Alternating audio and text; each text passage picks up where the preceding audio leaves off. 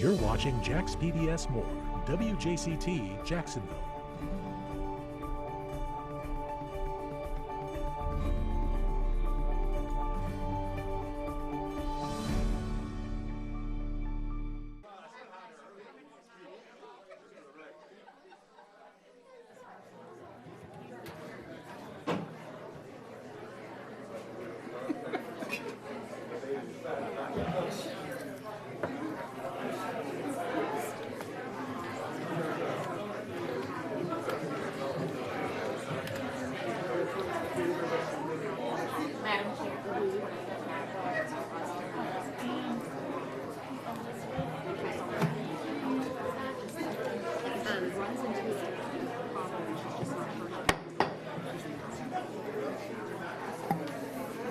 The School Board of the Duval County School District is now convened in its regular monthly meeting.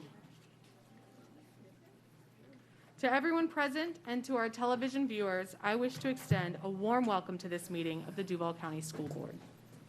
The vision statement of the Duval County School Board states, "Every student is inspired and prepared for success in college or career and life."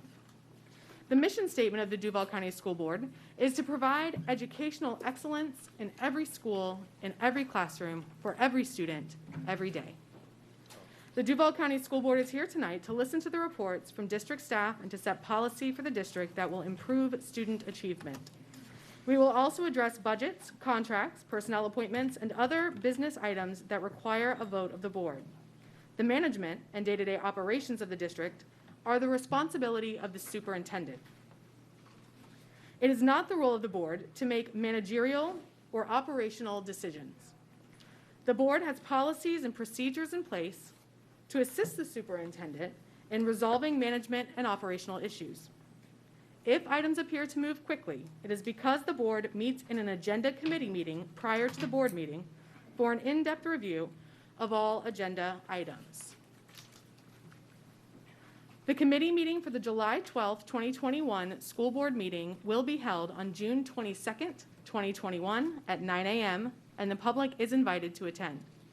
As a show of courtesy and respect to each other, we ask that all mobile phones be turned off and that no flash photography be used during the meeting. For those wishing to address the board during our public comments portion of the board meeting, please note that we will accept speaker cards until 6:20 p.m. In an effort to mitigate against the spread of COVID-19, we have placed hand sanitizer and disinfectant wipes at the podium. We ask that each speaker wipe down the microphone and podium before you address the board. The CDC currently recommends that facial coverings are worn while in public unless you are fully vaccinated and remain asymptomatic. Thank you for taking the time to join us this evening and for your interest in the operation of the Duval County School District. Board members, I invite you to stand for a moment of silence and remain standing for the Pledge of Allegiance.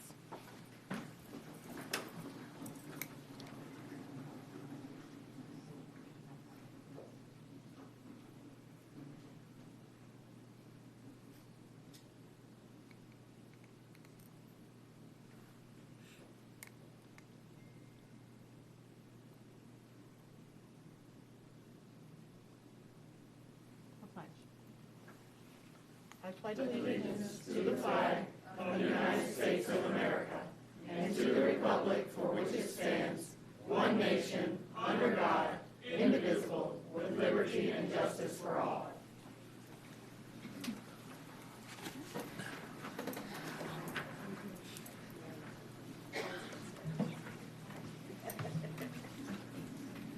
Next up, we will invite Ms. Vicki Pierre to begin our presentations for this evening. She calls it her dream job, waking up every morning to do something that she loves. Tonight, we can also say she's counted among the best. We begin by honoring Tammy Talley, Director of Athletics for Duval County Public Schools and recipient of the Dr. Clarence No Outstanding Athletic Administrator Award. This honor is given by the Florida Interscholastic Athletic Administrators Association, or FIAAA. The association's past president says Talley was not only an easy choice, but also the obvious choice. One thing that makes her stand apart is the professional development plan she's put in place for athletic directors to earn their CAA, or Certified Athletic Administrator certification. She's also implemented a coaching certification program which ensures our coaches are up to speed on sports bylaws, rules, as well as CPR and first aid training. This program is so well regarded that school districts around the state and the country ask how they can implement it themselves. But there's more. She was key in the implementation of Project 17, a program that's placed certified athletic trainers in each of our high schools. She works to ensure scholarship opportunities for student athletes. She helped secure over 2,000 pairs of sneakers for students this school year. She created and organized a middle school championship for 25 middle schools in 13 sports. She is a leader in several athletic associations, organizations, and charities, and as you can guess, the list definitely goes on. In a nomination letter for this award, Family and Community Engagement Executive Director Tia Leathers says this: Mrs. Talley is a downright wonderful person. She takes the time to say thank you, encourages her team to do the same, and showers her secretary with support and appreciation in every term. These are things she doesn't have to do and would never be found in any job description, but she does them out of the goodness of her heart. And tonight, Dr. Green also presents Talley with a Superintendent's Coin of Excellence in light of this honor. Joining Talley this evening are Mrs. Leathers, High School Region Superintendent Scott Schneider, and Supervisor of District Athletic Training, Jerry Stevens. Please join us in congratulating Tammy Talley, winner of the Dr. Clarence No Outstanding Athletic Administrator Award.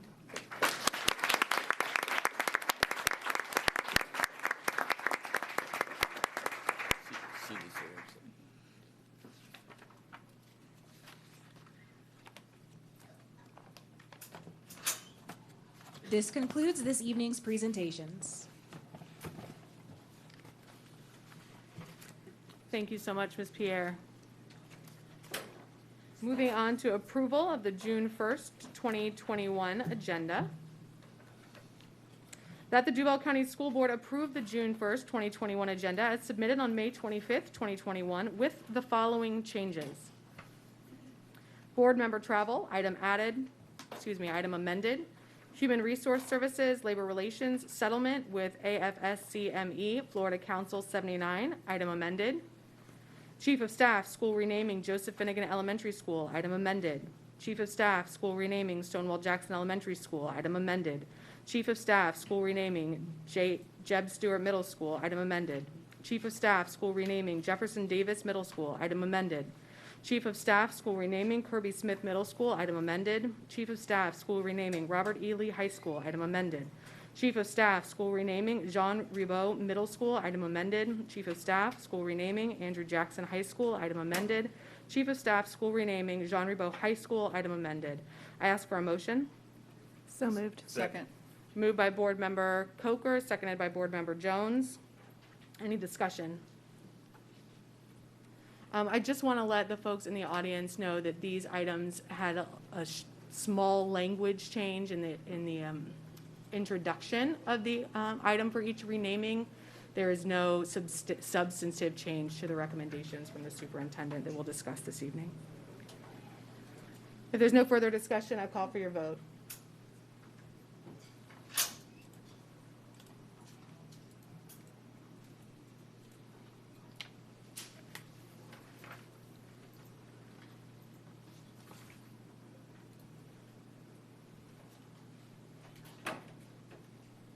By your action, you have approved the agenda for this evening, 7-0. Moving on to the chair report.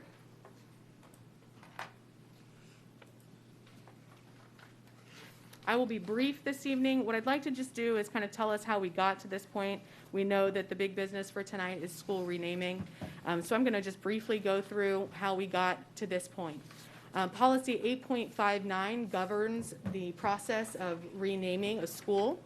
And these are the different pieces of the policy. So you can see here that what happens is we initiate a school renaming process, in this case by a member of the school board who brought forward a recommendation to initiate the process, but the superintendent or a school entity like the SAC, PTA, students, alumni, or community members may also bring forward a request to initiate the renaming process.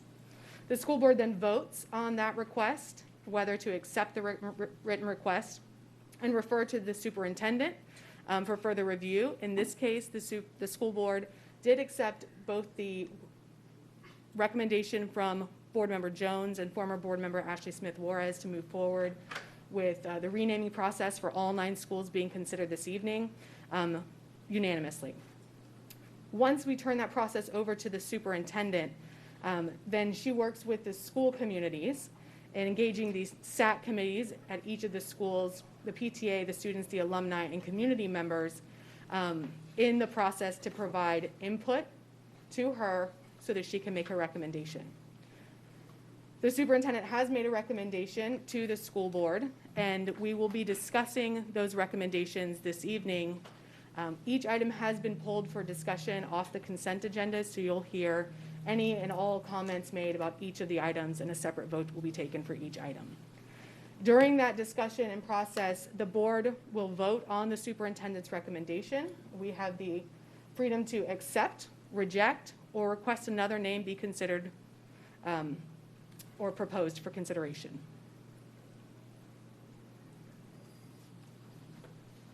Oops. I lost my PowerPoint. Thank you. In the superintendent's process, this is a little bit of an overview. It was a SAC-led process, so the School Advisory Council were the ones that were charged with hosting these community meetings. Some schools had 3, the high schools had 5. The school name change process was communicated through a variety of media and dedicated web page, as well as a banner for accessing that dedicated web page through our homepage. Lots of district social media and emails, phone calls, all went out to all of the community stakeholders. Each process typically occurs and the SAC decides what happens at their school for their stakeholder community, but this was such a strange process, having 9 schools happening all at once, that the district worked together to try to coordinate those schools. We were really grateful to the SACs and to the principals for being able to standardize that across the board. The supervisor of elections office was engaged to assist the facilitation of the voting process among alumni, community, faculty, PTA members, as well as the students. And they supported us through ballot development, ballot security and custody, polling procedures and setup, poll location security, ballot scoring and tabulation, as well as a canvassing board that went through and validated each of the ballots that we received. You can see here the schools that had 5 community meetings, both Andrew Jackson High School and Robert E. Lee High School. The rest of the schools had 3 community meetings. There were a variety of participants in those school meetings, with the highest being at Robert E. Lee with 454 speaker cards over those 5 meetings, followed by Jackson with 103 speaker cards. And then you can see the total number of votes cast from each of those stakeholder groups for each of the schools that we'll be discussing tonight. Of course, by and large, Robert E. Lee High School, with more than 6,500 votes, had the largest turnout. I wanted to go over this process to kind of get you up to speed with how we got here tonight, but also to let you know that we have had a lot of feedback. We've had a lot of feedback from our public meetings. We've had a lot of feedback from our community meetings. We've had a lot of feedback via email and phone calls. And we're grateful. We appreciate the feedback that we get from our constituents and the stakeholders in the Duval County community. So thank you for that process. I'm excited to be here tonight and hoping to get this process wrapped up for you all, and to having robust conversation with my board members so that we can put a bow on this item. That is it for my chair report this evening. We will go ahead and turn to the superintendent. Do you have comments you'd like to make, Superintendent Green? Yes, Madam Chairman. First, I'd like to congratulate our students. June 3rd is the last day of school.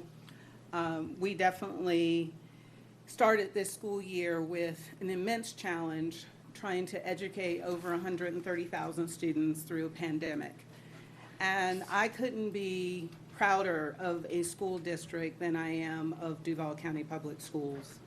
An incredible team, starting with the board, from the boardroom to the classroom and everything in between. Everyone stepped up and made a decision that, failure was not an option. It definitely was a rough year. There were peaks and there were valleys, And there were times that I think many people wanted to say enough is enough, but everyone just maybe vented to someone and got over it and got back into ensuring that we could educate our students and continue to move our district forward. So I want to say thank you. Thank you to our teachers, our staff members, our school-based administrators, our maintenance department, food service, bus drivers. It took all of us. It took all 13,000 employees to bring this together to ensure that the 2020-21 school year was a successful school year. And on June 3rd, I think we can truly say we made it and we did it, and we did it through the toughest of times. We had teachers teaching in brick and mortar, teachers teaching remotely, and some teachers doing both, brick and mortar and remote learning. And so I know it was definitely a challenge for our families, but I'm very proud of the Duval County School Board and the Duval County school system for stepping up and ensuring that we could get here, and we got here not just surviving, but students are at a point where we might not be totally back and thriving, but they're at a good place. And I know that we're at a good place because summer school is going to start in a couple of weeks, and we've already had over 8,000 students sign up to attend summer school. As the chairwoman stated, tonight we will be addressing the school renaming for 9 schools. This took an incredible amount of personnel and patience and time to go through this renaming process. And I want to thank the team that began the process, moved through the process, and worked with the supervisor of elections, which we want to give a huge thank you to Mike Hogan and his team for working with us as we went through 9 school renamings and the balloting for those 9 schools. You saw on the slide that there was a good amount of data, good amount of feedback, that whether it was through a community meeting or individuals participating in the balloting process. But tonight I do want to talk about another set of data that may not have made its way through this whole renaming process. And that data refers to one of our other high schools that went through a renaming. It was Nathan B. Forrest, and it went through a renaming the year of 2014, and that name was changed to Westside High School. And a number of individuals probably don't know about Westside High School. And so tonight, I felt like I wanted to share some of that information because our high schools are the bedrock of our school district. Today, I attended a graduation, and that is the whole purpose of our existence, is to ensure that our students, when they walk across that stage, that their high school diploma means something, that their high school diploma is a gateway into whether that's post-secondary, the military, or into the world of work. And today, I saw that in action. Today, I actually saw students that I know someone in this room, whether it's from board members or district personnel, made a decision that ensured that they could walk across that stage. The things we do make a difference. And so what I want to share is that when Westside High School changed its name in 2014, people may have thought that the school changed, that things went down for that high school. Prior to Westside changing its name, the average graduation rate and we can only go back 12 years because every so often the way we calculate graduation rate changes. And in the year of 2008, we transitioned to the national graduation rate for the state of Florida. The average graduation rate was 62%. 62%. Not uncommon. We had, Westside was not unique. But when Westside changed its name in 2014 to present day, the average graduation rate for Westside High School is a whopping 90%. 90%. Now, I don't say that to say changing the name of Nathan B. Forrest to Westside High School is what made that graduation rate jump almost 30%. I say it because it really, the reason it is 90%, it's about the people. There are people who are sitting on this board, there are people who are in cabinet, there are people who are watching on television who did something to impact that school. They made a difference for the students of Westside. So the students, whether when it was called Nathan B. Forrest or when it was called Westside, somebody had to make an impact on those children to ensure that they would graduate. And the same impact will continue irregardless of the decision that is made here tonight. Whether that decision is to change those names based on my recommendation, and for those schools that I'm recommending to keep the name, if those pass tonight, it will not stop someone from making a difference in the lives of those students.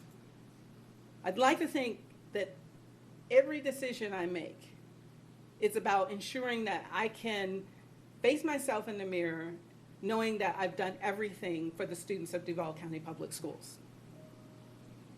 Each day that we come here to this place to work, each day that administrators and teachers go to their workplace, their place of work, whatever the name of that school is, their job is to move beyond that and ensure that we offer our students a high quality education.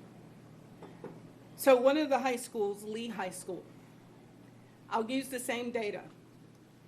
Prior to 2014, the average graduation rate for Lee High School was 52%.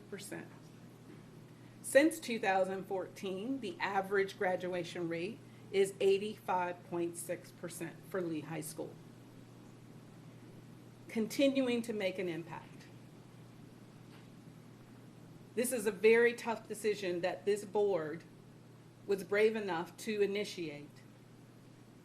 It's a very tough process that the team that works for Duval County Public Schools was brave enough to encounter and meet every challenge and overcome it. The recommendation, one could say, is brave, but it really isn't. Because anytime I'm doing something for children, it's all about making a difference for them. And so there's a poem written by, I believe her name is Lori Elsie, and she talks about this little girl being out on the beach and that there were thousands of starfish that had come up on the beach because of a storm. And this lady was walking and seeing this little girl picking up something and throwing it in the ocean, and when she got closer, she saw she was picking up a starfish and throwing it in the ocean. And so she asked the little girl, "Why are you doing this? There are thousands of starfish. You're not going to make a difference." And so the little girl thought about it. She picked up a starfish and threw it in the ocean. And she said, it made a difference to that one. Tonight, what we do, the goal is that it's going to make a difference for whether it's one of our students or thousands of our students. Because Duval County Public Schools, we are going to get beyond this, and we are going to ensure that from the boardroom to the classroom, that every day counts for our students. It's about every day, every student. And what we do here tonight will continue to be about the students. Thank you, Madam Chair. Thank you, Dr. Green. We are now on to the public comments portion of our meeting. The school board welcomes your comments on matters that are before the board for consideration. It is not the board's intent to respond this evening, but to use the input in our deliberations. To give everyone appropriate respect and courtesy, we ask the audience to refrain from audible comments or applause. Board Policy 2.26 does allow that an organization can designate a spokesperson to speak for your group. If you'd like to designate a spokesperson to speak for your group this evening, please state your name and the organization that you represent. At the end of those comments, we'll have anyone representing that organization stand to show your support. but I will continue to ask that no one make any audible comments or applause. When you come to the microphone, please state your name for the record. Please limit your comments to 3 minutes. When the green light in front of me starts blinking, you'll have a minute remaining. When the light turns yellow, you will have 30 seconds remaining. When it turns red and the buzzer sounds, your time will be up. If your concerns exceed that time, you may present written comments to the board. Board Policy 2.26 provides for an orderly and efficient meeting without disruption by words or actions. You are asked to refrain from references to specific individuals and to follow expectations for civil discourse. Any speaker or audience member that does not comply with these expectations will be subject to warning and removal from the meeting. In an effort to mitigate against the spread of COVID-19, we have placed hand sanitizer and disinfectant wipes at the podium. We ask that each speaker wipe down the microphone and podium before they address the board. Please remember that speaker cards were only accepted until 6:20 p.m. Thank you for taking the time to address the board. Vice Chairman. Thank you, Madam Chair. We have 60 speaker cards tonight. We'll start with Martha Pumphrey, followed by Cindy Jorgensen.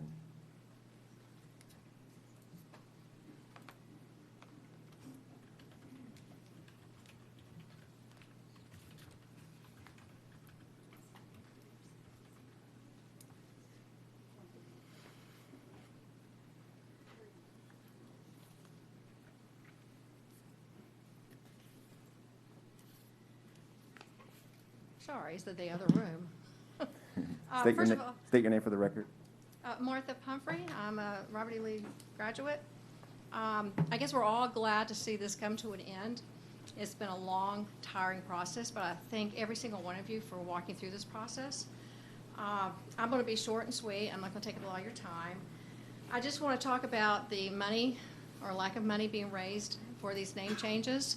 I am not in favor of another half-cent tax, and I believe there was a promise that there was not going to be a half-cent tax. So I'm really concerned about where you're going to get the money to change the name of these schools. I don't see any proof of increased academic performance. As a matter of fact, Westside High School ranks worse than 78.3% of all high schools in Florida. It also ranks 22nd among 29 ranked high schools in Duval County. I don't believe that a name change is going to increase performance or anything else from a school.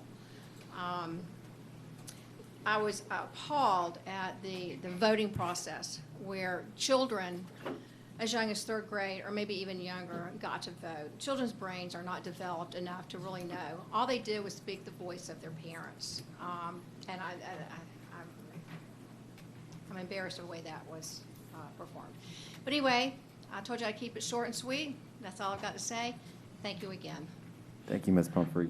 Next, we'll have Cindy Jorgensen, followed by Bobby O'Connor.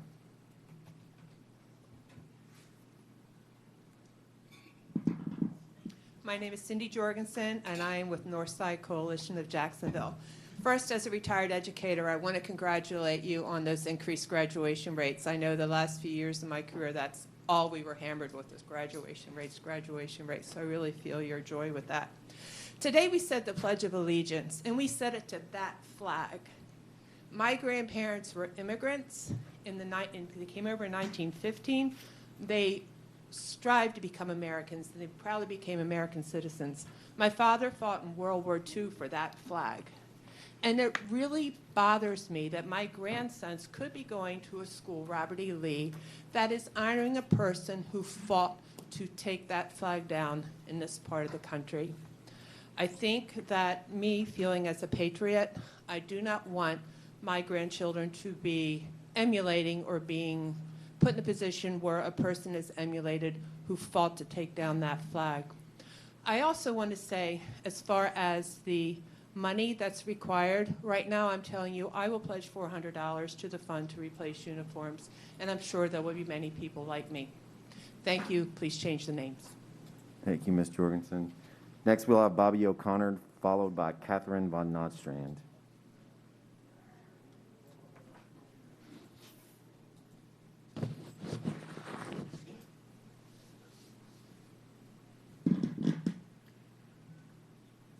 is Bobby O'Connor. Thank you for allowing me to speak.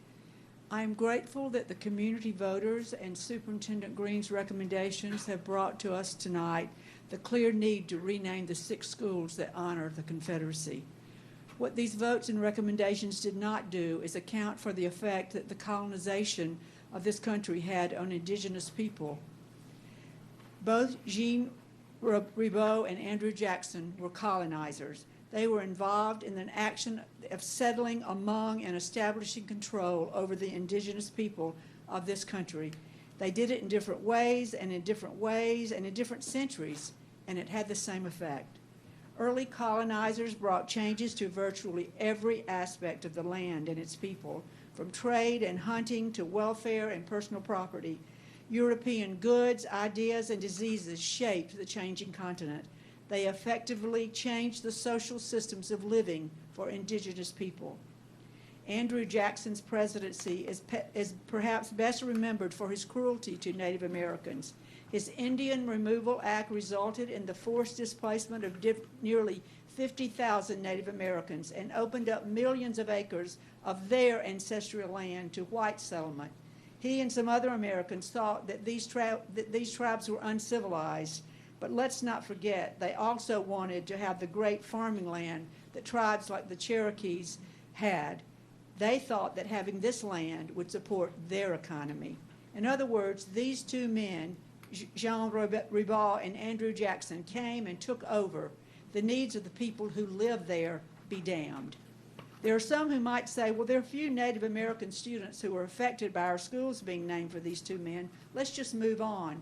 I say to you, if it's just 1 student, that one is enough to change the names. And if it's none at this point in time, I don't know, it's still past time to change all the names. It's the right thing to do. Let's continue to close the circle of racism in our city by considering all people of color and how we as white people have come in, taken over their land, taken over their personhood, enslaved them, sold them to benefit us and our needs, mostly economic. It's past time to do the right thing. Please vote to change all the names. Our students are depending on you. We need to be done with this matter. Our city is depending on you. Please vote to change all the names so that our city can become what we want it to be, one where all students are worthy of consideration. Please change all the names. Thank you. Thank you, Ms. O'Connor. Next, we'll have Catherine Von Nostrand, followed by Norman Abraham. Good evening. Thank you for letting me speak. Buckle up. I've got a really exciting list. I'm really proud of this list. I'm so excited. I asked to read it to you.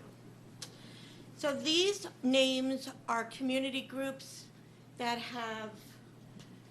are in support of changing all the names. Ready? Here we go.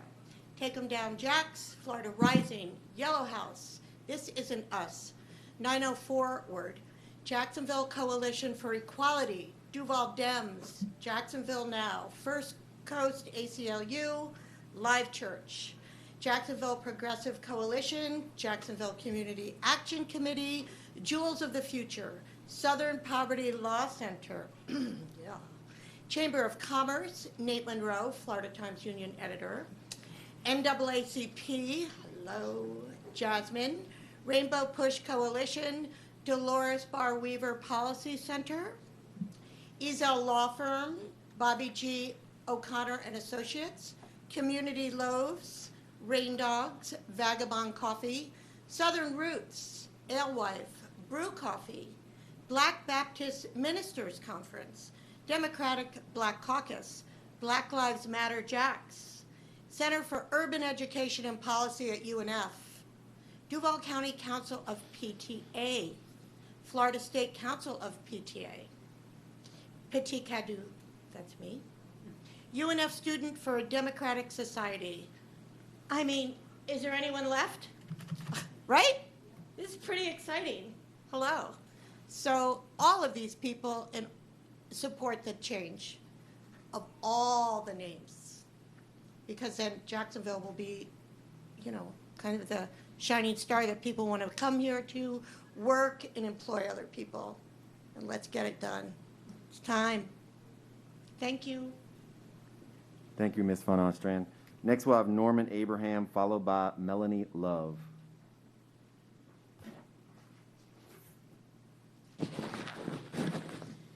My name is Norman Abraham, class of 1959, Robert E. Lee High School. The so-called process to change school names was rigged, and don't tell me it wasn't. You know it, and I know it, and the taxpayers know it. As parents, teachers, mentors, what example are you sending to our students? Please tell me how this board could support and justify spending even $1, but millions of dollars on changing the names of these schools. Repeatedly telling the public that it will be less than $1 million for multiple schools is something you cannot back up with proof. Now, the superintendent recommendation is that only one of these targeted high schools be changed. Why only one? And why is this one a particular one? Is it because only $20,000 was raised to date? The same school board district that failed to demonstrate responsible stewardship up to now by properly maintaining our schools, then asked for $2 billion through a half-a-cent sales tax referendum, which was passed. How do you think it looks to the taxpayers that you're even thinking about spending money that is not going towards the school's maintenance or classrooms? Why are television stations, newspapers, chamber boards telling us that our city will not grow if you keep these Confederate school names, and they still exist? They are pushing an agenda, using emotions instead of facts. Absolutely no proof has been provided that a school name change creates a better student. Name changes or not, our city will continue to prosper as record numbers of people continue to infiltrate our city and state. It's a fact that the final bill, just for the community meetings, expenses and voting process will be close to $100,000. Who is going to pay for that bill? More pie-in-the-sky donations? When will it stop? It will stop on the final vote of the board tonight, when it's 4 board members with a conscious vote sits down and gets on with the real business of this district. I plead with you, do not spend another day on this cancel culture issue that you spent too much of your time and taxpayers' money on.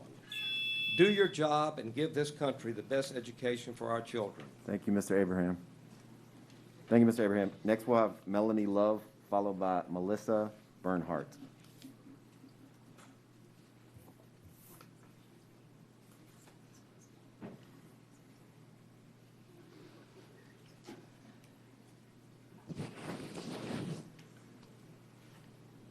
Hello, Melanie Love, Lee High School, class of 1979. Don't mistake the hardworking taxpayers of this city as naive or gullible. This may be Florida, but rest assured we know a snow job when we see one. The Oxford Dictionary defines snow job as a systematic deception, a deceptive story that tries to hide the truth. This has not been a process. This has been silly putty. School Board Policy Section 859 was stretched and twisted and redefined over time at the pleasure of the superintendent to achieve her desired result. A few key questions linger. Why was the established process allowed to be manipulated in ways that benefited the superintendent's desired result? Why were non-stakeholders permitted to speak, curse, name call, and encourage unrest, while at the community meetings, when the meetings were for the express purpose of stakeholder input? Why were up to tens of thousands of non-local alumni excluded from the voting process when the policy manual's name change process made no such exclusion? Who decided to exclude them, and when and why? Why was no provision made for digital or mail-in voting well ahead of the launch of voting? Why were young children permitted to cast votes in this process, and how was each of these minor children verified as a stakeholder? Why was this decision made by the superintendent spontaneously after the voting had already started and without discussion and concurrence by the full board? And why was the county supervisor of elections not privy to this extraordinary departure from common sense? Where is all the overwhelming community buy-in that was going to enable the changes without use of taxpayer dollars? Donations to date total about 1% of the needed amount. Less than a year ago, the then school board chairman said there were businesses and organizations willing to cover the costs on behalf of the board. Where are they? Show us the money. If Lee's students are so oppressed by their school's name, why did only 400 of 1,600 students even bother to vote? The other 75% either didn't care or they want the name to remain the same.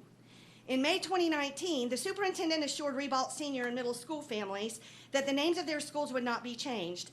Isn't it interesting that those two schools are two of only 3 schools the superintendent has not recommended for changes? As school board members, you are entrusted with billions of dollars by this city's taxpayers, at whose pleasure you serve. You must vote according to the will of the people who voted you into those chairs up there. Your vote on these name changes will be a key factor in whether you will reoccupy that chair you're sitting in now or any other elected chair in Duval County. How you vote tonight will forever define you in the eyes of the tax-paying electorate, the heart and soul of this great city. This may be Florida, but we know a snow job when we see one. Thank you, Ms. Love. Next, we'll have Melissa Bernhardt, followed by Deborah Harris.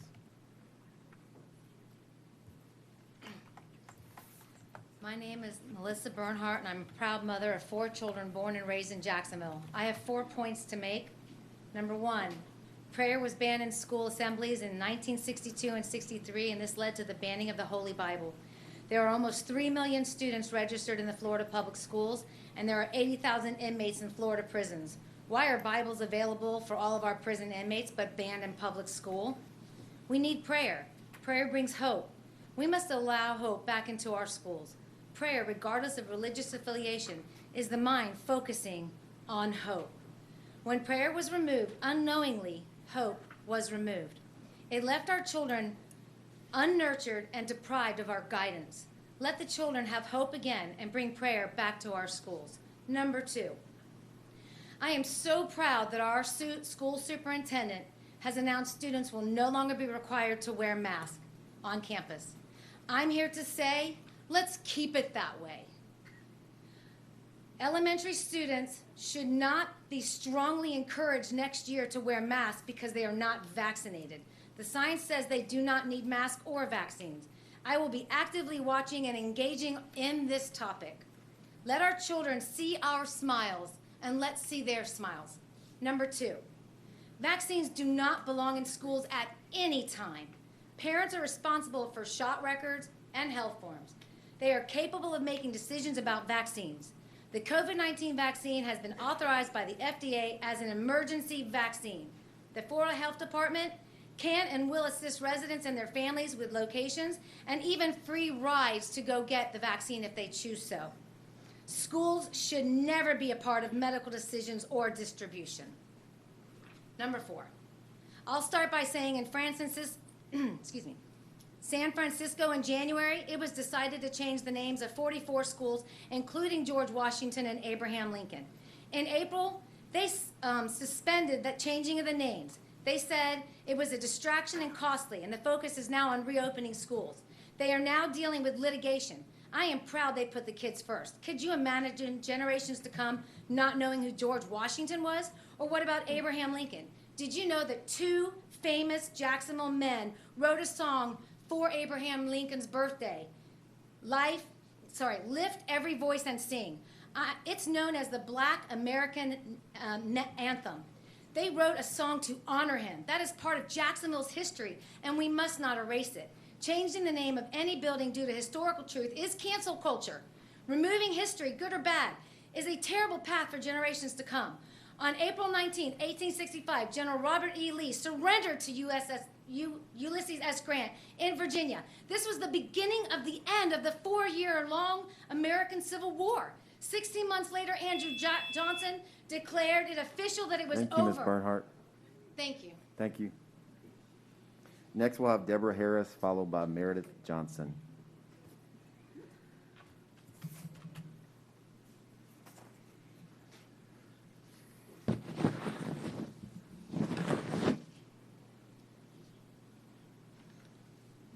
Hello, my name is Deborah Harris. Myself, my husband, my 4 sister-in-laws, and my daughter are all graduates of Robert E. Lee High School, and we are 100% opposed to this name change.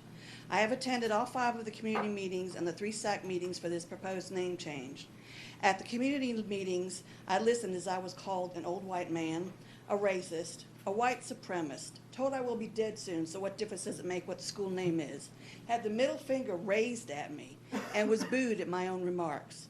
This whole voting process, correction, that's not a vote, it was a poll, and very poorly and unfairly handled at that. Every hardship was placed on the voters. Proof of residence, proof of alum status, proof of digging out name change for marriages and divorce decrees, tracking down yearbooks and transcripts, and the biggest hardship and most unfair of all, in-person voting, which disenfranchised thousands of Lee alumni, simply because they live out of town, out of state, or maybe had a health issue that prohibited in-person voting. Yet, we can do mail-in voting for a president of the United States. Why were 3rd graders allowed to vote? They have no vested interest in this process, and most likely will never even attend this high school. Yet, they were able to cast a ballot. What idiotic sense does that make? All it did was garner an extra vote for their parents as they prompted their child on how to vote. When this whole process started, it was 9 schools. Now, for whatever reason, you all, or someone, has removed 3 of these names. Is it because of their demographics? I wonder. The school sales tax, which was rammed down the taxpayers' throats because you didn't have funds to repair schools. I ask you, where did that money go? What happened to it? Who was overseeing that money? And why were people paid for doing jobs they obviously did not do if our schools are in such dilapidated conditions? Yet, you all of a sudden have found $825,000 to cover the names of school change names. All makes no sense whatsoever. Private donations have only been raised of $10,000 from, and the rest will not be coming from the school's district beverage contract, which leaves the taxpayers holding the bag for the remainder of this $825,000. Which don't kid us. We know it's going to roll into the millions, and you know it as well as we do. There's absolutely no proof that changing the name of a school increases graduation rates, decreases truancy, involves parents any better, or change test scores. So why are we doing it? People claim they were discriminated against because they feel oppressed by the name of the school. To them, I say, Duval County offers a magnet program. If you don't like the name of the school, don't apply to that magnet program. There are plenty of other programs in the school with a name that should be appeasing to you. I ask the board members to put your personal feelings and thoughts aside on this process. Be brave. Stand up and say no. Thank you. Thank you, Ms. Harris. Next, we'll have Meredith Johnson, followed by Leela Williams.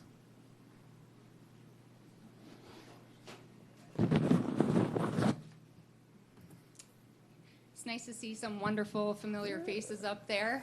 I'm Meredith Johnson, and I own a home in Riverside in the Robert E. Lee School District.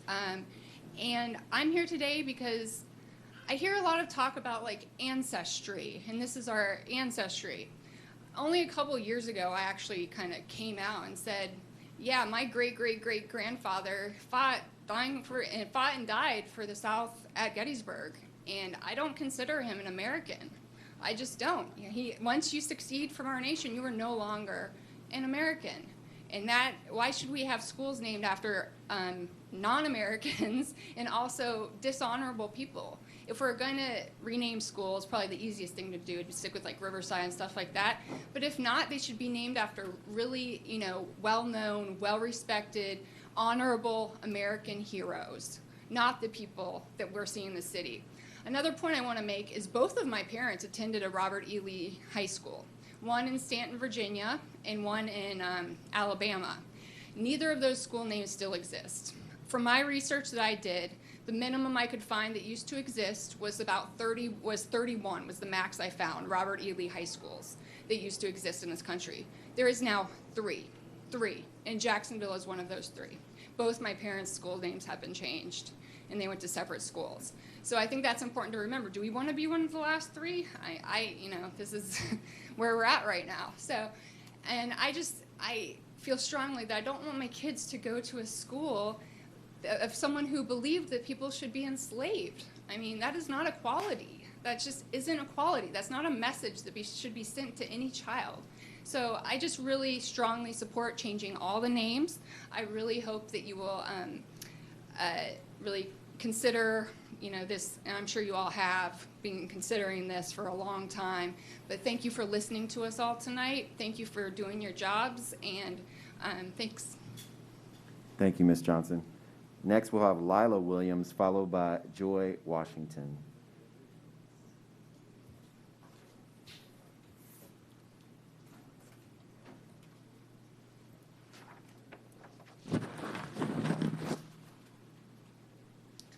Hi, my name is Lila Williams, and I've been coming to these meetings for months, speaking and explaining why these names need to be changed. I've talked about how people like Robert E. Lee really were. I've talked about how this affects black students. And I've talked about how the other side's arguments are selfish. And I really don't know what's more to say. Now there have been people outside waving Confederate flags to keep the names. It makes me feel like we're crazy to not have already changed these names long ago. They shouldn't have even been there in the first place. So please change the names. Thank you. Thank you, Ms. Williams. Next, we'll have Joy Washington, followed by Avery Black.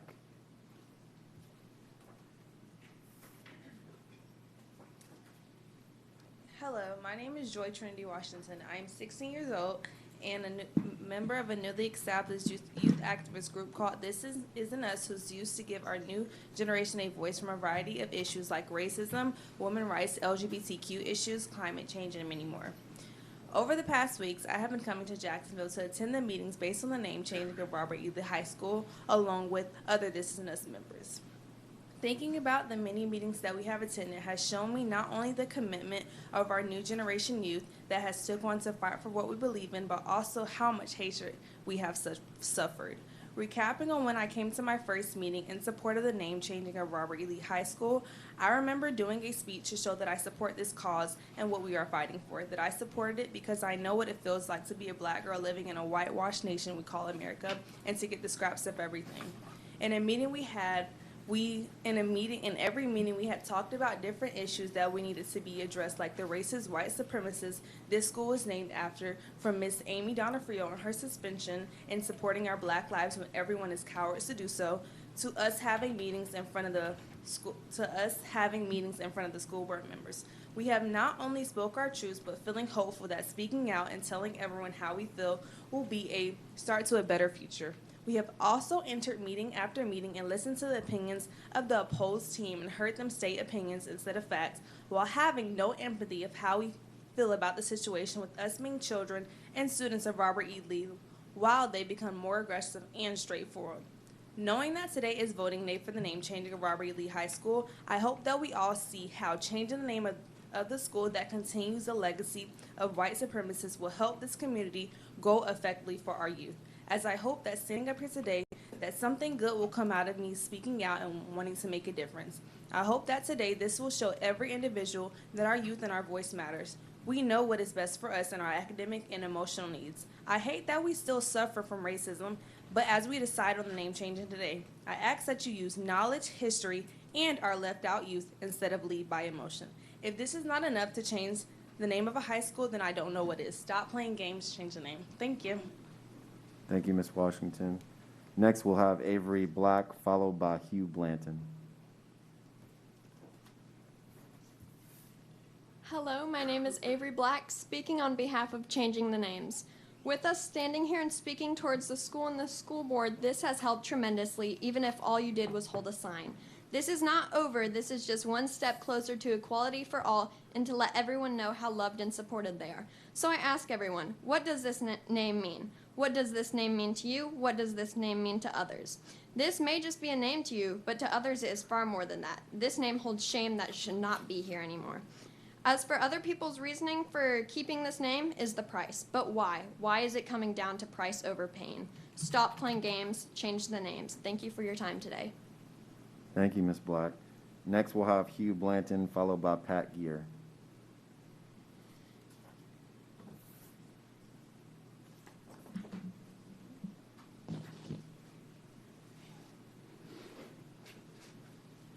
Good evening, school board members, superintendent. I'm Hugh Blanton. There's no reason to change the names of these schools. There's not one shred of evidence that changing the names of these schools will improve any aspect of any of these schools. What there is evidence of is that changing these names will be unnecessarily costly and unnecessarily divisive. We've seen that. Divisive to the students, divisive to the communities, and unnecessarily costly to the community and to the students. Over these months, I have heard, and I know the school board members have heard people vocally, loudly, saying they want the school names changed, simply because they don't like them, not showing any evidence that changing the names will improve the schools. The students in these schools and the education of these students is clearly your number one priority. You've expressed that. You've shown that. I've heard that tonight. I've been hearing at these meetings, and I've seen that. You know your duty. You know what needs to be done. These schools, all the schools, were named, many of them, for men who had a strong sense of integrity, sense of purpose, a sense of honor, and a sense of sacrifice. We've just been through a Memorial Day where we've honored men and women who gave everything they had, who sacrificed. What better lesson can these students have than the lessons of people who sacrificed everything at Concord, Lexington, people who fought on both sides of the war between the states, people who fought at Iwo Jima, people who fought at Normandy and died and sacrificed everything. These are legacies our students need to know and need to have the benefit of. President Eisenhower, Dwight Eisenhower, fought evil. And he said of Robert E. Lee in particular, that a nation of people of Lee's caliber would be unconquerable in spirit and soul, to the degree that present-day American youth would strive to emulate his rare qualities. A nation like this would be unconquerable. I would ask you to take the high road, to do your duty, which I believe you will do. Don't change the school names. Recognize that the important thing, as Dr. Green said, is the student. Regardless of these names, remember the students are the most important aspect of our education system here in Duval County. Thank you. Thank you, Mr. Blanton. Next, we'll have Pat Gear, followed by Debbie Tribble.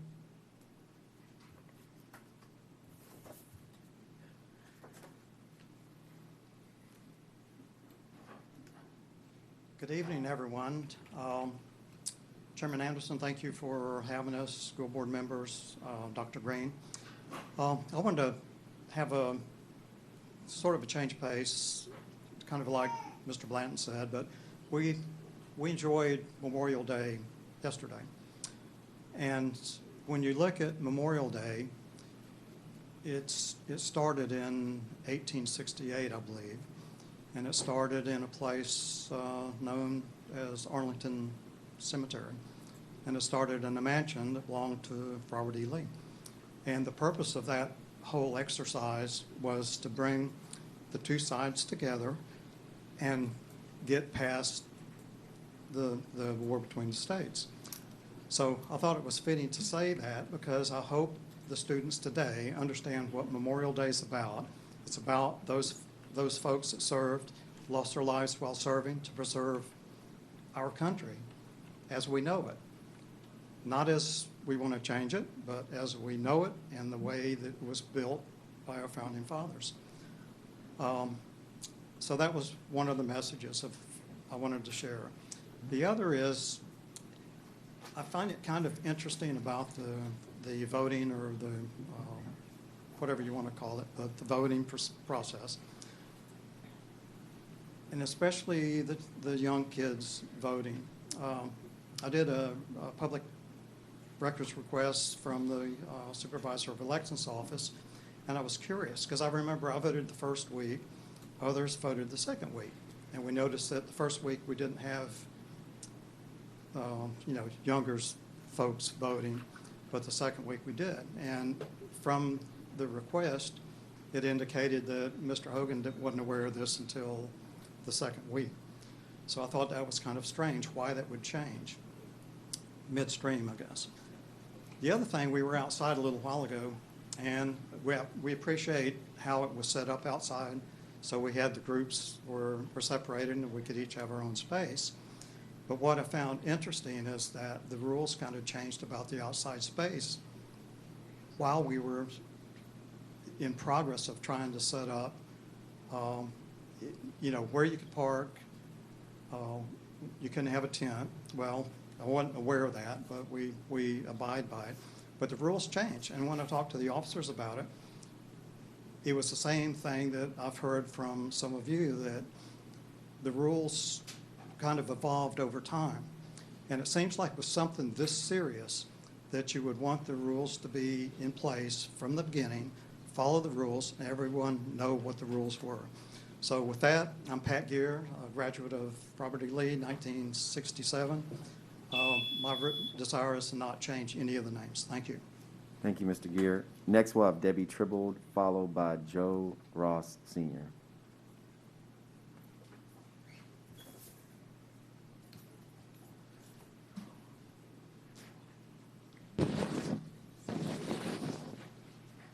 Good evening. I'm Debbie Tribble. I'm a proud member of the Northside Coalition of Jacksonville, the organization that spearheaded this change to names. Change is replacing something of the same kind with something newer or better. Now, there are some facts about change. One, it's constant. Two, without change, we cannot progress. And three, it is inevitable. So there is only one question I'd like to ask you. Are you going to be part of the change, or are you going to remain the same? Stop playing games. Change the name. Thank you, Ms. Tribble. Next, we'll have Joe Ross, Sr., followed by Mario DeCunto.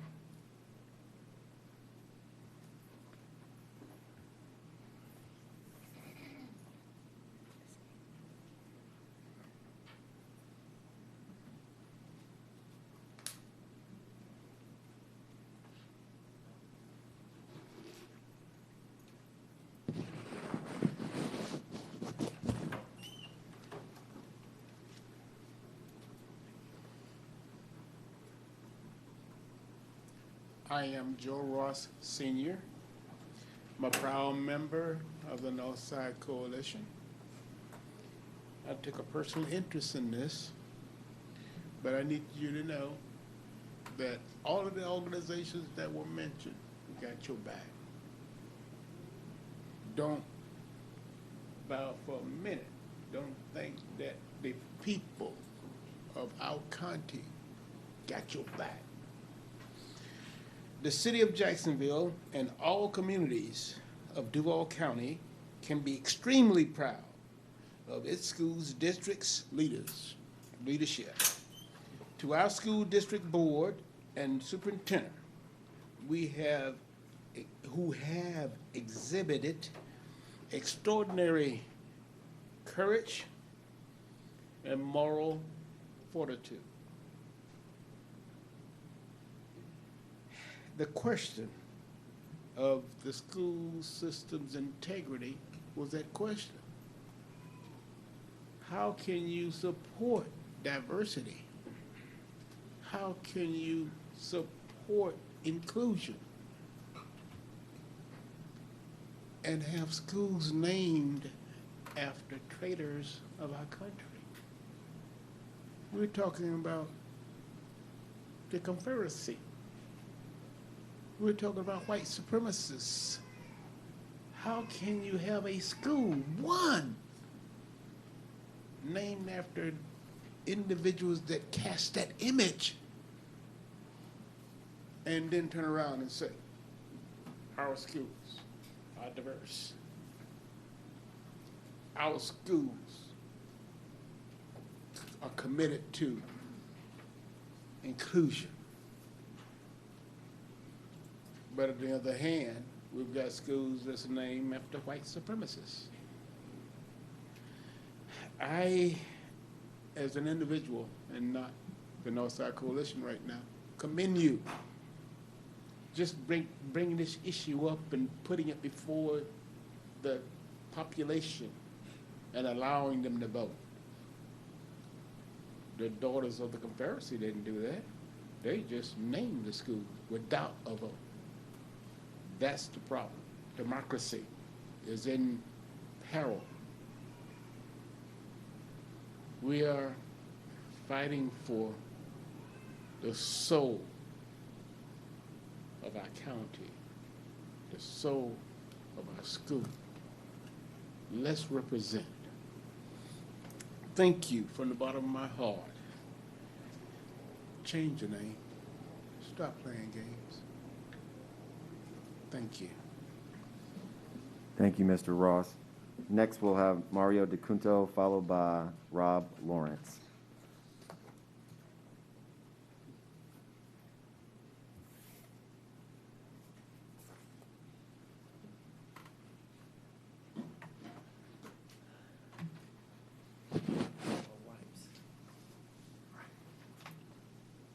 Thank you all for having us here today. I know it must be very difficult to have to hear so many of us come and speak to you all, but I do appreciate your patience. And I just want to say I've worked in the schools, many of the schools that are named here today as a licensed mental health counselor.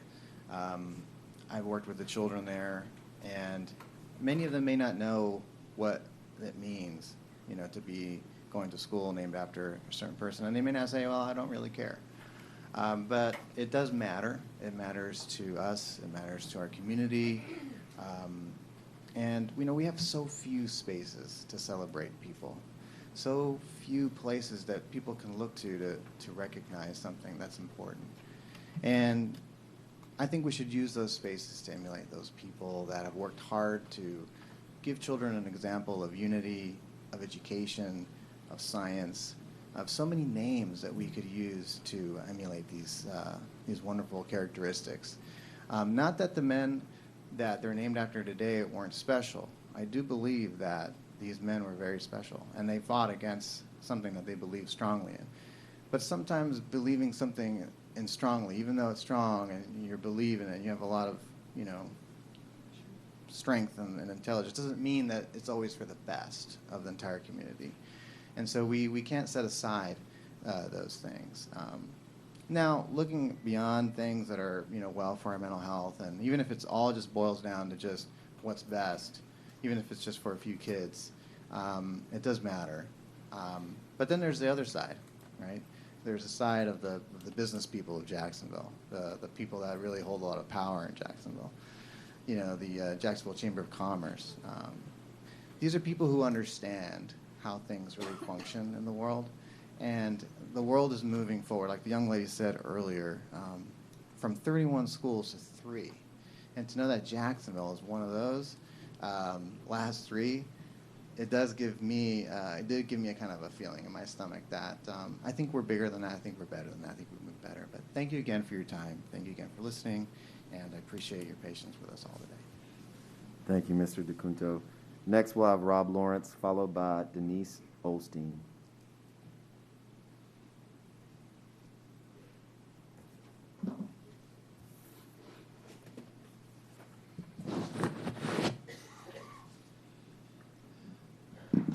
Good evening. Rob Lawrence, Robert E. Lee, class of 1980. Thank you for the opportunity to speak again tonight.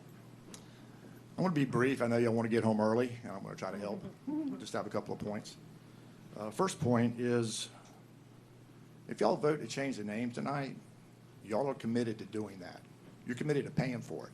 Nobody else is. Jacksonville Public Education Fund, they're not committed to anything. Nobody is, but you.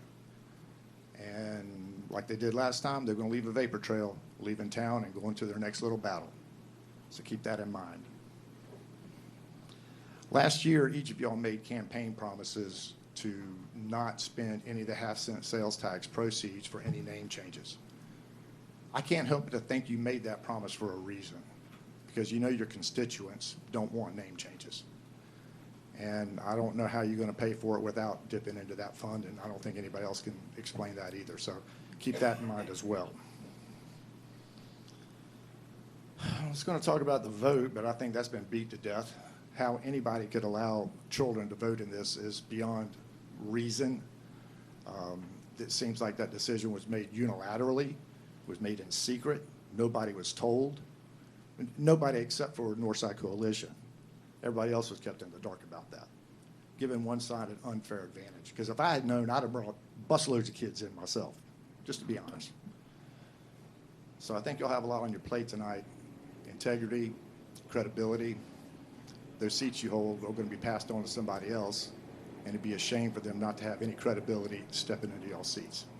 Thanks a lot. Have a good night, and good luck. Thank you, Mr. Lawrence. Next, we'll have Denise Osteen, followed by Bruce Holly.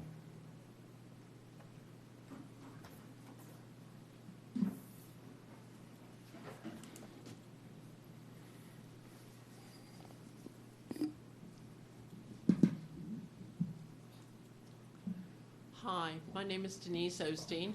I'm from the class of 1975. I'm proud general, and I'm proud I graduated from Robert E. Lee. I wouldn't take that back for anything. I was proud to walk across that auditorium at the Coliseum that I still call the Jacksonville Coliseum, and I held my head up proud, and my parents held their head up proud. And right now I'm really nervous, so hang in there with me. First off, let me tell you, thank you. I appreciate your time and patience, especially with me. I feel like June 1st could be the beginning of something similar to Pearl Harbor. I don't want us as alumni to be the ones blindsided. I have lost a lot of sleep over this, but it has been truly worth it, and I have stuck it out with a positive attitude, and I would do it all over again. You know the history, you know the man. The cost, if you do this, you know that too. Use the funds for more constructive reasons, updating all the schools, the plumbing, the electrical needs, the gym floors. I was embarrassed when I walked into Robert E. Lee and saw the condition of Robert E. Lee's gym floor. It was hurt. I was hurt. There was a sign of that said Robert E. Lee Generals pushed over to the side, held together with duct tape. How embarrassing. That was like tearing me apart. That somebody just pushes something like that over to the side. The gym floors need maintenance. The football field needs maintenance. The pool needs maintenance materials and the classrooms. And let's not forget the kids. This is important for the students. I'm bringing a guest with me tonight, and he will be up here to speak momentarily. Now let's get down to what made us our opinions a joke. Children were being permitted to vote, and their parents were standing there telling them how to vote. I stood right there and listened to it. And some of these kids weren't even potty trained. They were 3-year-olds, not third graders. Children it was ridiculous. On the last day of voting, I stood on the corner of Highway 17 and McDuff, and I took, let's see, hold on, have patience with me.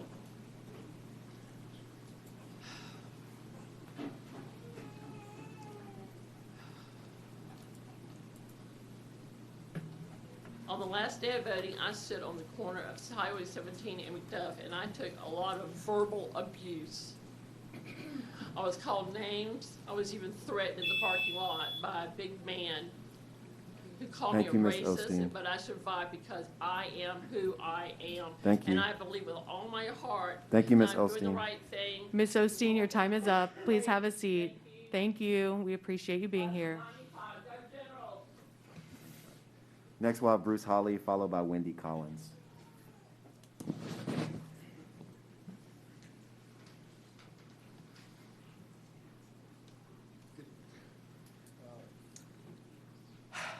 My name is Bruce Hawley.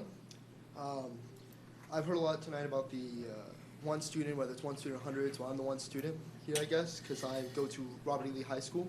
I'm a junior, and I'm a black student at Robert E. Lee High School, and I feel like my race needs to be addressed with this because the fact that I have the right to attend a school that once kept someone like me out serves as an accomplishment for our community. I've seen a lot, and I know you're going to hear more of it, about Robert E. Lee was good or whether Robert E. Lee was bad or what kind of man he was, but I don't want to focus on that. I want to focus on the school because the Robert E. Lee High School, not the man, but high school, has had a greater legacy. I ask that you not judge the school for the transgressions of a historical figure long since passed, but recognize that since the doors opened in 1927, the students that walk through the halls have built it up to something beyond that. Our school has a proud, long-standing traditions and our own history that have no bearing on the current students' achievements, experiences, and the triumphs of all who has attended and graduated there. So many successful students have come from Lee High, and every year the amount of scholarships grows, as is probably displayed outside the school. A name change shouldn't take place, because changing it wouldn't be an insult against a man who has long since passed, but an insult to many of those who have lived, loved, and learned under the moniker of Lee High School. The story is that if you go into a store and you say, they ask you what high school you went to, you say you went to Lee. They're not ashamed to say that I went to Lee. They're proud because we are generals. It's not the man, but what the school has done. Our achievements outweigh it. I want to build memories and fondness my family associates under it, because as they're growing up, I lived close enough to the school that I can recall hearing the drum line and my mother saying that no one has anything on Lee High's van. It's a legend. I recall people discussing schools they attended and the excitement that changed when they heard that we went to Lee, because they did too. I want my diploma to resemble that of my mother's 5 aunts and grandmother, and states that I'm a graduate of Lee High. And I see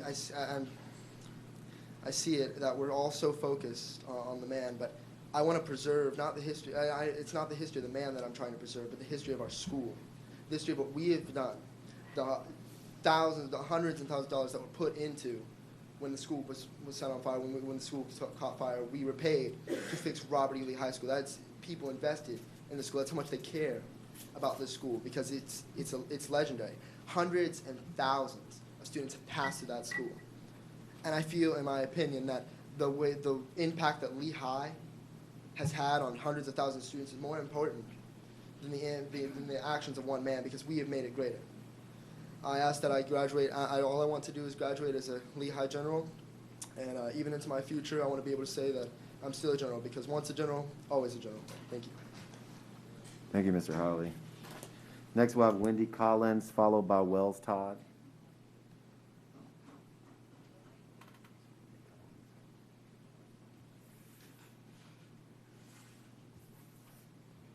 Is Wendy Collins coming from outside, maybe?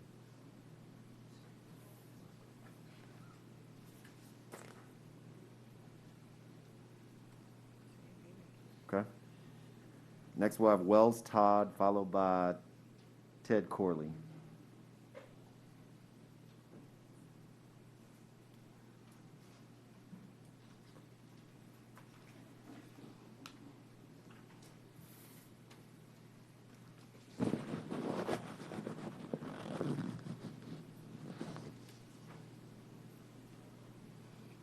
Good evening, and thank you for holding this meeting.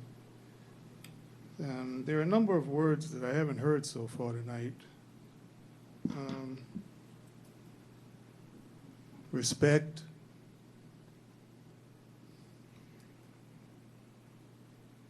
apology, humiliation. For 100 years after the Civil War, this country was thrown into a darkness for African Americans. There was a long period of lynchings. Reconstruction was destroyed. And all of these things were supported by these people who these schools are named after. By now, we all know that the United Daughters of the Confederacy were responsible for the names of most of these schools, if not all of them. They controlled what history of the South was allowed in the history books in the South. Their job was to push the lost cause propaganda that continues to be taught in our public schools today. Anything that did not show the Confederacy in a positive light was not allowed into the textbooks. Millions of people went through their school years believing in the racist propaganda that is the lost cause. Now it is your job to correct that wrong. Now it is your job to speak truth to power with your vote. Be on the right side of history and vote to change the names in question. Thank you. Thank you, Mr. Todd. Next, we'll have Ted Corley, followed by Lynn Corley.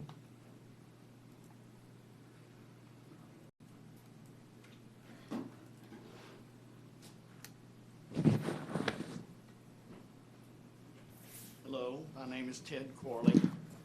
In times of unrest and struggle, it's common for people to turn to the misuse of facts to support their own agenda. It's easy to do because today people don't check the facts.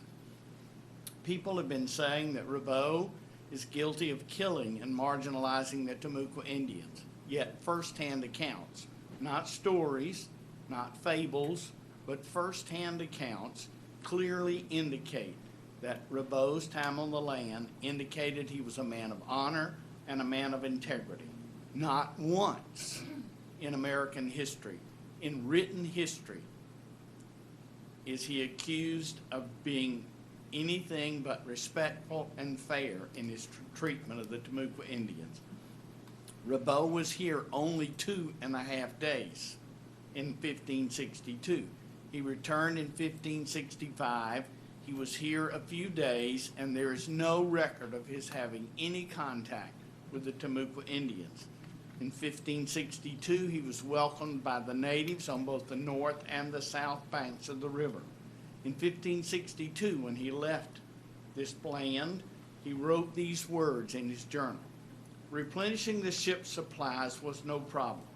The Indians of the North Shore soon became competitive with the different tribes on the south bank to see which could outdo the other in hospitality. They plied us with fresh fish, oysters, crab, lobsters, beans, meal cakes, and fresh water. Changing the name of the school is your decision. I recognize that. Jean Rabeau was a man of renown in the 16th century, a world-renowned navigator, warrior, sea captain, and leader of men. In the American Heritage magazine in October of 1963, these are the words used to describe Jean Rabeau. He was a man of deeds rather than words. His only existing writings are contained in a short report of his first trip to the New World. But wherever he went, whatever he did, he moved men and caused things to happen. Now, I believe the most important thing for the students of Jean Rabeau High School and Jean Rabeau Middle School is to hear that. Whatever they do, whatever they are, whenever they do it, they cause things to happen. They are moved by the character of the man that they are named after. Pedro Menendez, the man who killed Jean Rabeau, said this about him: "The King of France could do more with him with 50,000 ducats than others with 500,000. He is a man, Thank you, and Mr. his Corley. name should be honored." Thank you, Mr. Corley. Next, we'll have Lynn Corley, followed by Dan Merkin.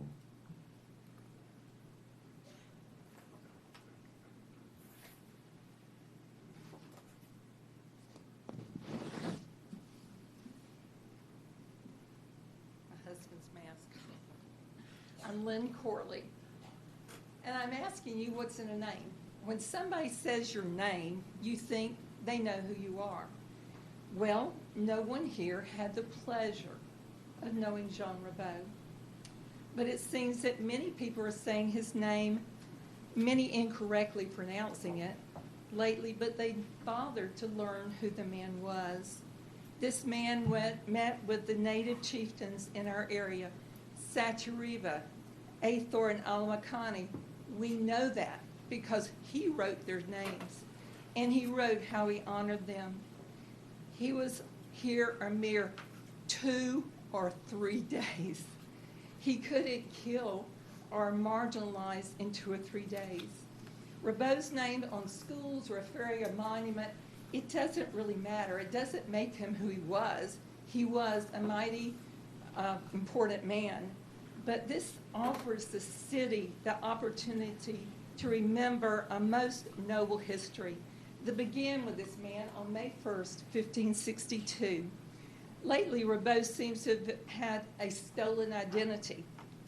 I believe we have given the credentials of Pedro Menendez to Jean Rabeau. Menendez followed Rabeau across the Atlantic with the aim of eradicating this land of the heretics. That would be the Protestants. Menendez did indeed kill the men, women, and children of La Caroline. He slaughtered the men along with Rabeau at Matanzas. After that, he cut off Rabeau's head.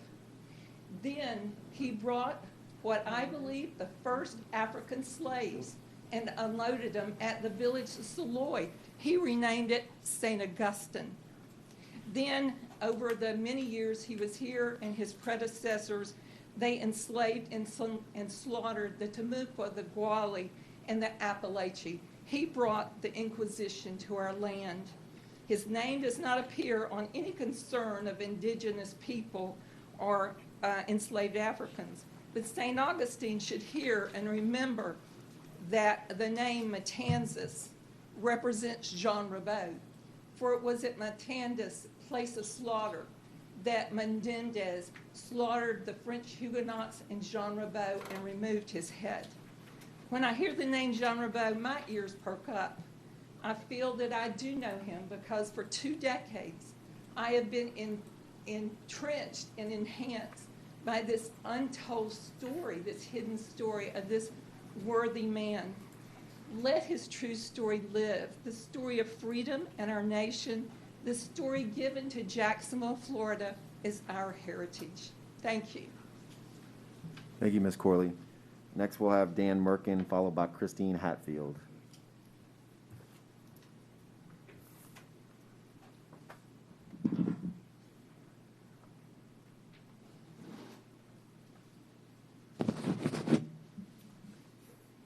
Hello, and thank you for the opportunity to address you. I just wanted to speak in favor of changing the names of the schools. I live in one of the areas that feeds into Lee High School, and I think it's time to change the name. Additionally, I'm a member of the Jacksonville Coalition for Equality. We worked for many years on LGBT issues in Jacksonville, and we believe as a coalition that this is the right thing and it's the right time to change the names. We're less interested in the 4 years the Civil War occurred, and we're interested in the 4 years that young people attend high schools right now. And I think changing the names sends a message of inclusion and diversity and allows people to know that they're going to school that will have a name soon that values them for who they are, as opposed to a name that symbolizes oppression. Especially these Confederately named schools for persons that literally fought a war to, engage in slavery. It's just appalling that we still have these names on our schools, and it's time for them to be changed. Thank you. Thank you, Mr. Merkin. Next, we'll have Christine Hatfield, followed by Joanne Brooks.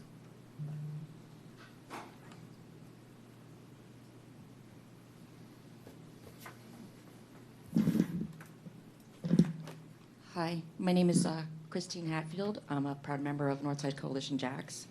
And I'd like to thank the board for allowing all of us to speak, and I appreciate how difficult all of this has been for you. As usual, I write down things that I want to say, and sitting here listening, everything changes. But we cannot go backwards from the decision to finally remove these names. On our public schools, this is a false history that we have indulged as a nation long enough. We've indulged them. That's the truth of it. And the only way to stop this is with truth. The history is not being erased because the names are coming off the buildings. That's what the books are for. And if you want to teach your children those other things, then that's fine. But the fact that, we're sitting here and today is like the 100th anniversary of the destruction of an entire town in Tulsa, Oklahoma. I didn't even know, I knew that part of it, but that was not, that was the first airborne attack in this country. It was not 9/11. It was not Pearl Harbor. It was Tulsa, Oklahoma, where they dropped gasoline-soaked incendiaries on the city of Greenburgh and destroyed an entire community.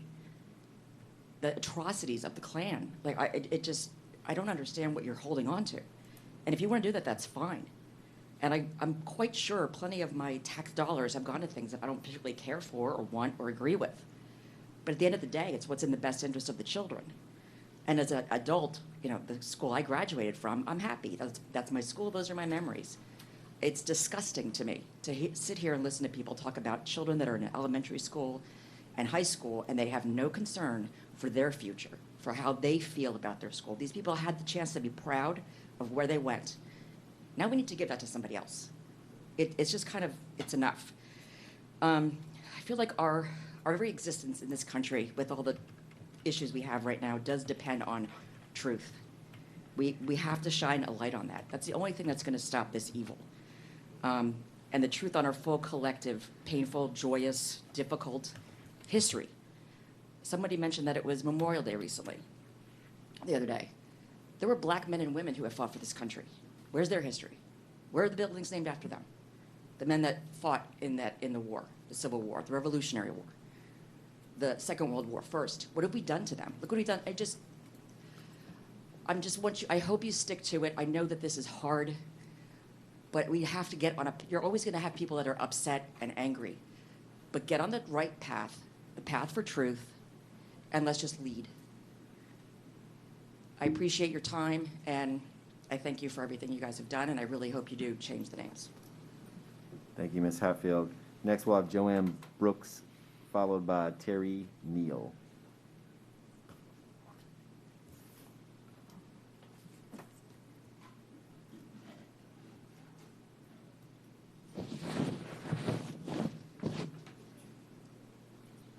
Good evening to all. I just wanted to say one thing. Lift every voice and sing is often referred to as the Black national anthem in the United States. It's a hymn that was written as a poem by two brothers, James Weldon Johnson and his brother John Rosemont Johnson. To the board, Dr. Green, I am a proud member of the Northside Coalition, a substitute teacher, and an absolutely concerned tax-paying citizen. This is a new time and a new season. I am certain that the Duval County Public School Board is ready to position our school system to move forward and denounce the evil that hovers over Jacksonville, Florida, through Confederate names that glorify oppression and the suppression of human beings.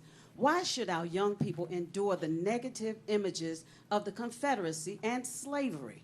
The price has already been paid. We are simply asking that you vote to rename all of our public schools, especially those that we're concerned about today, with positive names. This is a new time and a new season, which calls for public school names that foster diversity, pride, and equality.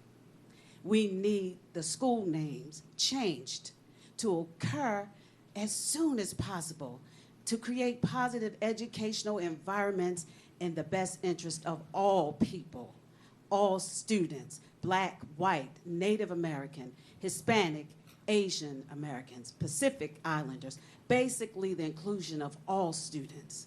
Human dignity and self-esteem should be our goal. We need to strive for educational excellence with the students as our top priority. In conclusion, the writer of the Constitution of the United States of America has it right in the preamble, which states, "We, the people of the United States, in order to form a more perfect union, establish justice, ensure domestic tranquility, peacefulness, provide the common defense, promote the general welfare, and secure the blessings of liberty to ourselves and our posterity, the next generation.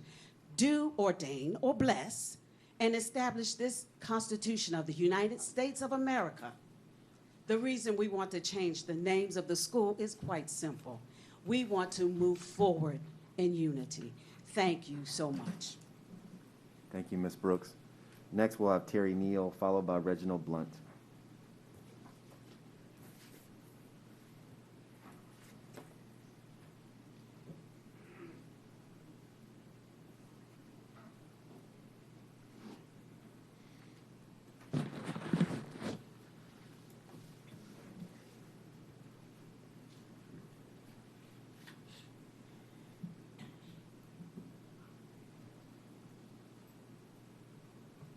Good evening.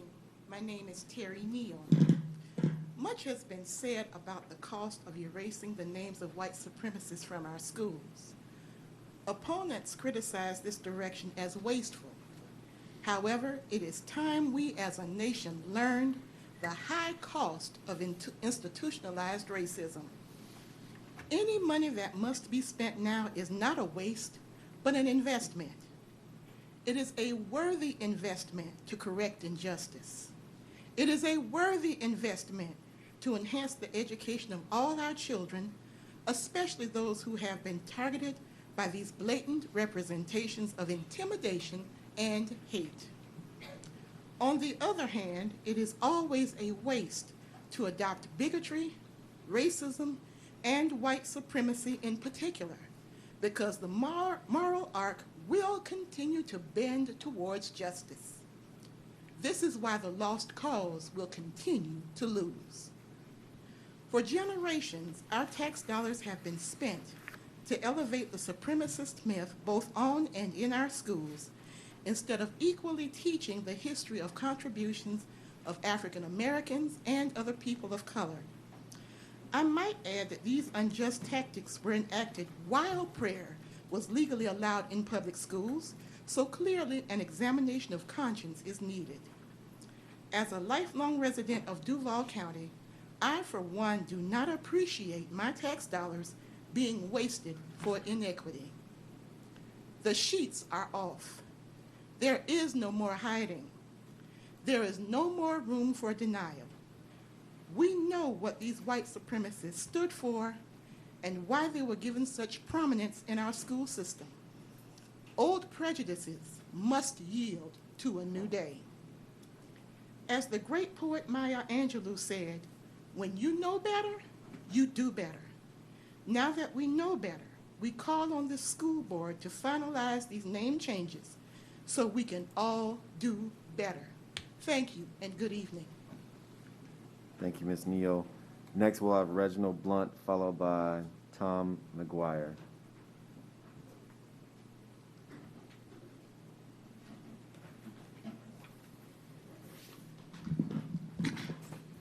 Thank you, School Board, for allowing me to speak. I come here as not a stakeholder of any of the schools that are being named, but as a stakeholder in the city of Jacksonville and for 130,000 plus students, and 6 of them which I have raised.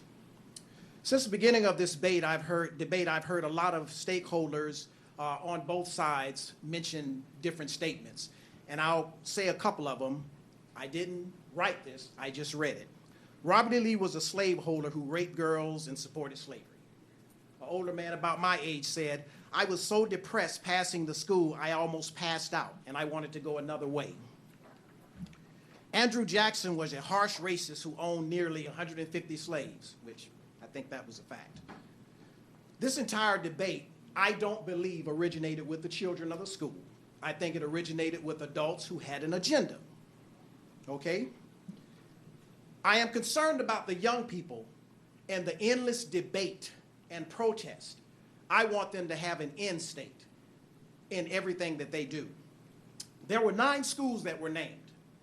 And if I have my facts right, 3 of them were possibly left off the list. Ribault Middle School, Ribault High School, and Andrew Jackson. The one thing the school board did, I think they had a genuine concern to create a fair process. I believe that. However, I think it's skewed, and I think you have created a greater problem. Here's why.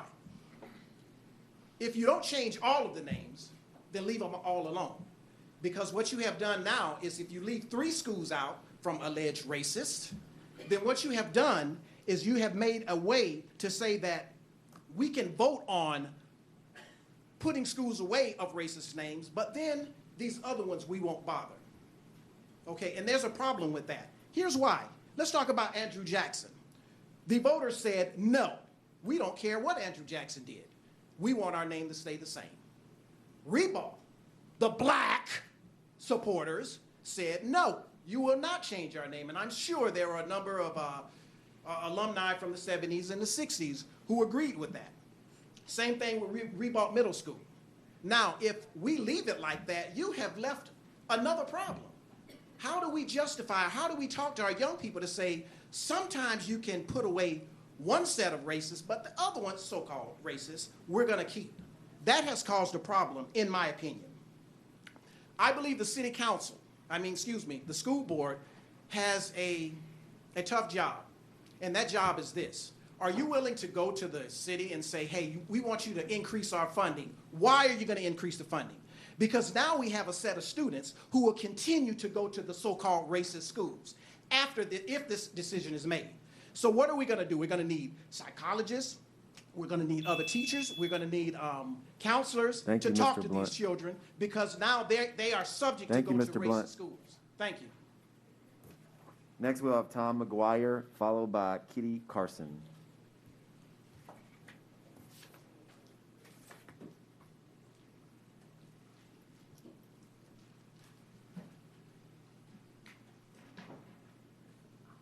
Good evening. I'm Tom McGuire, an active member of the community. Ladies and gentlemen of the school board, tonight you have a choice between continuing the inequities of the past or boldly moving forward towards a more just future. Both sides have their advocates, but Wednesday's rally represented the differences between these two groups clearly.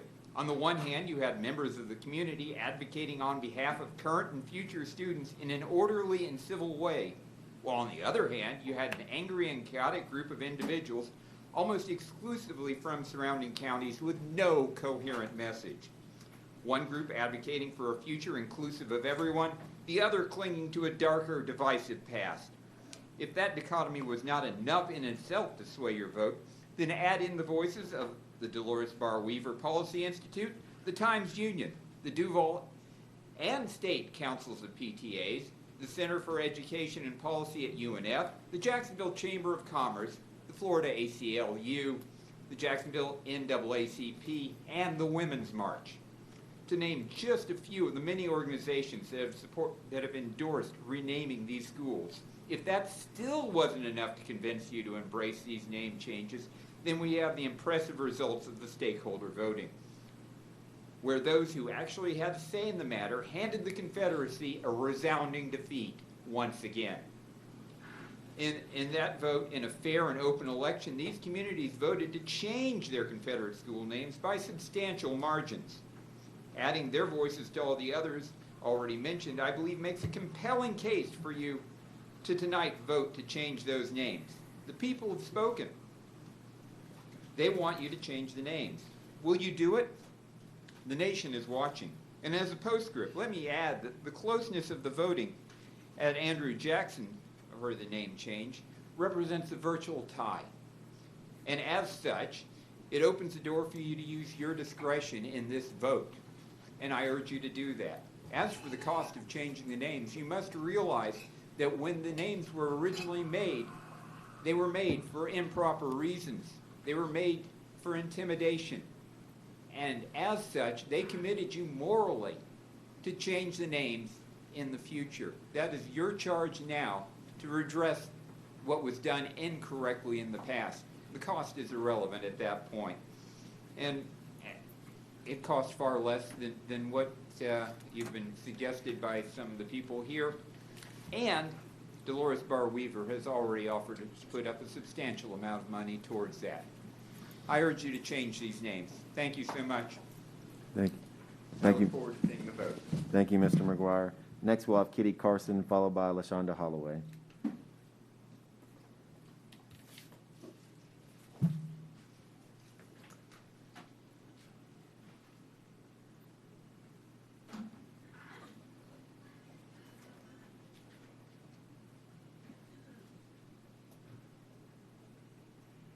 Kitty Carson.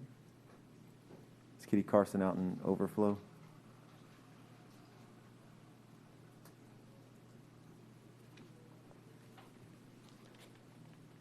If not, we'll have LaShonda Holloway, followed by April Slade.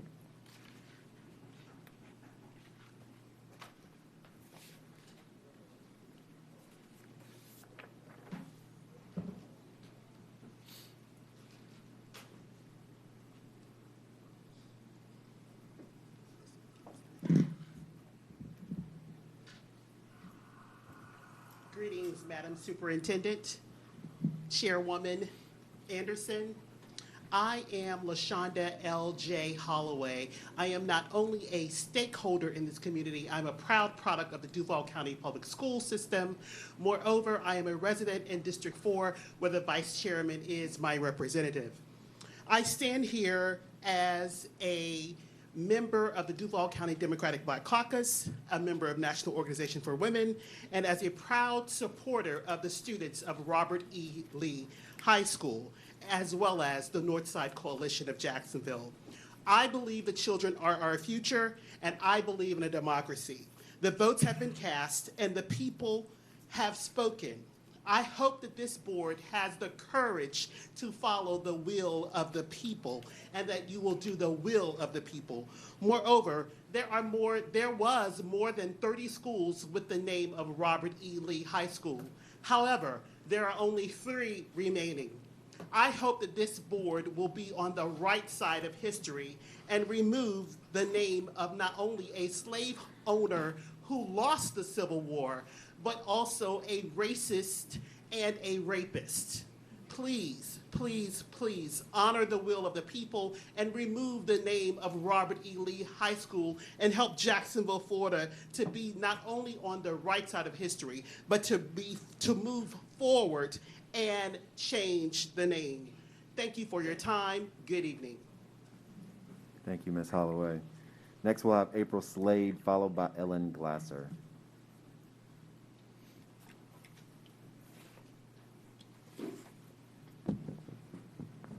Good evening. Hi, my name is April Slade, and on behalf of Jacksonville National Organization of Women, Duval Democratic Black Caucus, and Northside Coalition, it is an honor to speak to you on behalf of all members. Hurtful history should be placed in books and museums, yet not celebrated in a way to uplift those that are still fighting for equality in a nation that they established. As a social studies educator of 18 years and a social activist in many organizations that fight for equality and social justice, it's my mission to push for positive changes in a way that represent the preamble of the U.S. Constitution, establish justice, ensure domestic tranquility, provide for the common defense, and support the general welfare. These goals of America were not supported as these men chose to divide the nation on the realm of the outlying goal, which is equality. With that being said, these men should not be honored for their tyrannical behavior. The representation of the public school system and the names of the schools should always be viewed in an upstanding and positive manner. Currently, this is how it is seen to many that look at the school.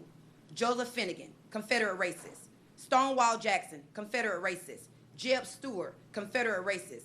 Edmund Kirby Smith, Confederate racist. Jefferson Davis, Confederate racist. John Ribault, colonizer that forced oppression and genocide on indigenous people.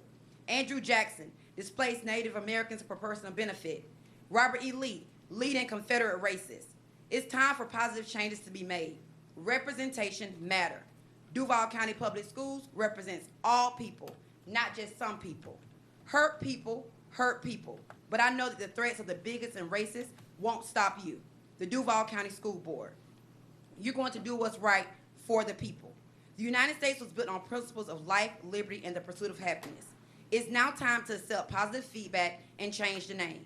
Nothing in history that came out positive was easy, yet very worth it. I'm asking the school board to make history by changing the hurtful history and to be an impact to the many students, faculty, and staff of Duval County. Thank you. Thank you, Ms. Slade. Next, we'll have Mayor Ellen Glasser, and then we'll be followed by Callie Tucker. Mayor Glasser, thank you for joining us this evening from Atlantic Beach. Thank you. Thank you very much. Thank you, Madam Superintendent and Madam Chair, members of the board. A lot has been said tonight, so I do want to thank you for all of your efforts over this really challenging year, doing your utmost, and I know this deep in my heart, that you've done everything that you can to keep our children safe, to support our teachers during this difficult time, and to help our children grow in mind and spirit. And I want to thank you so much for that. So I want to thank you for adhering to the established process with the renaming. My comments are limited to General Joseph Finnegan Elementary School because this is the only school on the list at the beaches, and most people have little idea where it is or who Confederate General Finnegan was. Many of you know me from Atlantic Beach, so I'm going to stick to what I know and who I know. I had to come tonight because I know the local kids and I know their community, and we're close partners with the neighboring Navy base. I visited the 5th graders today when they had their graduation award ceremony, and I know they're excited for the future. Most of these kids are children of military families. I'm so proud of them and their resiliency. They are all about unity, not division. They know sacrifice. Speaking of Memorial Day, they know what it's like to sacrifice. These kids matter. So I know the issues are complex. We've heard them tonight. We've heard that voters are too young, or the school kids are too young to vote. It costs too much. This is about canceling culture. This is why I think the process is so important. An overwhelming 84% voted for the name change at Finnegan. Yes, the largest voting group was its students.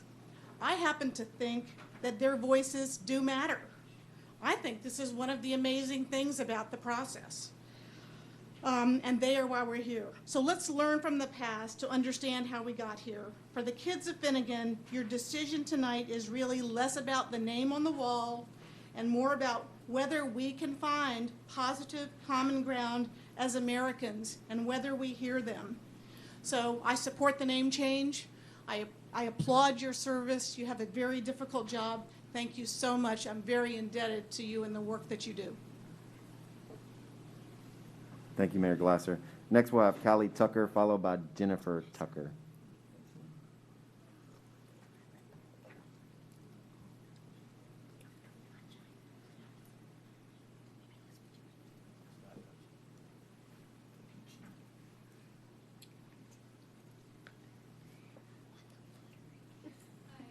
I'm too nervous to say everything that I wanted to say, but I'm in 32204, so I'm a stakeholder at Lee. And I had to mention that I heard someone say at one of the rallies we had at the school board that white people were lynched too, as a woman spoke about black lynchings in the South. And I thought, surely this man doesn't think we don't know that white people were lynched. Surely he doesn't think that white people were lynched just for the color of their skin. And surely he doesn't think that we don't know that the majority of people lynched were black people, despite them being the minority of the population. But I realized in that moment that if we can't get these people to admit the racism and hatred behind the lynchings in America, we will never get them to admit the racism and hatred behind the school names and the statues in our city. They don't want to admit it. They are scared to admit it. And I will pass out if I keep talking, so I'm going to go, and thank you for changing the names. Thank you, Ms. Tucker. Next, we'll have Jennifer Tucker, followed by Jennifer Cowart.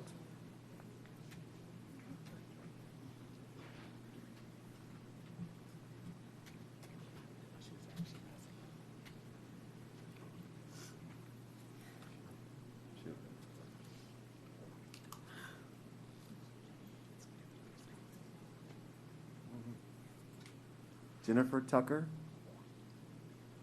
No? We'll have a lot of Jennifers. Jennifer Cowart, followed by Rosemary McCoy.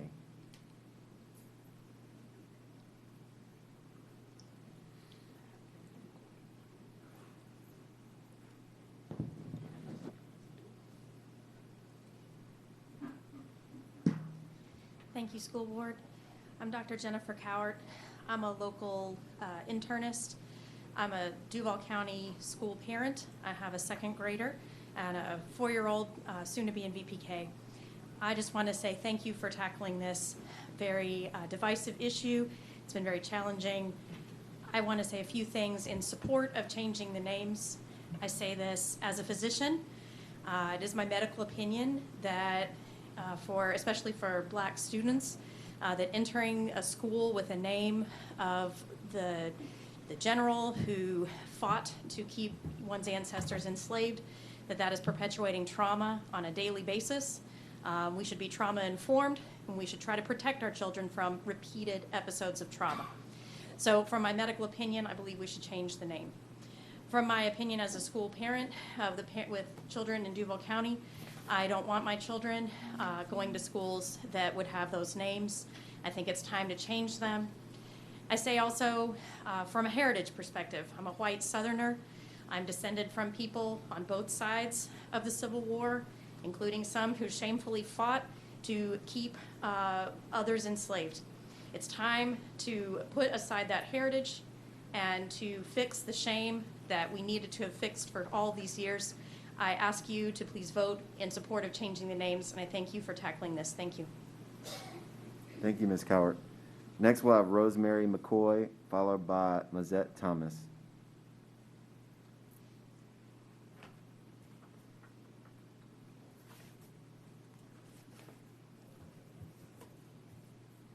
Rosemary McCoy. No phone. Okay, we'll move on to Mazette Thomas, followed by Kimberly Allen.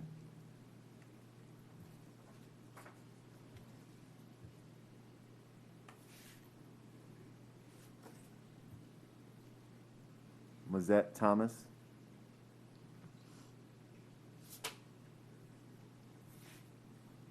We'll move on to Kimberly Allen, followed by Lisa Lloyd.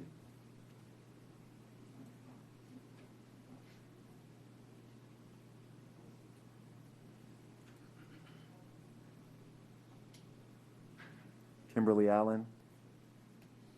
We'll move on to Lisa Lloyd, followed by Judy Shecklin. Lisa Lloyd. First, I want to honor and acknowledge the fact that you took a year to deliberate and be very thoughtful in this process. The downside of that is it saddens me that it took all that deliberation to get to a point where we couldn't acknowledge the difficult decision. Should not have been a difficult decision. It should have been an easy decision. We have learned so much in the last couple of decades. And I'm 60 years old. I grew up marinated in the lost cause. As a child, I believed all that stuff. I thought rebels and Yankees and all of that stuff. But as a child, I spoke as a child, but as an adult, I turned away from childish things and I became an adult. My training as a journalist, I research, I substantiate, and do a lot of the things you teach the students to do in your schools. At this point, and I can underscore it by saying the cornerstone speech by the Vice President of the Confederacy proved that the Civil War, the intent of the Civil War was to keep slavery, to maintain slavery, to keep human beings in bondage. That is a bottom line. And we know that when these schools were named after Confederate generals, it was at times of civil rights conflict where white superiority was being maintained. And to maintain those names at this point in time in 2021 is shameful. It is shameful. Why would you put a Holocaust descendant in a school named Adolf Hitler High School, home of the fighting Nazis? No, and I'm not being glib, I am being extremely serious. What message are you sending to the people that you spend a lot of time in these seats to be thoughtful and to make good decisions that will affect their future and how they love education or hopefully love education?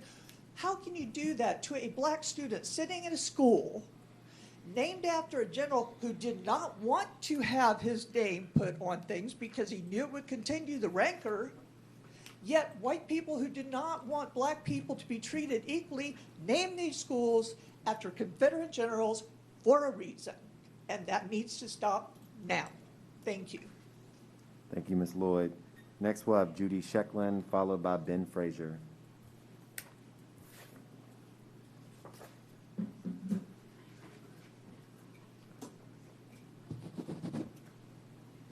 Good evening. My name is Judy Shecklin, and I want to thank you for allowing me to speak as well as tackling this difficult issue. I know it must be very hard hearing so many different points of view and wanting to please your constituents and the parents of the students in the school. I come to you as a representative of the Jacksonville National Organization for Women, but also as a retired counselor, worked in the school system for 35 years. My son was educated wonderfully in the Duval County school system, and I have a granddaughter who'll be starting in the fall. So I definitely see myself as a stakeholder and someone who has always been involved in the schools and in the community. As a now representative, we're an organization who works for justice and equality. We've done that for the last 50 years, and we have done that here in Jacksonville, worked with many of you as you ran for office and as you also helped to implement important policies in our schools. Tonight, we know you have the opportunity, as you've heard over and over again, to vote to change the names of the schools that were named and led named for leaders in the Confederacy and colonizers who victimized Native Americans. Our community will not benefit from having schools continuing to be named that evoke memories of oppression and enslavement. Let's erase the constant reminder of our racist past. Students should not have to attend schools named for those who fought to continue the enslavement of other human beings. We must not glorify this chapter in our history. We must remember the impact that the history continues to have on Black and brown people. Having schools named for Confederate figures who perpetuated slavery sends a terrible message about the values of our community and of our city. Let's acknowledge that names do matter. Our diversity as a community makes us stronger. It enriches the quality of who we are as a city. Please vote to change the names. Thank you. Thank you, Ms. Shecklin. Next, we'll have Ben Frazier, followed by Sieber Newsom.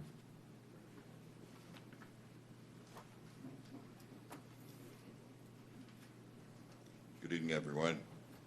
I'm Ben Frazier, the founder president of Northside Coalition. I wanted to kind of loosen up a little bit because you guys are kind of tight in here. But I think the speaker after me will also give you some comic relief as well. The school superintendent, Florida School Superintendent of the Year, has made a recommendation. I hope you have her back. She reminds me of the old story about the little red hen. You remember the little red hen, right? Who will help me do what? Who will help me bake the bread? Her recommendation is asking just that. I think that once you make the right decision, there will be a number of individuals and organizations who will come forward to help us pay for this, who will help us bake the bread. I think you should stop playing games and move quickly to change the names. It should be with all deliberate speed to honor the majority vote to remove these names. I think Andrew Jackson's name should be added to this as well.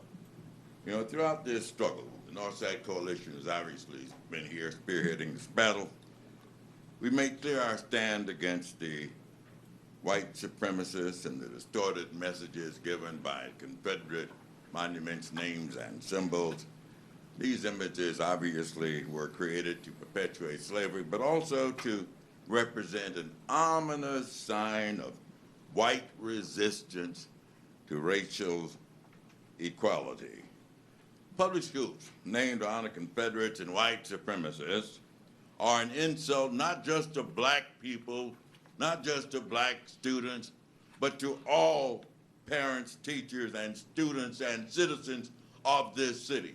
Can you think of anything any more repugnant as we sit here at the dawn of the 21st century than somebody waving Confederate flags on public property and singing the song Dixie?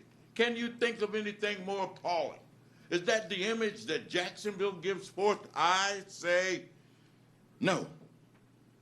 I say that we have a golden opportunity right now to move Jacksonville forward in the area of racial relations, conflict resolution, racial reckoning, racial reconciliation. This is bigger than just the name of schools. You have a tremendous weight. This is a heavy lift for us all. It's time for us to move into the bright sunshine of a brand new day. Time for healing in this city. Time for us to become a thriving commercial metropolis, an international city. I say change Thank you, the Mr. names. Frazier.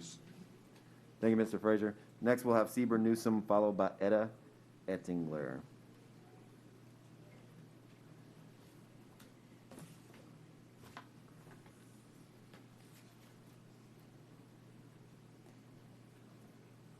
Hello, my name is Seaber Newsom III. First, I got a comment on that comment. Healing. Talk about divisiveness. Mr. Frazier, the Northside Coalition, that's all they are about is divisiveness. And I heard a doctor say you ought to send the children to trauma, to doctors, because of going through a school named after Robert E. Lee. What about their own last name? Do they realize where their own last name came from? This is incredible. This is just crazy. Let me read now what I wrote. Ladies on the board, I am sorry that you've been put in this situation by the superintendent. The people of Jacksonville should be the ones making this unnecessary decision. In 2013, Nikolai Vitti changed the name of Forest High School. It cost $517,500. Here is the email, the proof in the pudding, as I say. If anything, he would have lied and given a lesser number. That is $593,000 in today's money.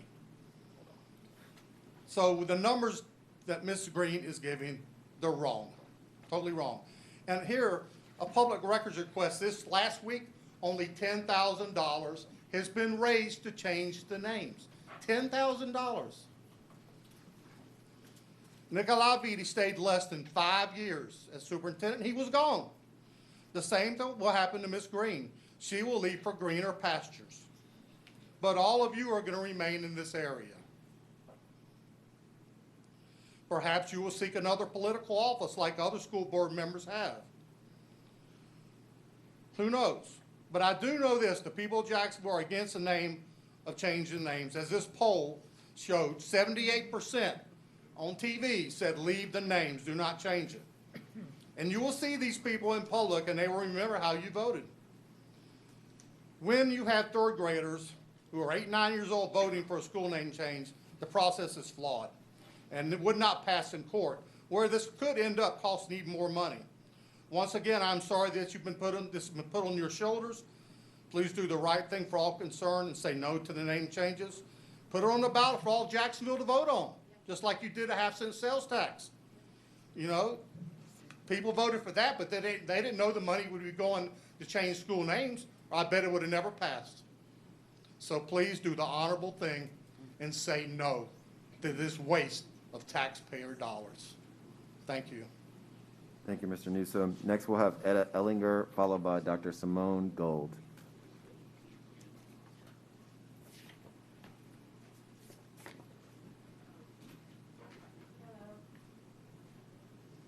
My name is Etta Etlinger, and I'm with the Jacksonville Progressive Coalition and Take 'em Down Jacks. The first project of the Jacksonville Progressive Coalition was the changing of Nathan Bedford Forrest's name. He was the first Grand Wizard of the Ku Klux Klan. We initiated that struggle, and we led that struggle, and we're very proud of it. I was raised here in Jacksonville, and I'm a product of the Jacksonville schools. And the textbooks that I had were the textbooks that the members of the school board, which were mostly at the time in the 50s and 60s, the United Daughters of the Confederacy, were the influences of the textbooks that we had.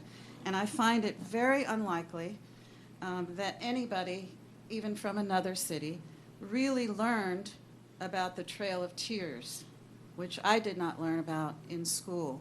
So I think it's worth me mentioning a few things about that today.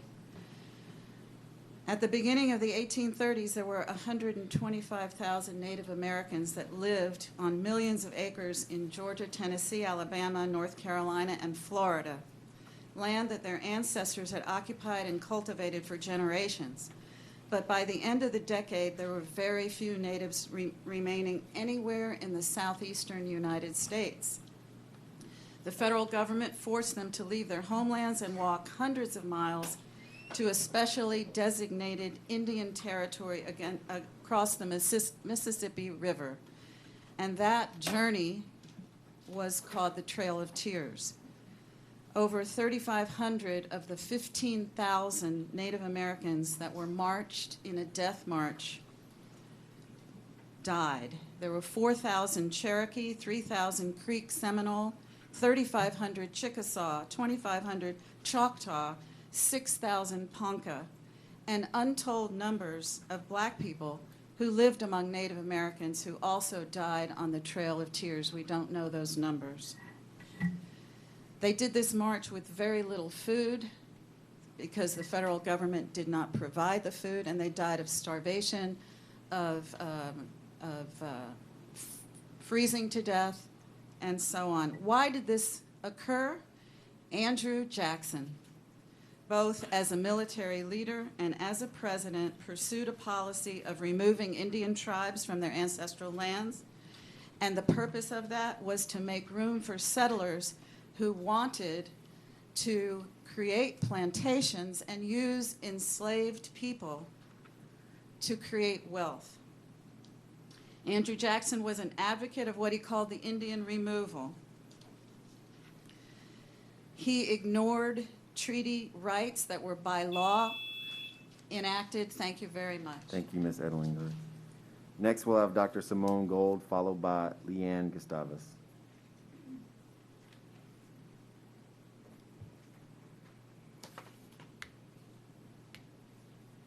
Dr. Simone Gold. Leanne Gustavus.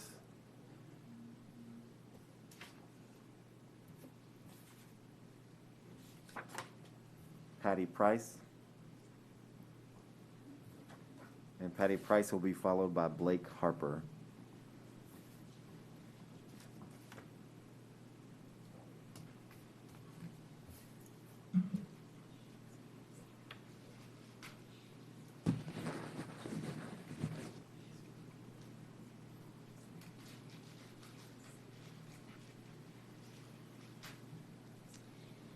First, I would like to take a moment to thank the board members who took the time to go to the community meetings.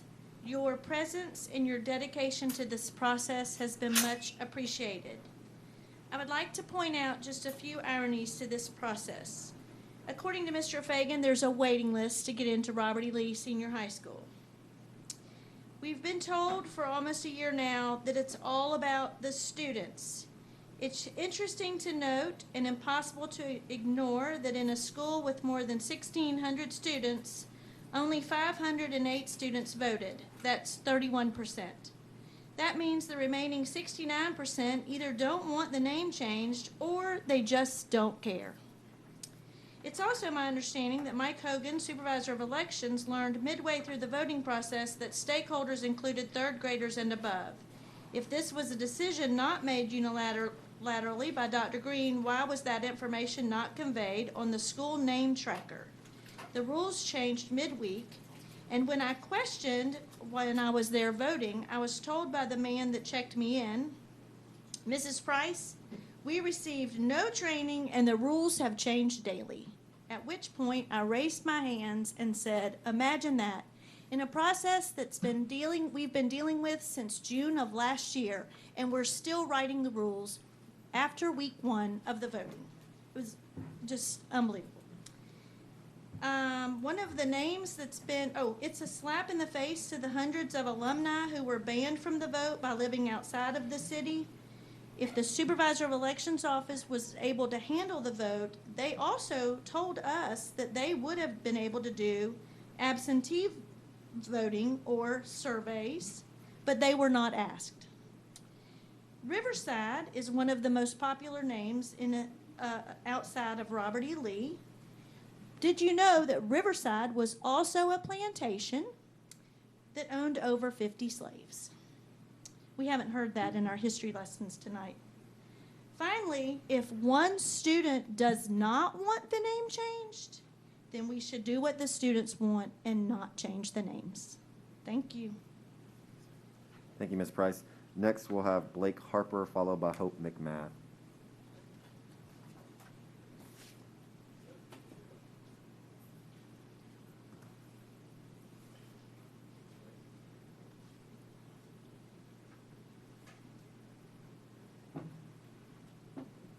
Good evening, ladies and gentlemen. My name is Blake Harper. I am a stakeholder because I live in the city of Jacksonville, and my concern is about what we're doing with the students here in Jacksonville and what they're going to turn out to be. Where are we now, and what does accountability look like? So I've basically categorized the three categories why people don't want the name change. First of all, they have a personal attachment. They attended school there. Second, they have a historical association.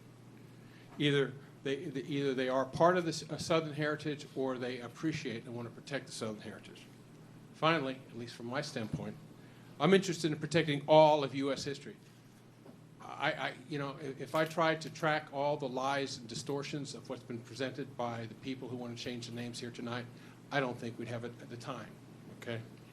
Advocates push for racial division, confrontation, canceling out the healing that has come from focusing on character, not on skin color. They forget what the communists and social dictators did to destroy the history of their countries and replace it with their own lies. George Orwell described exactly this attempt that's going on right now to destroy our nation's history happening now in a book he published 72 years ago on June 8th. 1949. That book was 1984. That's exactly what you're dealing with. George Orwell talked about that 72 years ago.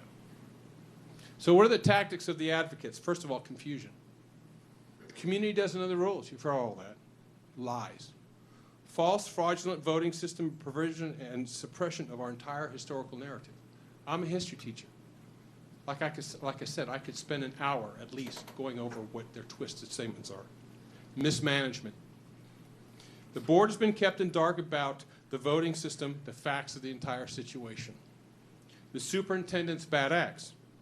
Failure to disclose relevant details of process, abusing the essential relationship that's between you and her from the standpoint of you writing policy and her enacting it. She's supposed to be an objective person enacting your policy, but it's very clear from the outcome of this is far from that, even from the standpoint of politicking at the beginning of this meeting. How everything was put together, she's had her thumb on the scale all along. And that's a fact. So here's the bottom line, folks. Jacksonville is not responding. Throw out this nonsense about these votes. Jacksonville is not responding because they haven't come to the table to provide the money to make the name change. $20,000 versus at least $4 million. I don't care what anybody says. Seaver Newsom clearly stated, and I have the memo right here from Nikolai Vitti. Statement of record, $500,000+ for one school, and they can't come up with $20,400 at this point. Folks, you got to do what's right. Thank you, Mr. Harper. You're going to be held accountable. Thank you, Mr. Harper. Next, we'll have Hope McMath, followed by Joseph Robinson.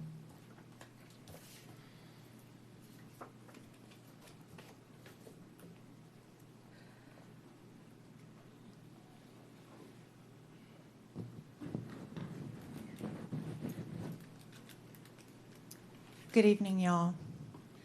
I want to do a couple of quick things. I first want to make a land acknowledgement and acknowledge the fact that we are all gathered today in a part of the world that once belonged to the Timucua and the Creek. The reason we have to do such land acknowledgements is because those people no longer exist. They no longer exist because of colonization, People like Jean Rabeau, Andrew Jackson, and others that pushed them from the land, brought disease, and created an impossible situation for them to be here with their own autonomy. I also want to do an acknowledgement in which I call out into this space the names of George Floyd, Ahmaud Arbery, and Breonna Taylor, because I remember the moment in June in which School Board Member Jones called for these names to be considered again. This has been a time of intense racial reckoning, and this is a piece of it.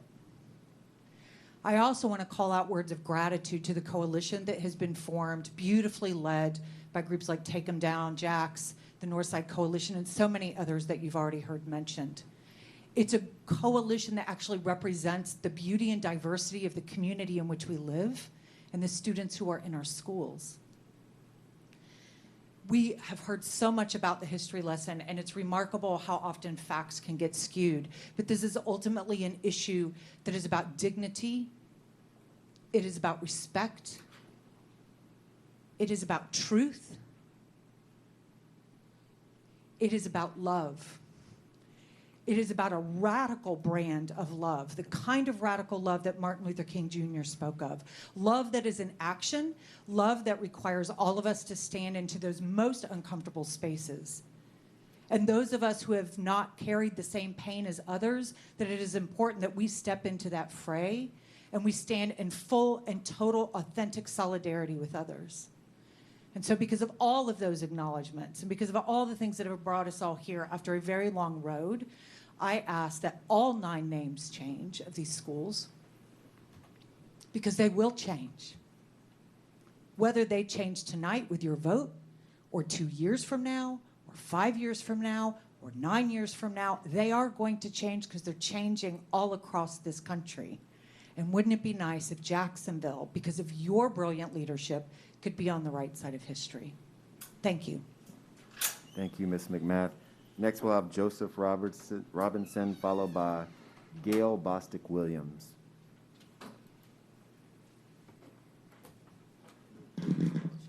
Hello, my name is Jolie Robinson, and I'm here for changing the name. I heard a lot of comments about what we should not do, putting money ahead of actual reality. Monies we have. We have over 1 million people in this city. That's $1 per person. So why are we worrying about that part? We pay taxes, use our money tax for what it's designed for. Why glorify anyone treasonous, hateful, for any reason? I spent many years in the military, and never have I ever seen that we would leave, I would say, win a war and turn around and name everything after the people who lost the war. Makes no sense. So the bottom line is change the name, get rid of hate, evilness. Thank you. Thank you, Mr. Robinson. Next, we'll have Gail Bostick-Williams, followed by Deanna Burton. Good evening, and thank you for having me.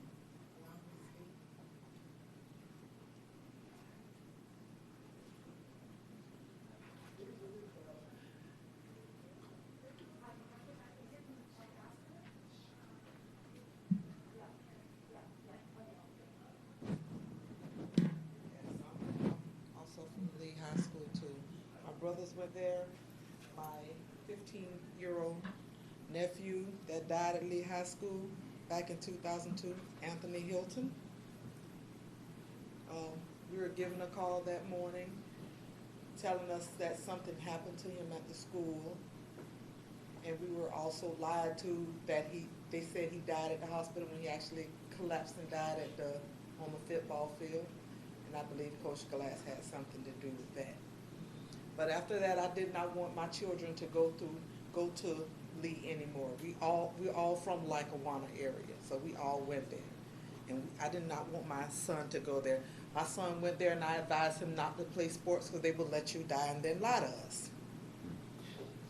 Okay, on. I know this is a hard thing to do, and this is not an easily won battle about this, but the truth of the matter is I don't like that school anymore. because we lost a real talented young man. He was saved, and I was always saved. He was not like any other little hood little boys. This boy, this young man, he really did volunteer his time with Happy Jacks. He drove and helped with the school, with the kids in his church and stuff like. He was a very, very good young man. Very good. I just don't like dealing with. I don't want to drive past. I don't want to even hear the name half of the time. So yes, I would love for Lee to just go away. I don't even want to hear the name anymore. But a lot of people who are sitting here just fighting against this, they're not going to admit it, but they're racist. They don't care about how we feel. They have not walked in our shoes not one day, so they don't know how we feel about history or about now or the future. They don't care. It's all they want is for everything to stay the way they want it to stay here in Jacksonville. They want Jacksonville to be all white. But we matter too. Nobody never said that white people never matter. We're saying right now in history, we're having it really, really hard with seeing our own people killed in front of our faces and hardly nothing being done about it. This is difficult for us. So yes, we deserve to have our kids go to a school that's not part of racism. Their leader is not part of racism. That's all I have to say. Thank you so very much for hearing me. Thank you, Ms. Bostick-Williams. Next, we'll have Deanna Burton, followed by Raymond Johnson.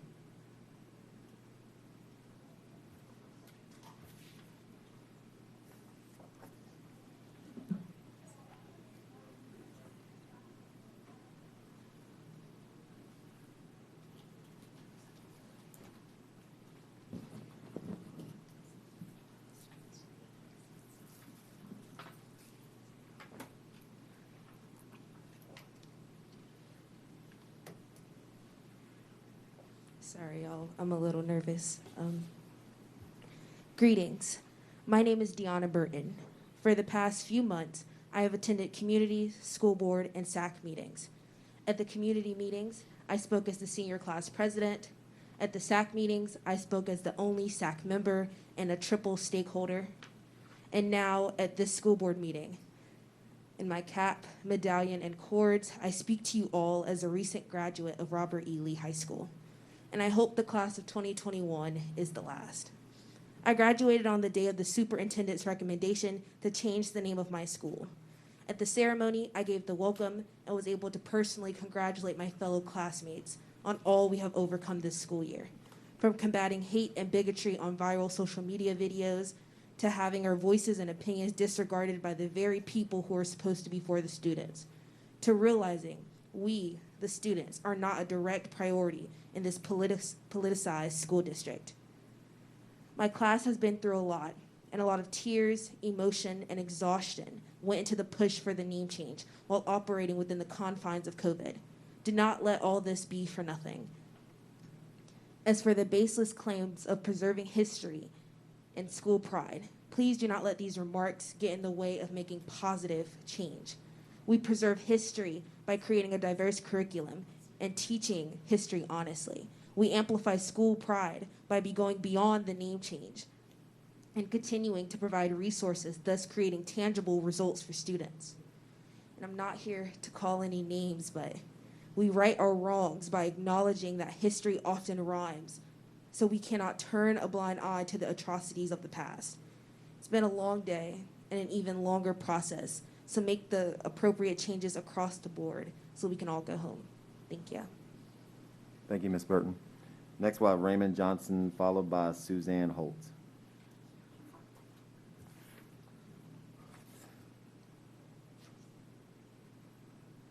Good evening.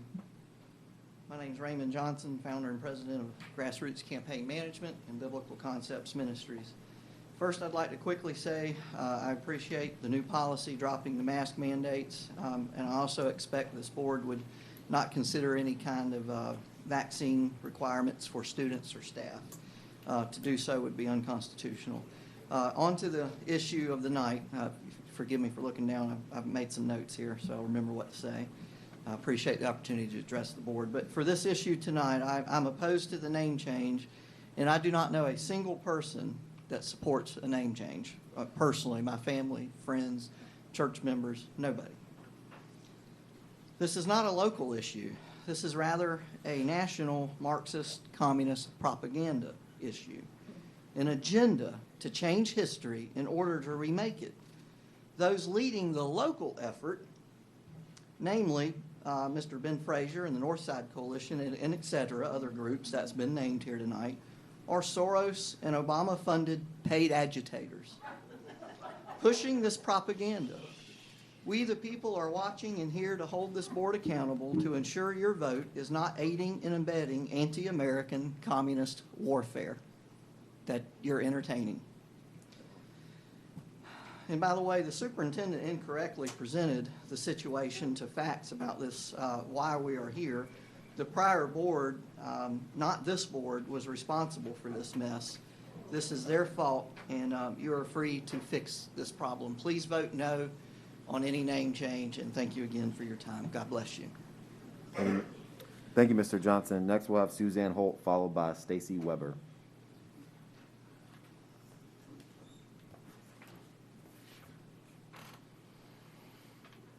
Suzanne Holt.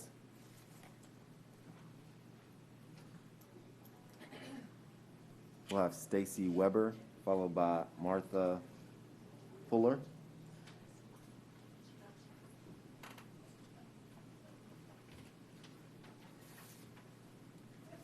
Stacy Weber.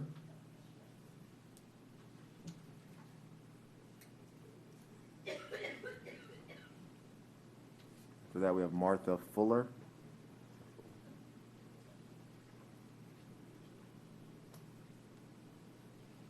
Martha, is there a Martha? All right. We have Linda Fletcher. Do we have any additional people in holding areas, or is everyone in the auditorium?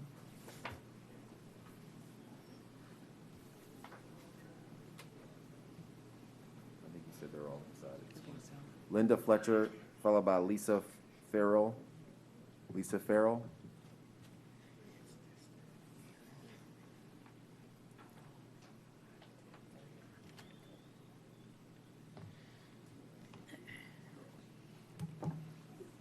Lisa Farrell, no. And then Jess Flanger Masters, last name Masters. So Fletcher, Farrell, or Masters are not in. All right, that completes our speaker cards. Madam Chair. Well, thank you, Vice Chairman. Thank you to everyone who spoke here tonight. We have wrapped up public comment here by 8:30. We are now on to comments from parent organization. Is there anyone here from a parent organization that wishes to speak? Mr. Hawk from the District Advisory Council.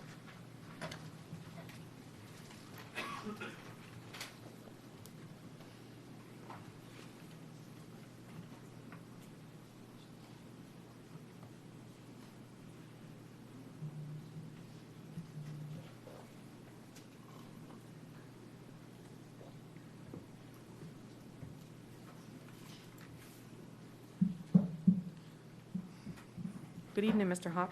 Good evening, Chairperson Anderson, Superintendent, board members. At our last District Advisory Council meeting, we were graced with the presence of Chairperson Anderson, who informed us that, as we all are aware of, the process of dealing with the name change is over and that now it's in your hands. She also informed us that that on the following day, we would come up with what the agenda for the next school year would be, which you all have come up with, your COVID recommendations and things along those lines. Testing, again, I believe we discussed the testing on ELC. It will help your grade, but it won't hurt your grade according to the state, but not necessarily according to the county, if I have that correctly. We also,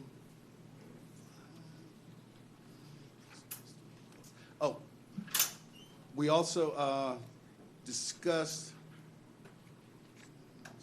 that the survey was taking place that would that the county was doing, that the public was doing to inform you all how they felt as far as what COVID restrictions should or should not be in place on the following year. It ended that particular night, and you've already made your recommendations. We were pleased to hear the things that are going on, and masks being a choice and things along those lines. I was also, as the chairperson asked, does the DAC have a resolution to present? And so, in getting with the members of the District Advisory Council, I do. And I will submit this for record, which is the resolution that I did read previously. The District Advisory Council, under the leadership of Michael J. Hawk, chairperson, a resolution is adopted pursuant to Board Policy 5.8.59, school renaming. History: during the regular board meeting on June the 16th, 2020, Board Member Jones made a motion that the following schools be renamed: Joseph Finnegan Elementary School, Stonewall Jackson Elementary School, Jefferson Davis Middle School, Kirby Smith Middle School, James Ewell Brown Stewart Middle School, Robert E. Lee High School. During the regular board meeting on August the 4th, 2020, Board Member Smith Juarez made a written request that the board accept the following schools for renaming: Andrew Jackson High School, Jean Ribault High School, and Jean Ribault Middle School. Community meetings were held.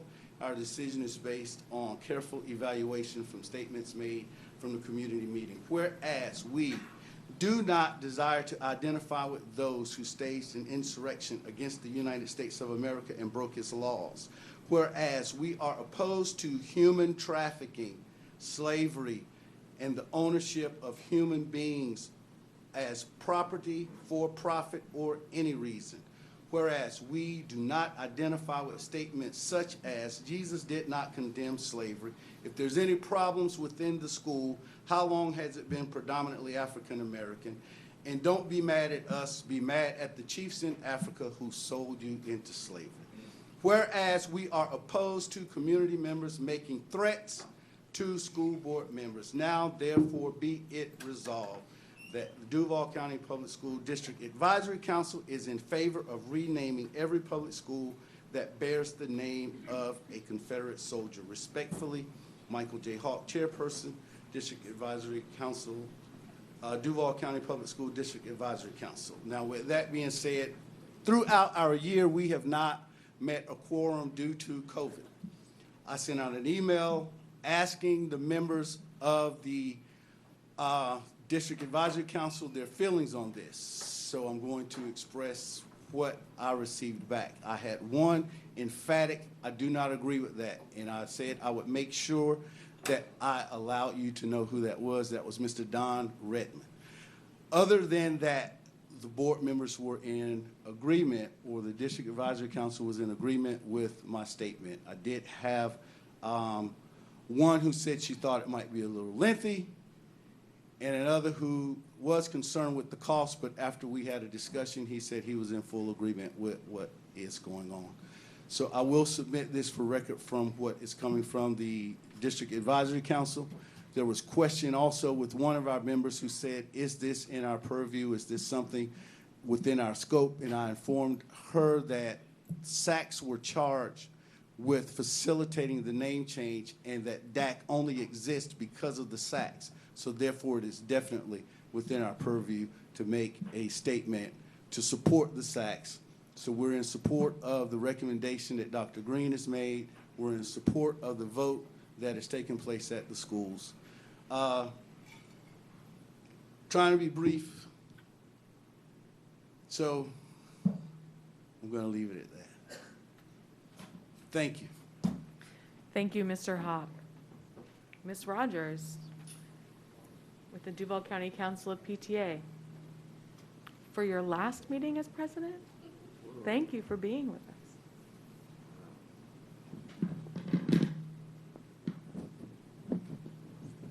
Good Good evening, Chairperson Anderson, school board members, Dr. Green, I'm Teresa Rogers, President of the Duval County Council of PTAs and PTSAs, speaking tonight on behalf of DCC PTA. And it is my last meeting that I'll be addressing you during this time, as I am at the end of my second and final term as the County Council President. And since this is my last time speaking to you in this role, I wanted to give my sincere thanks to our school board, Dr. Green, and all of DCPS for their efforts in working to make our public schools in Duval County better and better every year. Thank you for your work on behalf of our children.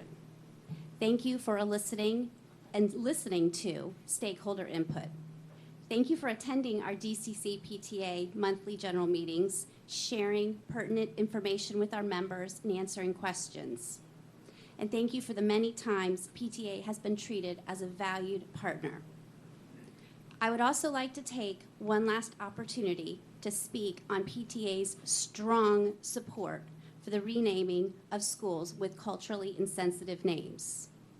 The results of the voting reflected the desire of our community, including the critical voice of our students, to take an important step forward and demonstrate that when it comes to our schools, we are willing to put our money where our mouth is.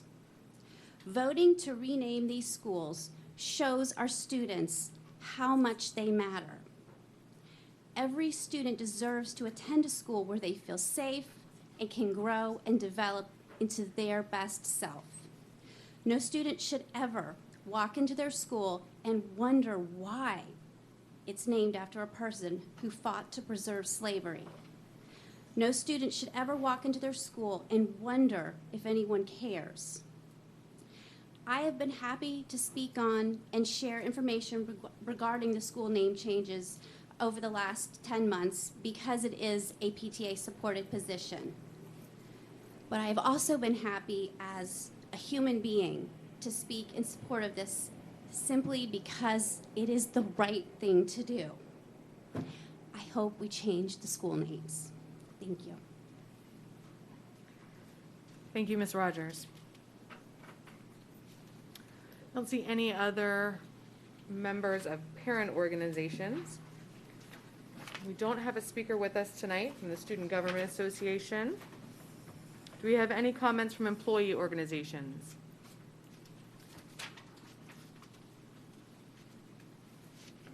I'm not seeing anyone. Then we will move on to the approval of minutes.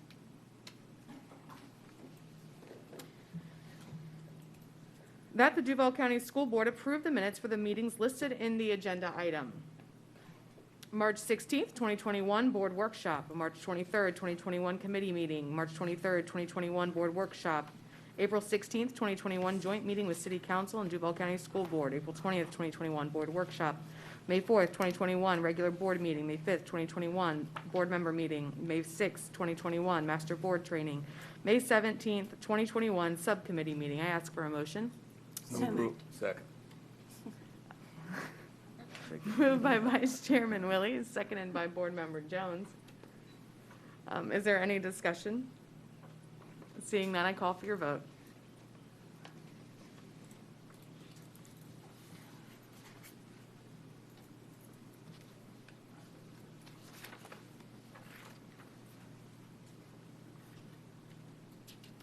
By your action, you have approved these minutes 7-0. On to the consent agenda this evening. Are there any items to be placed on the consent agenda or items for discussion? Seeing none, I ask for a motion. So moved. Second. Moved by Board Member Joyce, seconded by Board Member Hershey. Is there any discussion? Seeing none, I call for your vote.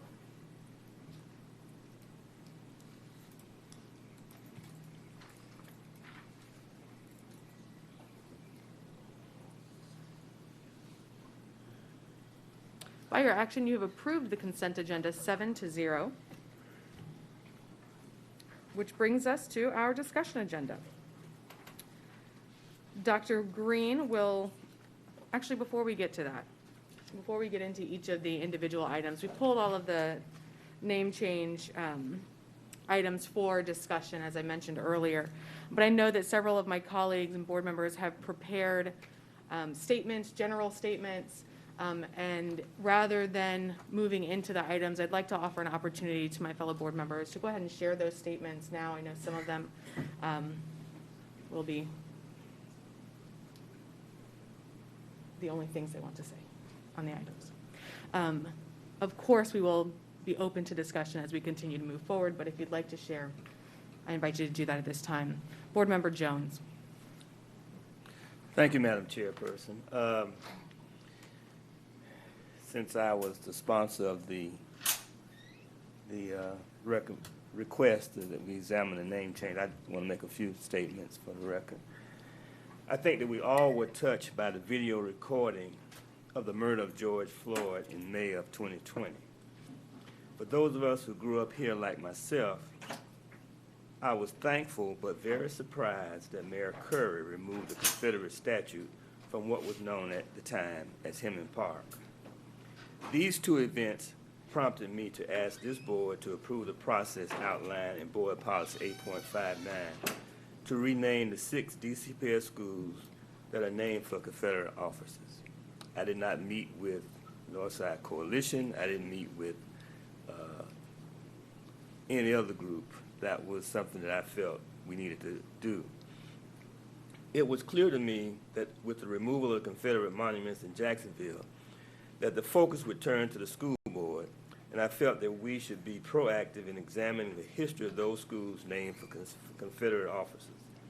Let me thank this board, along with Cheryl Grimes and Ashley Smith Juarez, for unanimously approving the request to begin the name change process. Also thanks to Dr. Green, her staff, each school advisory committee for their time and efforts to ensure a transparent and inclusive renaming process. A special thanks to Supervisor of Elections Mike Hogan for conducting the election. I asked him to meet with the DCPS staff to determine if the Supervisor of Elections could conduct the election, because I didn't want our staff to take away from their mission of educating our kids. Maybe that was a mistake, because unfortunately, having the Supervisor of Elections involved in conducting the election gave the appearance that the voting would determine whether a school's name would be changed or not. That was not the intent. Board policy clearly states that the superintendent shall solicit community input. It does not require a vote. And we've certainly got plenty of community input. In 2013, when the community participated in the name change of Nathan Bedford Forest, every group voted to retain the name except for the students. And the board, at the superintendent's recommendation, voted unanimously to change the school's name. Even the faculty voted to change the name, to keep the name.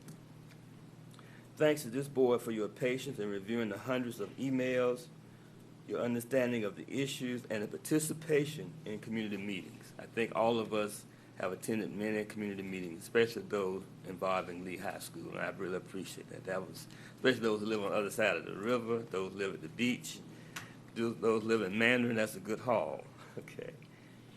From time to time, school boards must grapple with difficult and controversial issues, but these discussions can lead to a better understanding and a more accepting community. The Duval County School Board policies in place to address the issues before us tonight. As a board, we hold steadfast to following policy appropriately. As a board member, efforts have been made available for us to receive and listen to your input as it relates to renaming of these schools. We value your input and the time you put forth by the community, the alumni, students, faculty, staff, PTA, and school advisory council. A thank you to all who participated in the discussion of changing the names of schools named for Confederate officers. A history teacher I had in high school, Dr. Solomon L. Badger III, better known as Chuck, had a quote in his classroom by Voltaire that read, "I may disapprove of what you say, but I would defend to my death your right to say it." Mm-hmm. We saw that every day as we entered that classroom, and that stuck with me all these years. And we saw every day that statement. So thanks to Norman Abraham, Seba Newsom, for their advocacy to keep the name, because they felt like that was their mission, and they felt very strongly about it. And I appreciate their participation, although I disagree very strongly with their position, but I respect them for what they've done. Also, a special thanks to all the various organizations who supported and worked to keep and to change the name. Dr. Green, I support your recommendations to change the 6 schools. Thanks for your steady and process-oriented leadership. Thank you, Madam Chair. Thank you, Board Member Jones. Other board members that would like to share their comments. Board Member Coker. Thank you.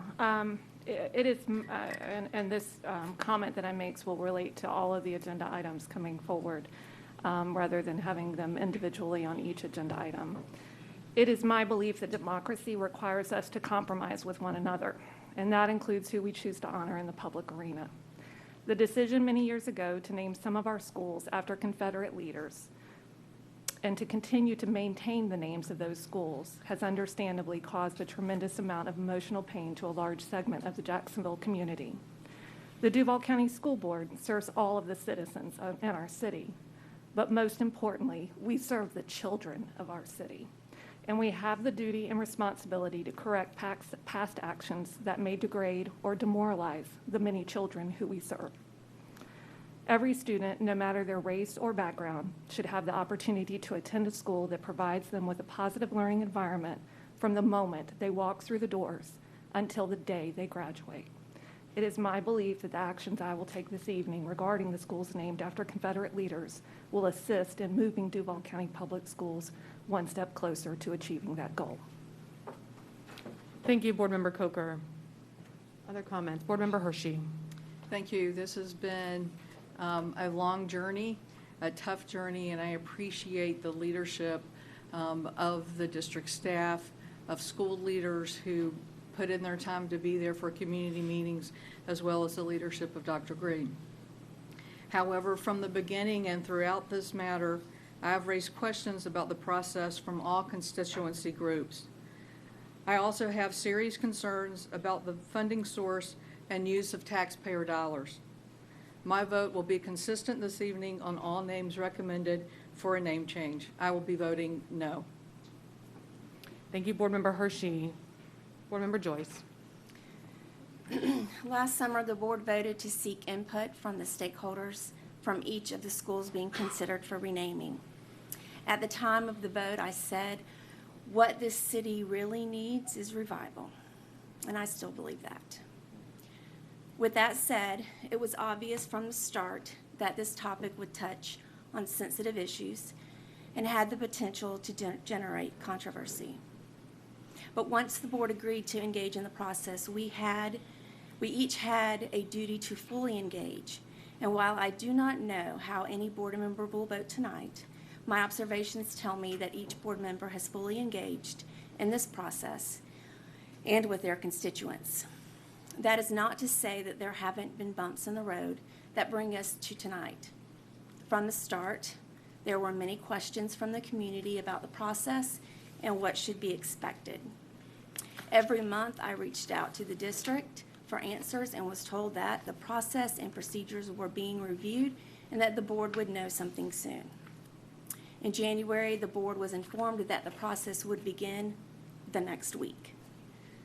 After some concern and conversation with the school board, the district decided to push the community meetings back a few weeks. The goal was that the people of Jacksonville could be confident that this process would be done in a way that was fair and transparent. So when the board was informed that the district had reached out to the supervisor of elections office, there was a huge sense of relief knowing that this office would be overseeing the voting process. In truth, though, the supervisor of elections office was only a vendor. It did not oversee the voting process. It simply tallied the vote. The district ultimately created the ballot, and it was the district employees who verified the credentials of each voter. Once the voting started at Robert E. Lee, I began receiving concerns from the community from how the verification process was handled to concerns that elementary school students were participating in the vote at the high school. I reached out to Dr. Green and she confirmed that this was true. Honestly, I was surprised by this response because as a board member, I never knew that children who lived in the community and didn't attend the school were considered community members and were eligible to vote in a high school name change. That raised transparency issues for me. The complaints I received from the community concerning students voting and the verification process led me to go to Robert E. Lee and observe for myself. My observation of the process led me to ask the district to please pull the video footage of the gymnasium at Robert E. Lee to watch for myself what actually transpired on each voting day. I have reviewed all the videos for each day from the time the first person entered the gymnasium and the setting up of the ballot box to the securing of the ballots each night many times. And my observation leads me to question the usefulness of the community vote taken at Robert E. Lee.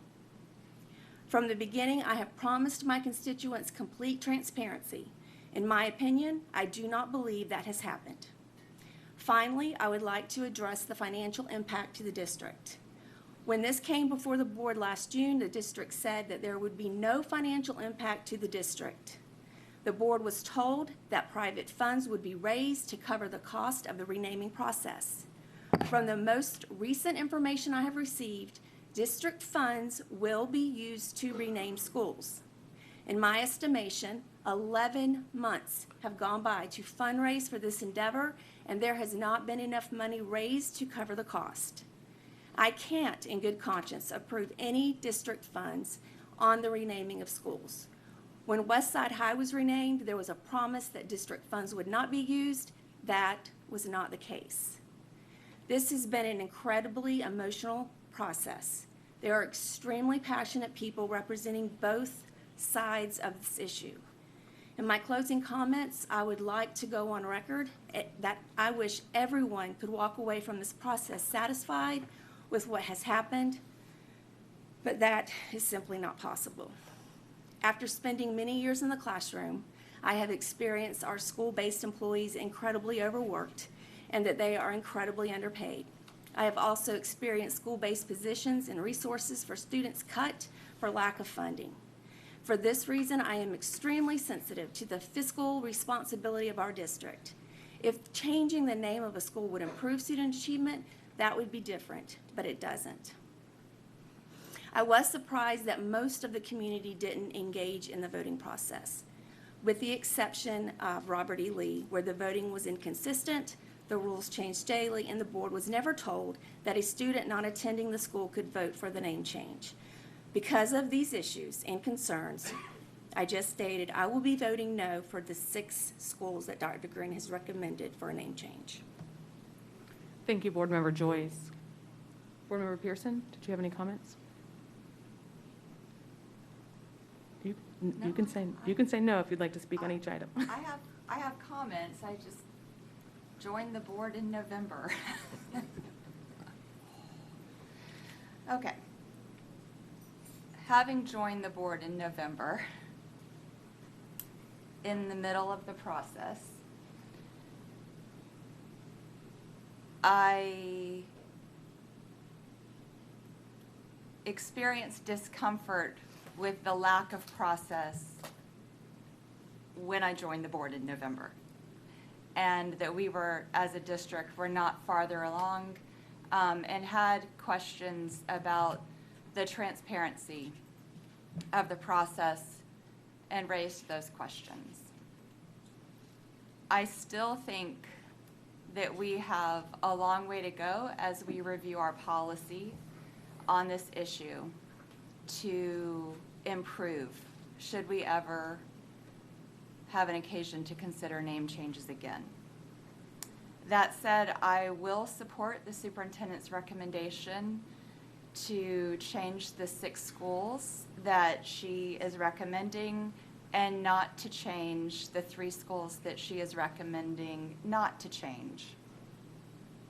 I appreciate that the superintendent has restricted funds to private donations and the beverage sponsorship. Under financial impact, it says if the board approves this item, the district will not utilize any district funds from general revenue, categorical funds, federal funds, or sales surtax funds. All costs associated with the following renaming requirements will be funded utilizing a combination of funds donated to the district for this purpose and allowable sponsorship funds from the current beverage agreement.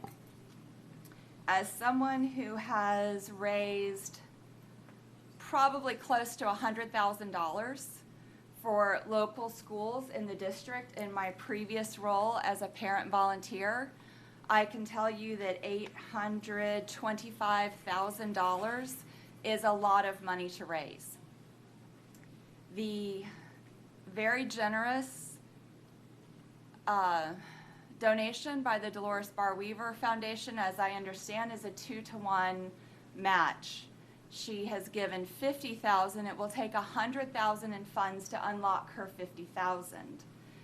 At $150,000, should that happen, we're still looking at $675,000. So my bottom line and my message is to anyone who has invested in speaking for the name changes, this is your time to raise the money. JPEF has a fund. We have corporations. We have groups, we have individuals in this community who can easily put the money up to make this change. And so if this change is important, I am going to vote for the 6. The money should not be used.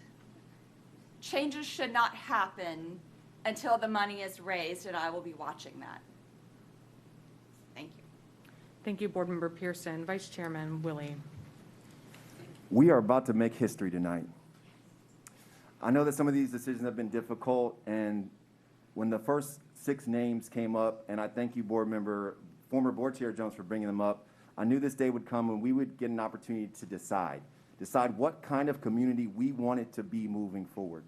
And now it's our responsibility. We all sit up here, and it's our responsibility to do what's right as the fierce protectors of the mental health, the physical safety, and the academic success of our students.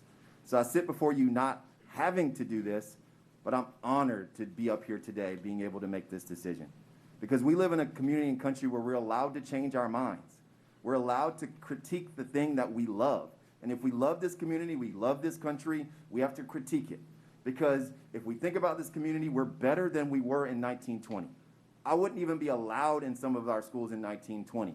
We're better than we were in 1950 and 70, and we can be better today. And I hope, for our kids' sake, we're better every single day moving forward.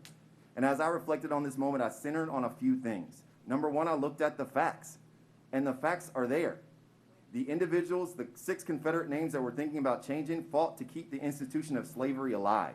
They fought to keep black people from being free and accessing life and freedoms. That's what we're talking about. That's the facts. These schools were also named at a time not right after the war, but they were named at a time to intimidate. It was an intentional and on-purpose act, and we have an opportunity to change that. And yes, we can erase history. We can. And the alum, I get it. There's tradition, there's history. You will still have your reunions, your yearbooks, but at the end of the day, when I think about our young people, we have an opportunity to make a choice today that's going to help write the history that they're going to read. And I want to be a part of that history. I want to be on the right side of humanity and the right side of history based on the facts, based on the polling, based on where we are. I'm going to vote yes to changing the names of the 6th Confederate, and also want us to have a robust conversation about Andrew Jackson High School as well.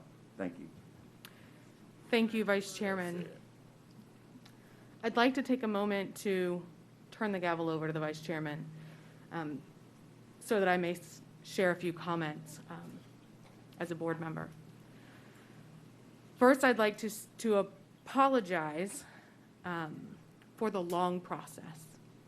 I know that this has been 11 months And for some people, that was very difficult. Some people sat through really hard conversations. And I'm sorry for that. I do want to remind folks that as we went through the summer last year, we were preparing to open our schools during COVID.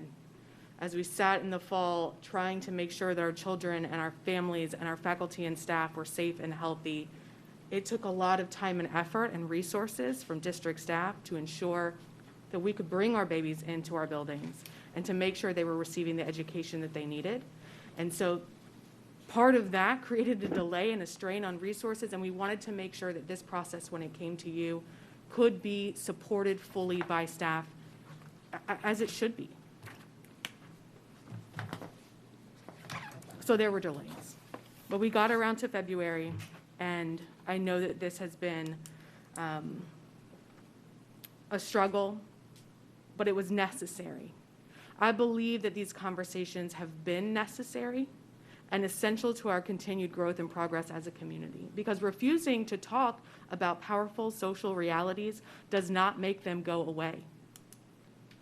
Rather, it allows social and racial illiteracy and confusion and misinformation to persist unchallenged. So thank you for bearing with us as we went through these community meetings. Equity, it's one of those words. It's not easy. It's complicated. This school renaming discussion is just one piece of a much larger puzzle, but this conversation, this isn't a heavy lift. As a board and as a community, we have done really hard things, but we can get this done. We can put this behind us, leave it as history, not forgetting it, but moving forward. We've engaged our communities. We've engaged our neighbors. We know who we want to be as a school district. We know who we want to be as a city. And I believe our future is bright, that Duval is growing and moving forward. So today, it's an honor to have the opportunity to be able to change the names of these schools so that every student feels respected, so that every student feels capable of success, and so that every student, when they walk in our buildings, they know that they matter. With that, we'll move on to the items.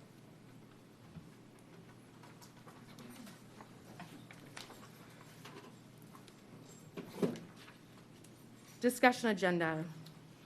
Dr. Green, please read your recommendation. School renaming Joseph Finnegan Elementary School. That the Duval County School Board accept the recommendation of the superintendent to change the name of school number 3247 Joseph Finnegan Elementary School to Anchor Academy, effective August 3rd, 2021. I ask for a motion. Move approval. Moved by Board Member Jones, seconded by Vice Chairman Willie. Is there any discussion? I do. I would like to raise a question. Board Member Joyce.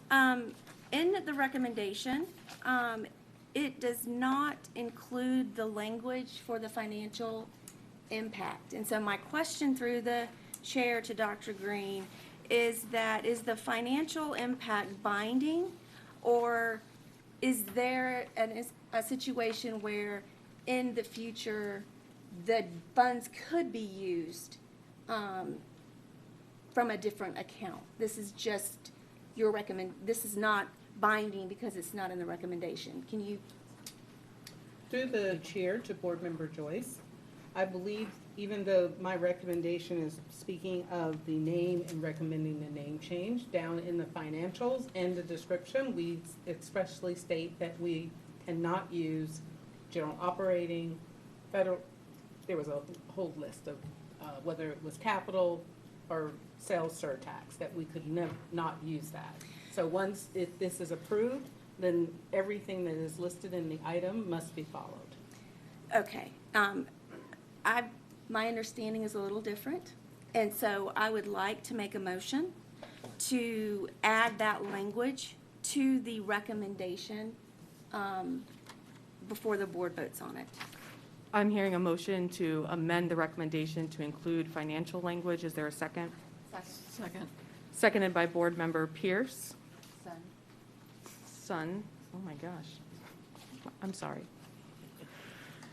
It's not even that late. I have no excuse. I'll entertain discussion on the amendment. Vice Chairman. I'm just getting clarity on, so what additional language are we adding once again? I just want to get clear on what we're adding.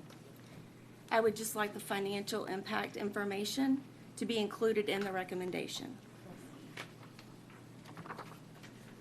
The entire sentence. Yeah. Oh. It's just really a clarifying sentence that would identify that private dollars would be used to pay for the name change. It's my understanding too that there's only like $1,000 in the beverage fund right now as well. So I think that would be, if paying for it with private funds is important to this board, then we do need to include it in the language. It's my understanding that it needs to be in the recommendation for it to hold as well. I just want to be clear because I'm hearing a couple of different things and I want to make sure that we understand as the amendment. So Board Member Joyce has motioned to amend the item's recommendation language to include the financial impact statement seen lower. To include the financial impact statement, that's correct. Board Member Hershey, what I'm hearing from you is a little different.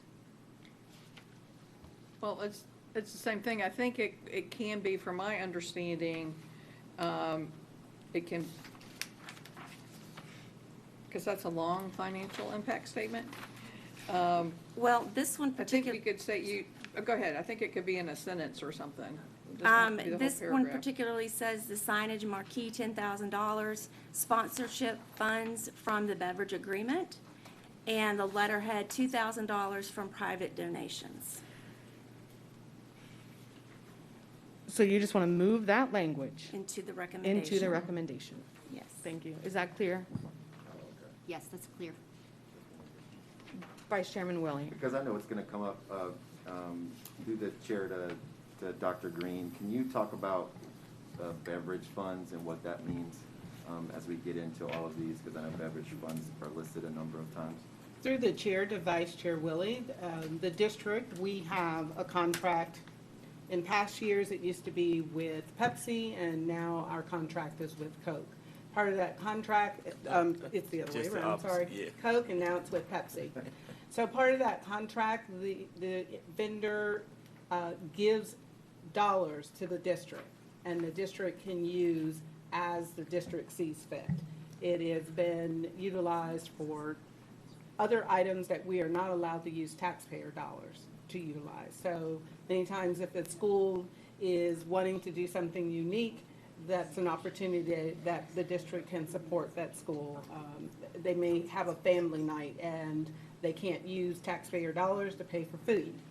Through our Coke beverage funds, we can support that school by donating those dollars to the school, and therefore they can utilize it for that particular item for food for that particular occasion. So these beverage dollars are not taxpayer dollars.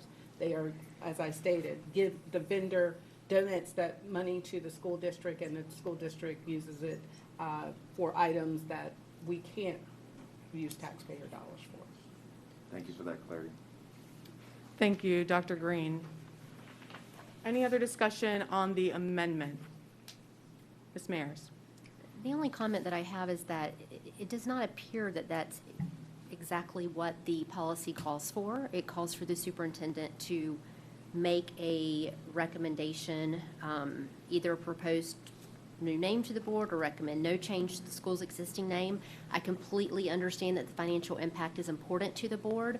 So I think if a board member wanted to condition their vote on the superintendent not only stating that that's the financial impact in the agenda item, but guaranteeing, as Board Member Joyce said, that that will be the case, that that will be binding.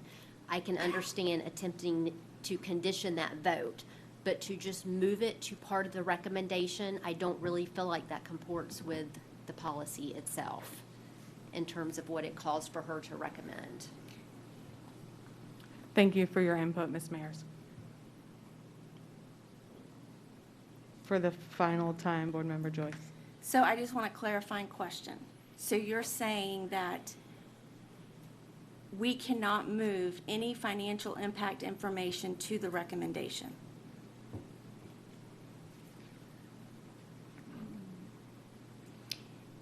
I am being very careful through the chair to Board Member Joyce in answering this question, but I'm thinking of other questions that have been posed to me requiring us to strictly adhere to the language in the policy. So I certainly think that what you're attempting to accomplish can still be accomplished. I'm not sure about the manner in which we're suggesting that it be accomplished. I'm just trying to adhere to the policy language. Thank you, Ms. Mears. Any other board members who've not yet spoken on the amendment? Board Member Jones? Yeah, just to be clear, if I understand Ms. Mears correctly, is the policy does not, the recommendation of the superintendent is to approve or deny. It doesn't say anything about, it doesn't speak to how you fund it. Certainly we have to approve the budget anyway, so it comes back to us at some point. So I think if we are looking at the budget, we can certainly make sure we don't support or amend out any dollars other than the beverage dollars or private dollars to be used for the cost of renaming. But I think what she's saying is, you know, the policy doesn't speak to how you fund it. Thank you, Board Member Jones. Board Member Coker. Through the chair, I want to echo a little bit of what Board Member Jones has said, and just the reality of that these are public documents. What was put here are things that we as elected officials are going to want to hold to test, and that we will have a responsibility when the budget comes through each year, that this was the way it was stated, this was the way it was given to our city, and that we will have a responsibility to ensure that both the superintendent and that we as a board hold true to the letter of the language within the document. Thank you, Board Member Coker. Seeing no further discussion, I call for your vote on the amendment. Madam Chair, if you give us just a minute. Can we do a voice? I don't think the amendment is, the amendment is in order legally. Right, that's what I was going to ask. Right. Is it appropriate to withdraw the amendment from what Ms. Mayor said? I'm just. Yes, I think that's what I would ask, is that it be withdrawn. Would you like to withdraw your amendment? No. So. We got a motion and a Thank you, second. vote. Right. Then vote. Do we want to do a voice vote? No. Y'all, we usually workshop all these items, so you're just going to need to be patient with us. We're going to get through this.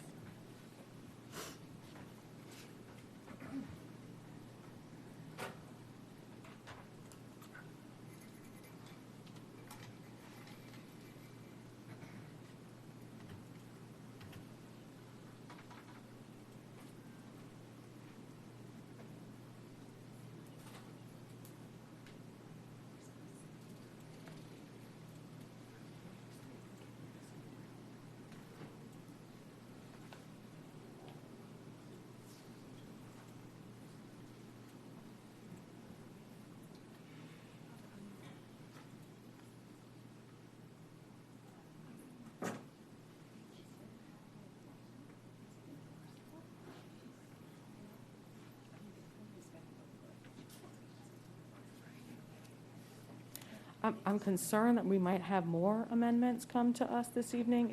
Can we take a voice vote? We got it. Oh, we're ready. Can I ask a question? Discussion is closed. Okay. Next time.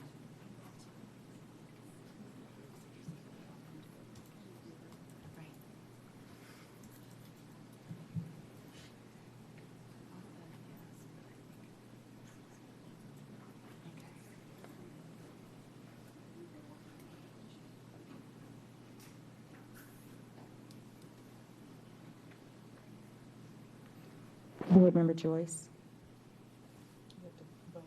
Oh, sorry.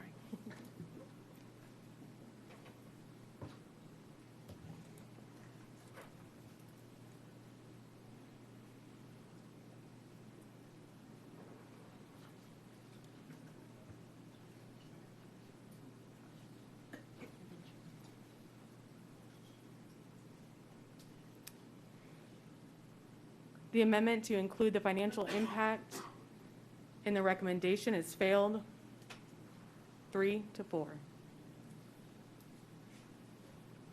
We're going back to the original item as moved. School renaming Joseph Finnegan Elementary School. Is there any further discussion on Joseph Finnegan Elementary School? Thank you, board members. I will just say for the record on Joseph Finnegan, since this is the only school in my district, that I echo what Mayor Glasser shared with us this evening. There was not, no one came to me expressly, and at no point did anyone come to the school expressly to oppose renaming of Joseph Finnegan.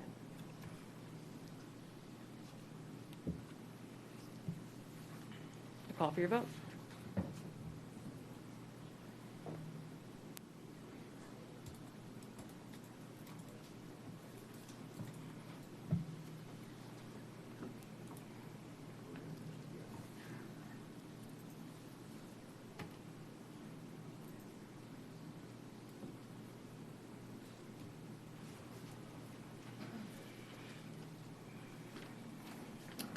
By your action, you have approved renaming Joseph Finnegan Elementary School 5-0.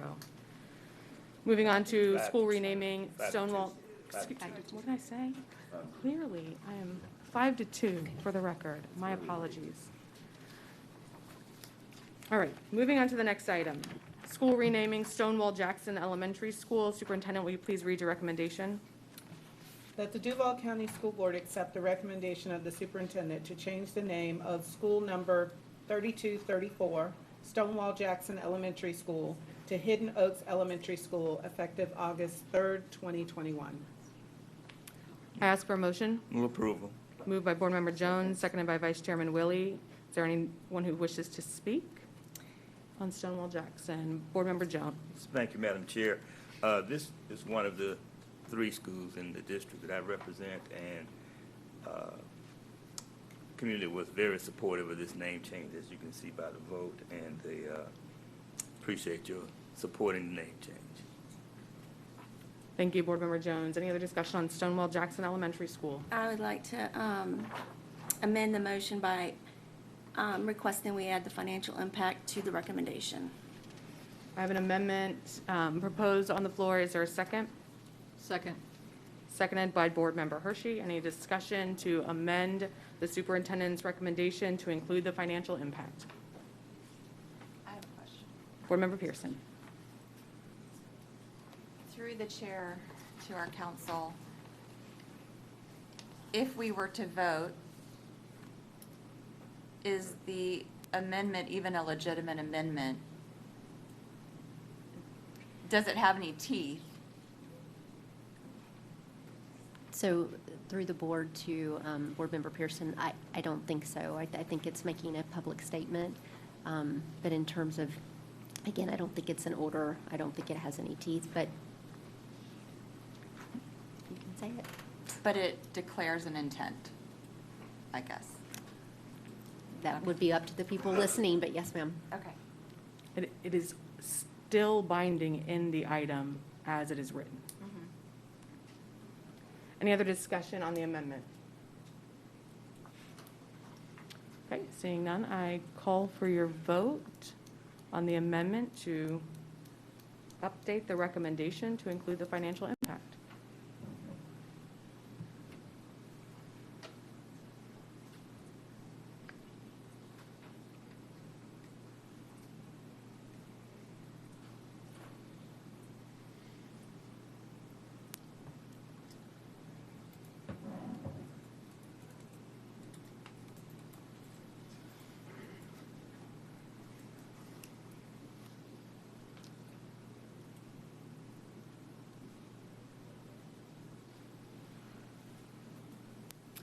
The motion to amend a recommendation to include the financial impact has failed 3-4. Back to the original item as recommended by the superintendent, school renaming Stonewall Jackson Elementary School. Is there any discussion on the original item? Seeing none, I call for your vote.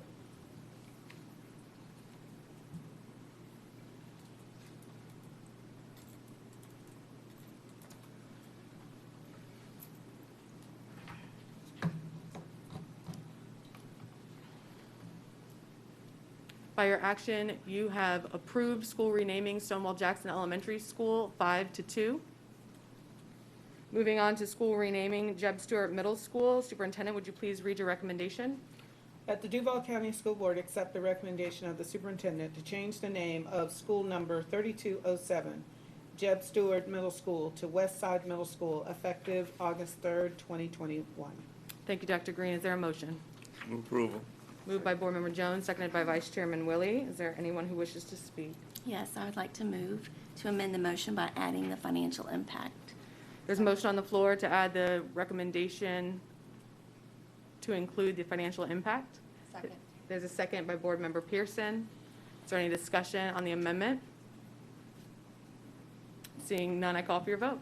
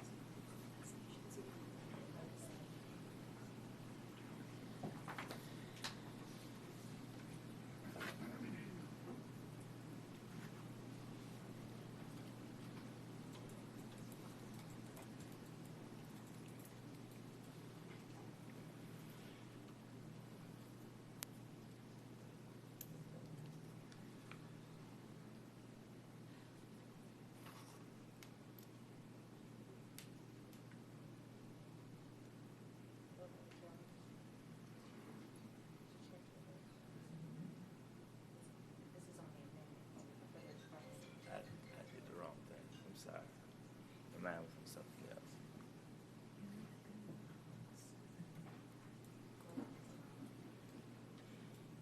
I'm gone. I'm moved on. Are we all voting? As a reminder, you're voting on the amendment. Thank you.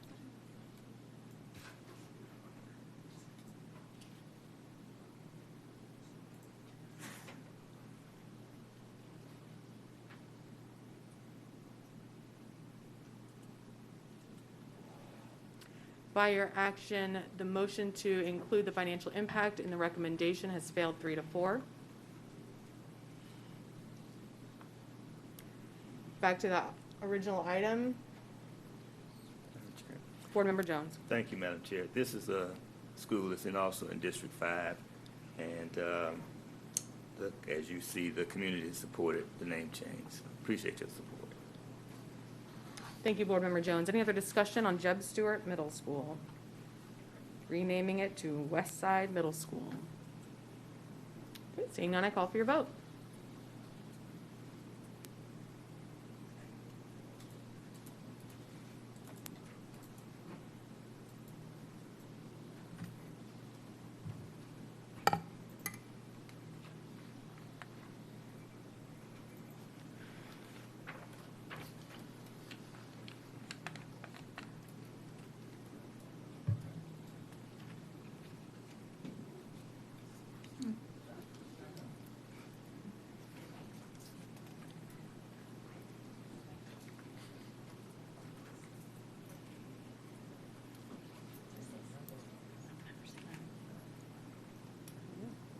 By your action, you have approved the school renaming for Jeb Stuart Middle School 5-2.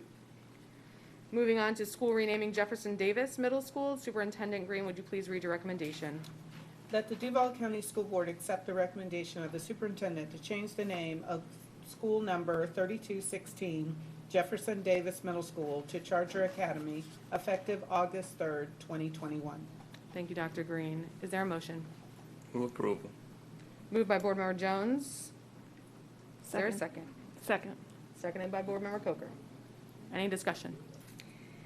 I move to amend the motion by adding the financial impact to the recommendations. There is a motion to amend the superintendent's recommendation to include the financial impact. Is there a second? Second. Seconded by Board Member Hershey. Is there any discussion on the amendment? Seeing none, I call for your vote on the amendment.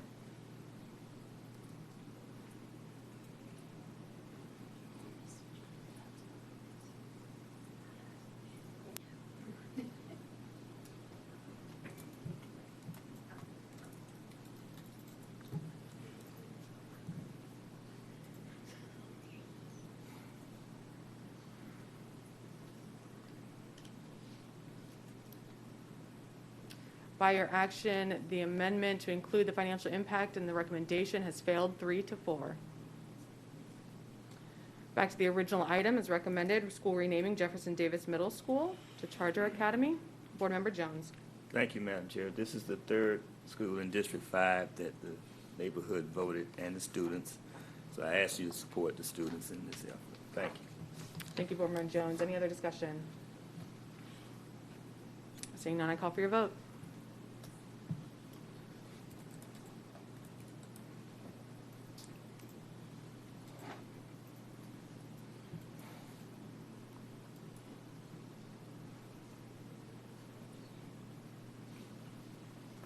By your action, you have approved the school renaming of Jefferson Davis Middle School 5-2.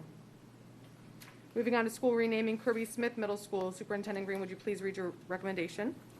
That the Duval County School Board accept the recommendation of the superintendent to change the name of school number 3025 Kirby Smith Middle School to Springfield Middle School effective August 3rd, 2021.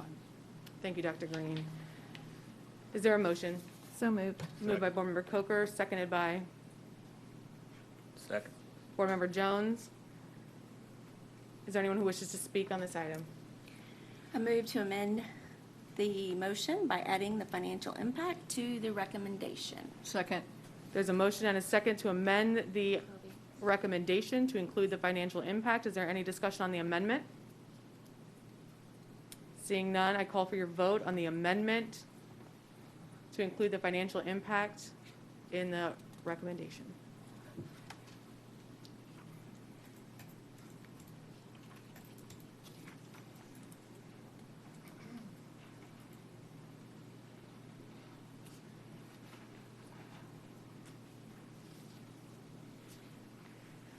By your action,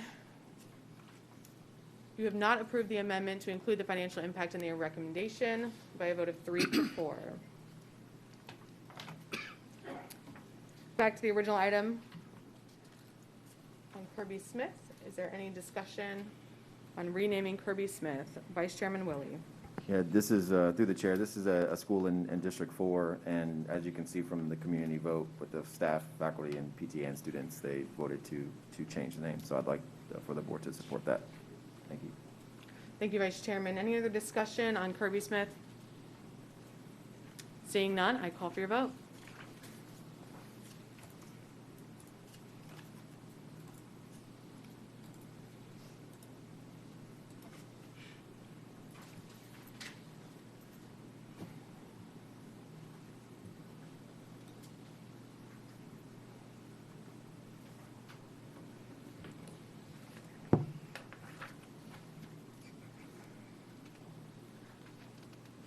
By your action, you have approved school renaming of Kirby Smith Middle School 5-2. Moving on to our next item, school renaming Robert E. Lee High School. Superintendent, would you please read your recommendation? Thank you. That the Duval County School Board accept the recommendation of the superintendent to change the name of school number 3033 Robert E. Lee High School to Riverside High School effective August 3rd, 2021. Is there a motion? Move approval. Moved by Board Member Jones, seconded by Vice Chairman Willie. Is there any discussion? I move to amend the motion by adding the financial impact to the recommendation. Second. Second. Board Member Joyce moves to add the financial impact to the recommendation. That is seconded by Board Member Hershey. Is there any discussion on the amendment? Seeing none, I call for your vote.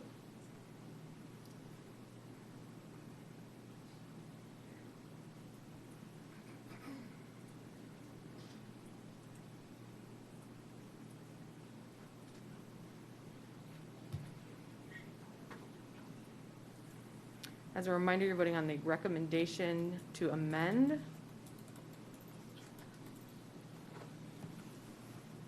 Motion to amend.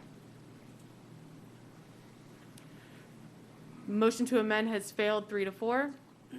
Back to the original item, Robert E. Lee High School. Is there anyone who wishes to speak to this item? Board Member Jones, then Board Member Pearson. Thank you, Madam Chair. I just wanted, for the record, to point out for those who suggest otherwise that it's quoted in the newspaper from December the 16th, 2013, Florida Times Union. They quote Dr. Vitti at the time. The cost of changing, let me quote it. Quote, among the 111 faculty votes, 52% voted to retain the school's name, Vitti said, but after they learned that the cost to change the name wasn't coming out of the school budget, many changed their minds and favored a name change, Vitti said. The district plans to use its own funds or donated funds to pay for the estimated, quote, estimated $400,000 to change the uniforms, signs, marquee, and gym floor, he said. That's a quote. So that was an estimate. The actual cost came in much lower than $400,000. So what you've heard a number of speakers say it's going to cost $400,000 or more, then that's not accurate based on the reporting that was done. And he never said he was not going to use district funds. He said would not use school budget funds. And I think that's important too.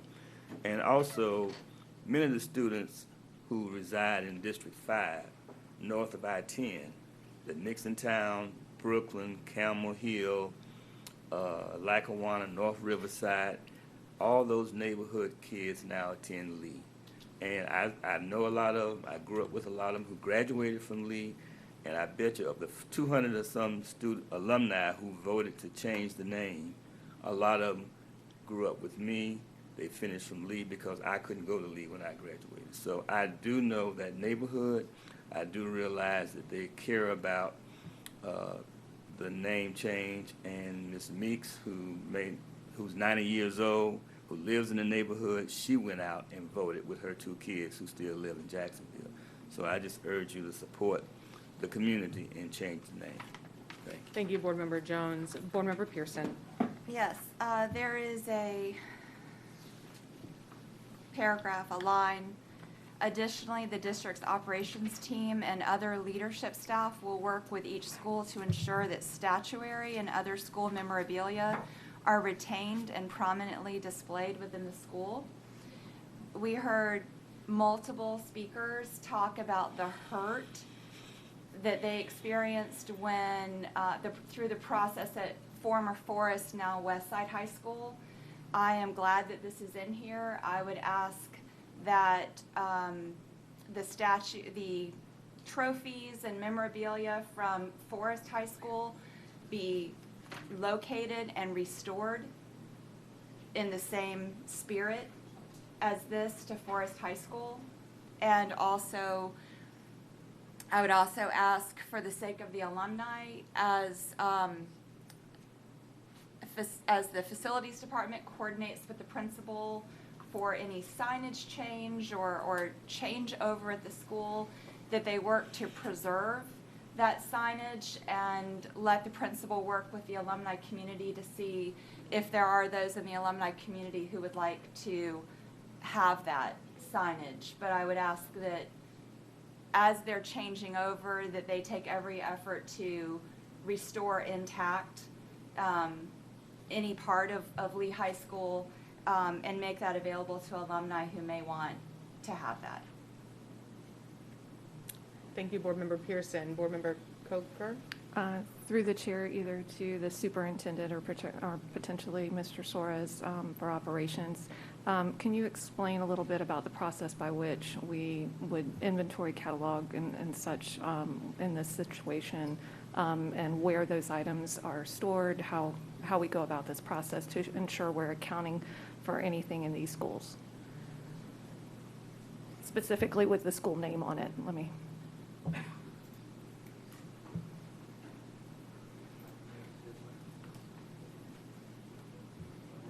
They may be off.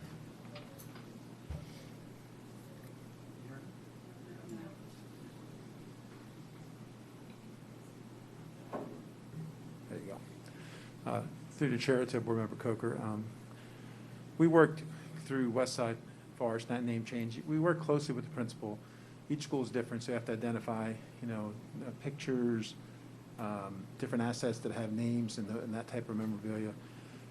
Typically, that information is collected. We work through Bulls Bay, and we manage a large inventory already for the district. So we use that same process to collect things, control them. We likely have a dedicated area in the warehouse where it's all stored, so you can keep it all there. And then what happened in the past is different organizations, the Museum of Southern History, would come by to the warehouse and look at different items and see, they can go to an auction sale, and they can acquire them that way. So we have been very careful not to get rid of those type of assets. So they're not formal assets, because it's formal assets over $750. So it's not within the SAP system. But because of what's involved, we try to collect it, gather it, and keep control of it. Typically document things on paper, and then just until the ultimate disposition. Some things are not salvageable. Things that are murals, things that are painted on walls, you really can't salvage those. But things get detachable pictures, if there are statues, those types of things, they can be salvaged. Thank you, Mr. Soares. Thank you, Board Member Coker. Any other discussion? Board Member Joyce. So this school is a school that's in my district that I represent.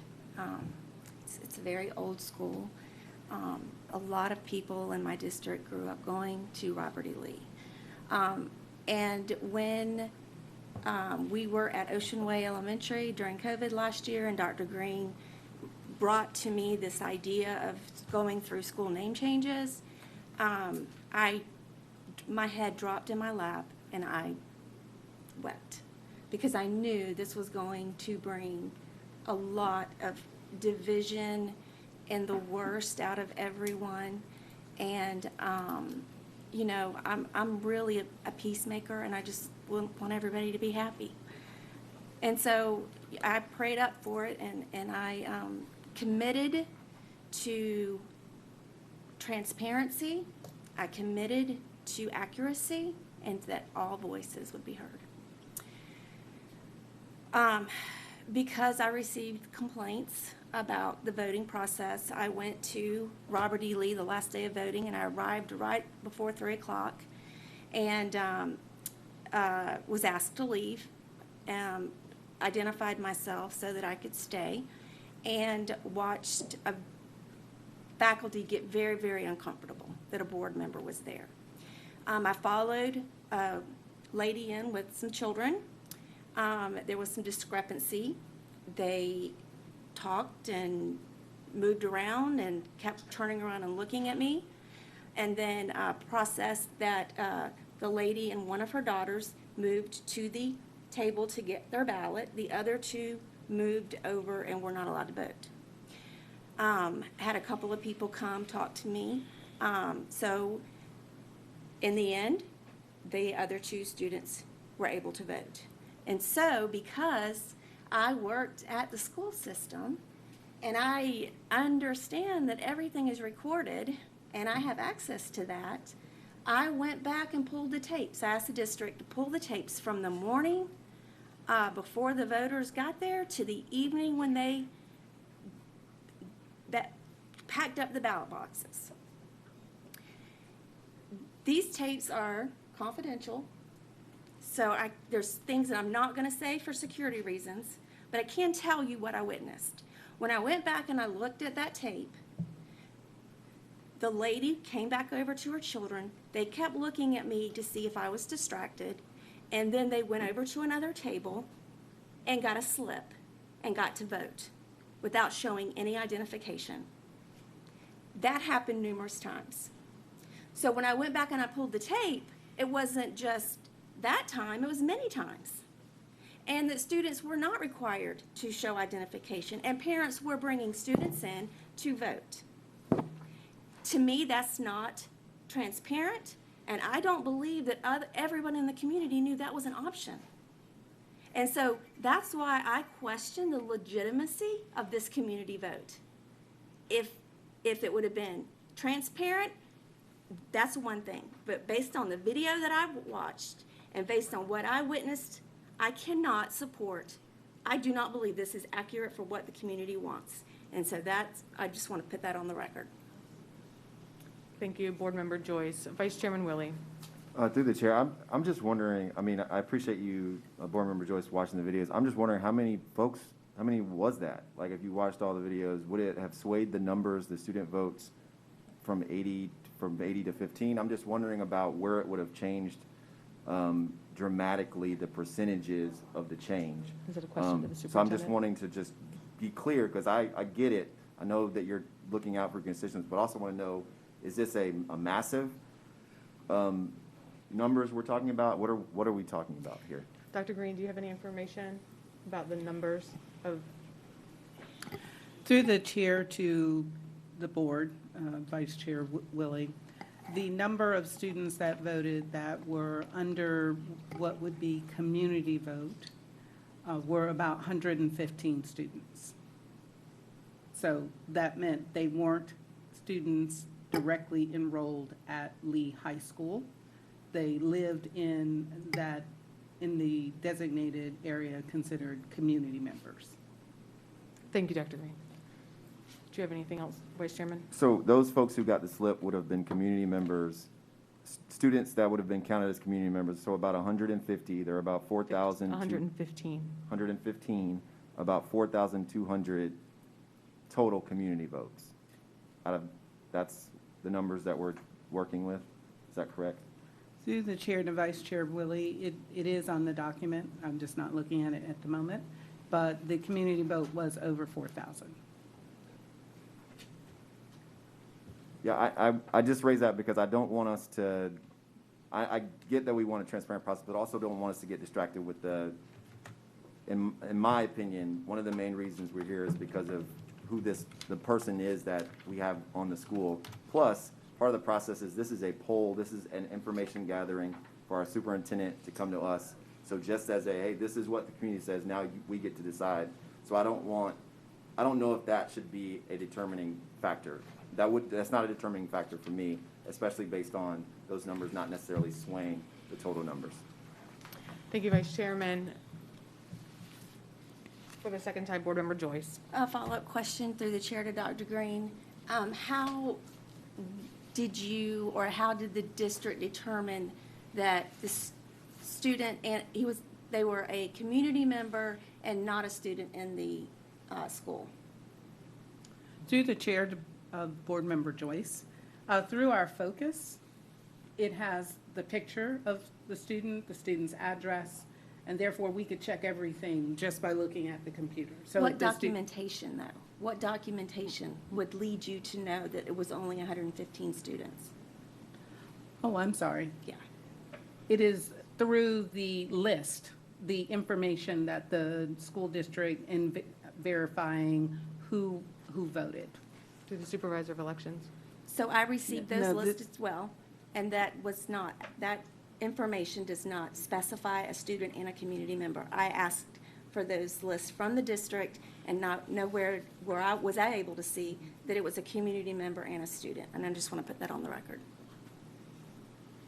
Thank you, Board Member Joyce. Board Member Jones. Thank you, Madam Chair. It's a little frustrating to hear that we are concerned, not you specifically, but some of the people in the community are concerned with the voting process, when no one seems to be concerned with the process that established the name in 1927. Nobody is concerned, no one is concerned about the council culture, the one that I know of, where colored folks couldn't hold office. They had 7 documented lynchings in Jacksonville between 1909 and 1925. And here in 1925, the United Daughters of Confederacy said, we want 3 schools named Andrew Jackson, Robert E. Lee, and Kirby Smith. What process, what open process was there to let this board at that time name those three schools? How many people voted in that process? How many people of color even had a voice in that? No one seems to be, we seem to omit that.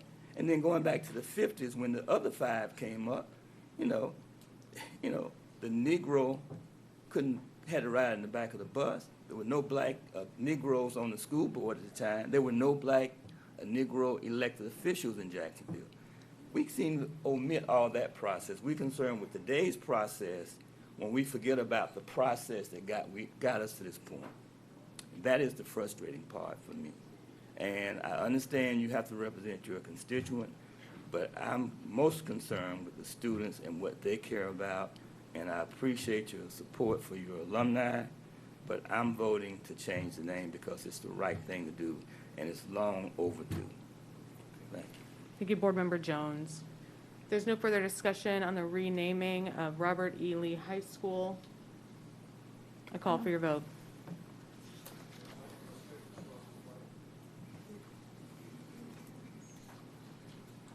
This is not the amendment. This is renaming.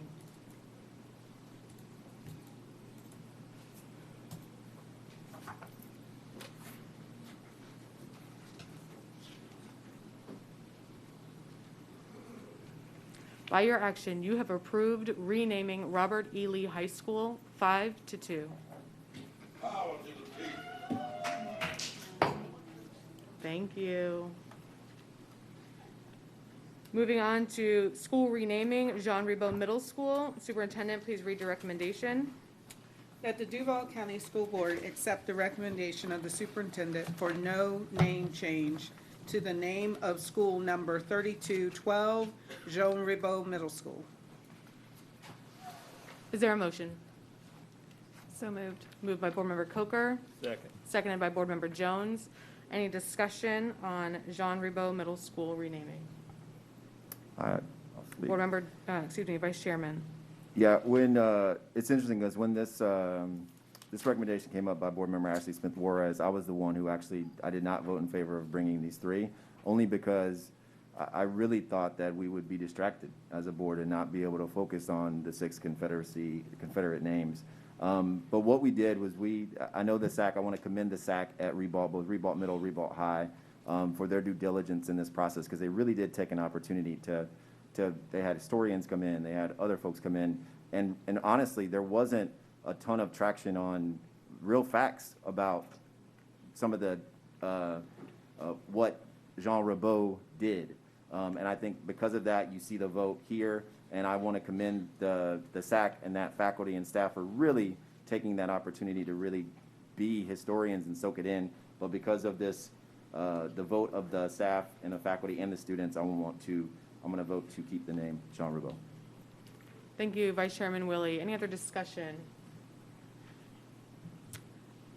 Seeing none, I call for your vote.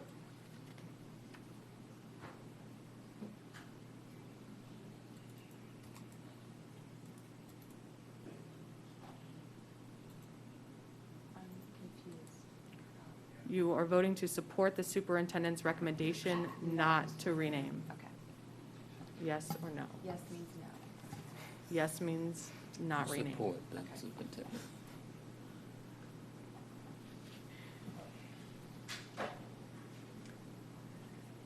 By your action, you have supported the superintendent's recommendation not to rename Jean Ribaud Middle School 7-0. Moving on to school renaming Andrew Jackson High School. Dr. Green, please read your recommendation. That the Duval County School Board accept the recommendation of the superintendent for no name change to the name of school number 3096. Excuse me, I'm sorry, I jumped. That the Duval County School Board accept the recommendation of the superintendent for no name change to the name of school number 3035, Andrew Jackson High School. Thank you, Dr. Green. Is there a motion? So moved. Moved by Board Member Pearson, Second. seconded by Board Member Joyce. Is there any discussion? Vice Chairman Willie.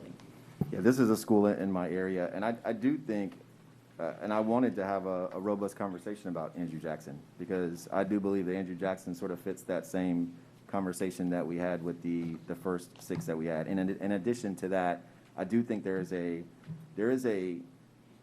student population, the Native Indigenous population, that we do have to also think about. And with Andrew Jackson, we know that he's well known for the Trail of Tears as well as enslaving blacks. So at the end of the day, I would like to have a discussion with this board about Andrew Jackson. And I also believe that, I know the superintendent was in a very precarious spot. And I believe it is our job, because this vote was so close, especially when it comes to, if you look at the vote, the alumni were heavily in favor, but the community, the faculty, the staff, and the students were exactly the opposite. And I just know that this is going to be a conversation, even if we don't vote in favor of changing it tonight, that it will come back, because we are going down that line. And this, honestly, if we were going to come back today and say, would we name a school after Andrew Jackson, we probably would not. And I think this is a conversation that I wanted to bring up with this item. Thank you, Vice Chairman. Board Member Jones. Chair, I know this is one that I've grappled with because of the overall vote. But when you look at the vote by the community, 76%, almost 77%. When you look at the faculty, 67%, the PTA, 78%, the SAC, 77%, and most of all, and most pointedly, I think the student vote, over 71%, a little over 71%. So I want to give the students a voice. I want to value their opinions, and I think I will not be voting to accept the superintendent's recommendation on this one. Thank you, Board Member Jones. Any other discussion? Just to be clear, you are not offering an amendment to the recommendation. Not at this time, but I would like to continue to hear the discussion, and I more than likely will offer an amendment. I don't see anyone else for discussion. Then I would like to offer amendment that we actually move that we recommend to change the name of school number 3035 Andrew Jackson High School to the winner of the vote, which was Eastside High School. So right now, I have a motion to amend the superintendent's recommendation to change the name of Andrew Jackson High School to Eastside High School. That's second. There's a second by Board Member Jones. Discussion on the amendment.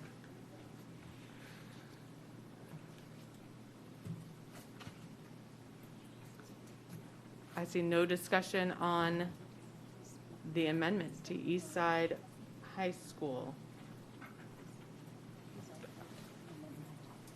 I'd like to make a comment. I'm going to turn this gavel over to you. Sorry. My only comment or something that I'd like for us to consider as we go through this is that Jackson is a dedicated magnet school with specific programming in that school. And I wonder if it may make sense to look at a name that would be reflective of the programming that it supports. And so I hear your amendment, but I wanted to offer that as a point for discussion before we take a vote. It's your amendment. I don't really know. Yeah. Sorry, y'all. Is there any other discussion on the amendment to rename Andrew Jackson High School Eastside High School? Board Member Jones. Through the chair, Mr. Willie, were there any? What was the other names that were under consideration? And how did that vote tally break out? There was Eastside and Main Street. I think Springfield was on the list as well.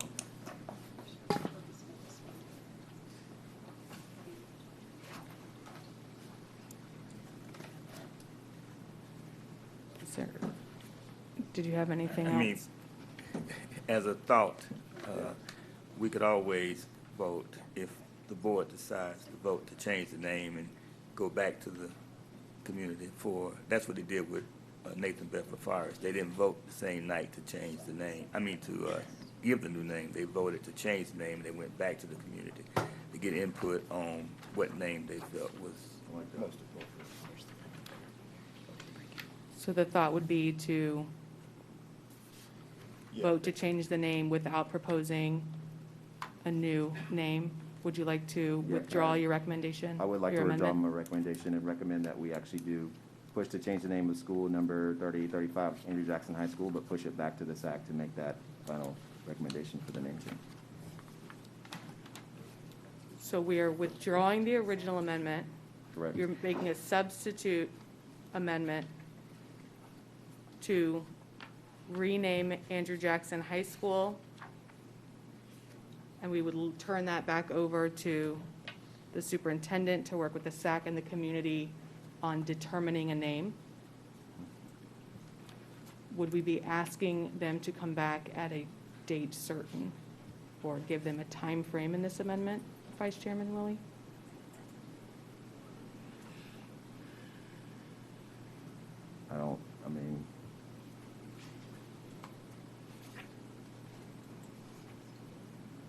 I don't have a time frame at this point.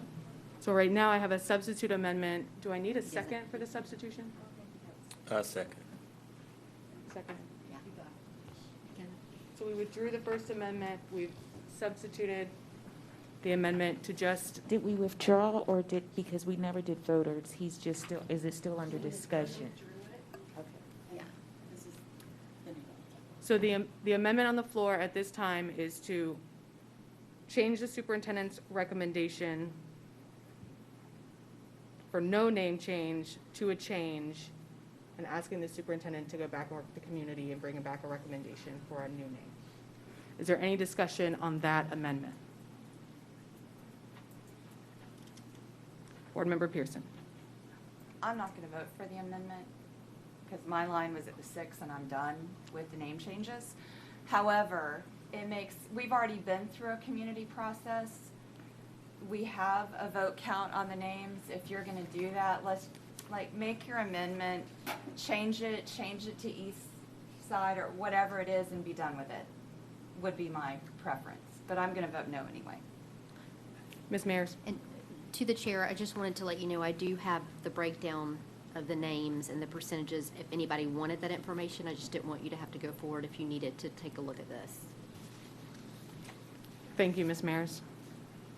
Discussion. Board Member Joyce. I don't have any discussion. Oh, I thought you had it.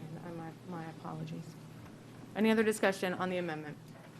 Okay, seeing none, I call for your vote on the amendment.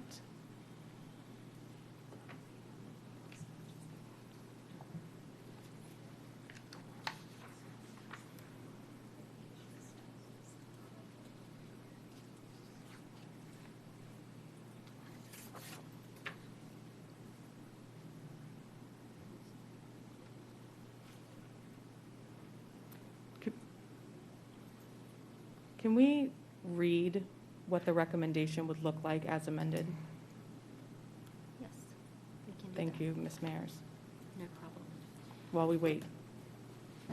So, and just give me 1 second. Let me make sure that I.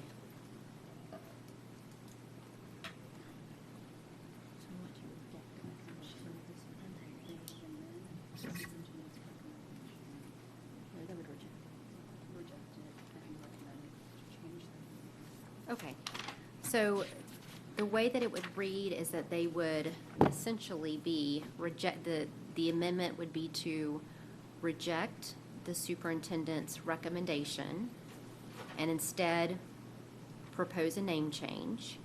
And then they would be returning the issue back to the superintendent to work with the community and to propose another name for the board's consideration.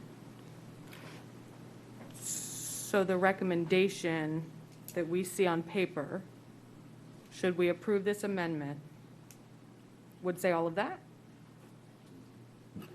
Would say a lot of that. Madam Chair, I mean, you're going to be, the recommendation that you'll see pop up is going to say motion to amend the recommendation to change the name of Andrew Jackson High School to go back to the community for a name recommendation. Thank you, Ms. Barrow.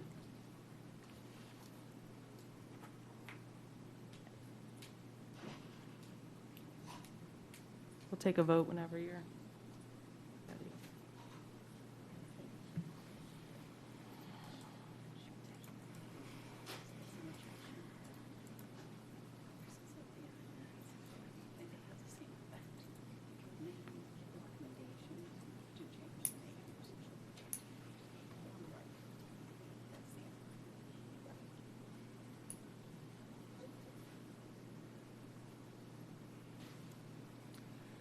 By your action, the motion to amend the recommendation to change the name of Andrew High School and go back to the community for a name recommendation has failed 3-4. We are now on the original item as recommended by the superintendent for no name change to Andrew Jackson High School. Is there any further discussion on the original recommendation?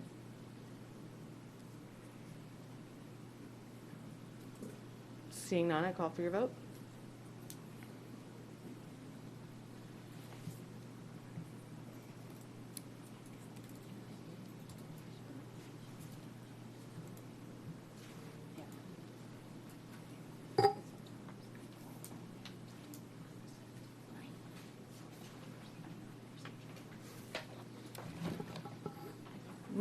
No change to Andrew Jackson High School as recommended by the superintendent has passed. I believe that was 4-3. Moving on to our final item, school renaming Jean Ribaud High School. That the Duval County School Board accept the recommendation of the superintendent for no name change to the name of school number 3096, Jean Ribaud High School. Thank you, Dr. Green. Is there a motion? So moved. Moved by Board Member Coker, Second. seconded by Board Member Pearson. Is there anyone who wishes to speak to this item? Yeah, I'll raise, Vice as a Chair. representative of District 4, similar to Ribault Middle, the history and just looking at the votes, want to support that community there. So, with the recommendation. Thank you, Vice Chairman. Any other discussion on Jean Ribaud High School? Seeing none, I call for your vote. A yes supports the superintendent's recommendation not to change Jean Ribaud.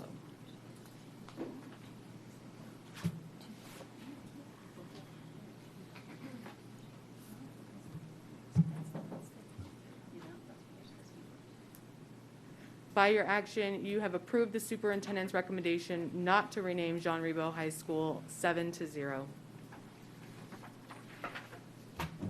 That brings us to the end of our discussion agenda. Congratulations, board members. We are now on to board member travel. That the Duval County School Board approve and confirm the travel listed below for the official business of the district and that it complies with the rules of the State Board of Education. That the Duval County School Board approve all sitting members of the board to travel to Tallahassee for legislative purposes from July 1st, 2021 through June 30th, 2022. Travel is not expected to exceed $500 per board member per trip. June 8th through 11th, 2021, Tampa, Florida, FSBA Summer Conference. Vice Chairman Willie, is there anyone from the public who wishes to speak? Is there a motion? Moved by Vice Chairman Willie. Second. Seconded by Board Member Jones. Is there any discussion on board member travel? Call for your vote.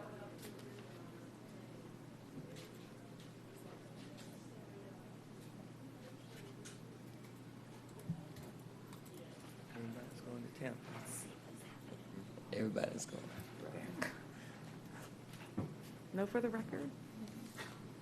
By your action, you have approved board member travel 7-0. Moving on to superintendent travel, that the Duval County School Board approve the following superintendent travel, June 9th through June 11th, Tampa, Florida, FSBA FADS 2021 Annual Summer Conference. I ask for a motion. Moved by Vice Chairman Willie, seconded by Board Member Jones. Any discussion? Seeing none, I call for your vote.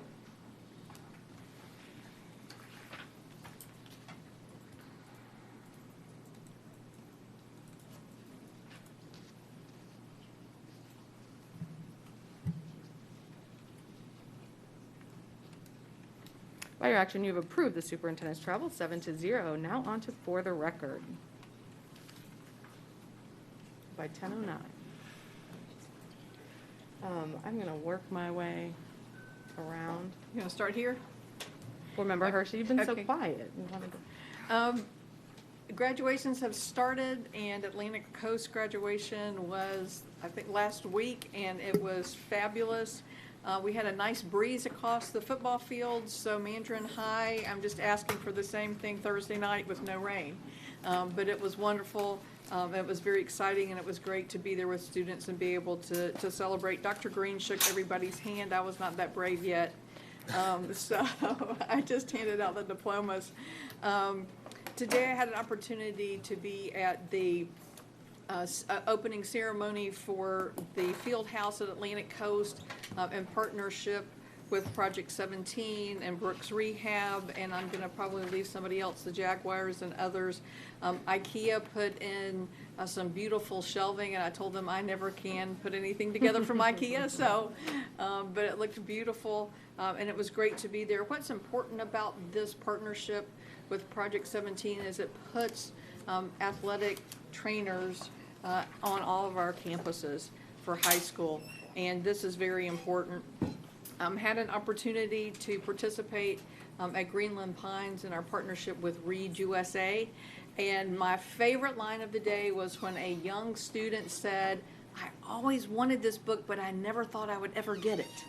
And so just the joy to see students get a book and be excited about that was a real thrill. So thank you, Read USA, and your partnership with Scholastic Books for your book fair. I have a couple of other things in June. We're hoping it's June 12th, but again, in partnership with Read USA, I'm looking to host a Read and Feed at Mandarin Oaks. That date might change, but it will be in June. And what will happen is the community members will receive both food and students will receive books. So I'm looking forward to this opportunity. I want to thank in advance Mandarin Oaks Elementary for being willing to participate in this project. And just to end the evening, the only thing I would like to say is a statement I think I made at a workshop earlier when we were talking about this process, and that is, the board works as a body, and while we may disagree at the dais and our votes might not align, we respect the will of the board, and I will honor the will of the board. Thank you, Board Member Hershey. Board Member Coker. Sure. The journey to get to this evening has been quite a moment in our city's history. The dialogue it has prompted has both pushed us in our thinking, and it has reminded us of our city's challenging past. While there are those that believe this conversation has been difficult, I believe it has allowed us to learn from one another, and most importantly, to realize that our city is ready for a new chapter where we work together to address issues that we have and that have in the past divided us. I will say I echo the sentiment of my school board member right here to my right, that in the end, you've watched us as a board go out into the public. We have done our due best to listen. We have worked collectively with one another, and we will move forward on behalf of children. I do want to ask this, though. As we start this new chapter, I want to ask everyone that has been involved in this dialogue concerning school name changes to take a deep breath and redirect the passion you felt over this debate into making sure that every child in our city receives the high-quality education they deserve. If you held a sign, you spoke at a community meeting, you sent an email to a board member or a superintendent, or you went to the school to vote or went to a rally, do not pack up your bags and go home. We need you to advocate for our children. The children of our city need the energy that you have to make things possible for them in the future. I want to make sure that I thank Dr. Green for her leadership in this moment. My faith says that you didn't choose this moment, it chose you. Thank you for being here. I also want to make sure that I thank all the principals of the schools involved in this process. I am truly grateful for the leadership that each of you provided during this time. While there are those who will critique some of your actions, know that it is my belief that your leadership as our superintendent or as a principal of one of these schools was necessary at this time in our school district's history. Now, while the renaming of schools has garnered so much of our attention these last few months, as a school district, we should not lose sight that we have a lot to celebrate. Starting last week and continuing through the start of next week, we will graduate over 7,000 seniors from our district high schools. Many of these students have been with Duval County Public Schools since kindergarten. We are all they know, and we are getting ready to send them out. While some of them will stay in Jacksonville and enter our workforce, hopefully with a little career in technical education on behalf of the board member to my left, others of them will attend local universities, and others will head off to colleges across our country. We also have graduates who have made the admirable choice to serve in one of the branches of our military, and we appreciate that.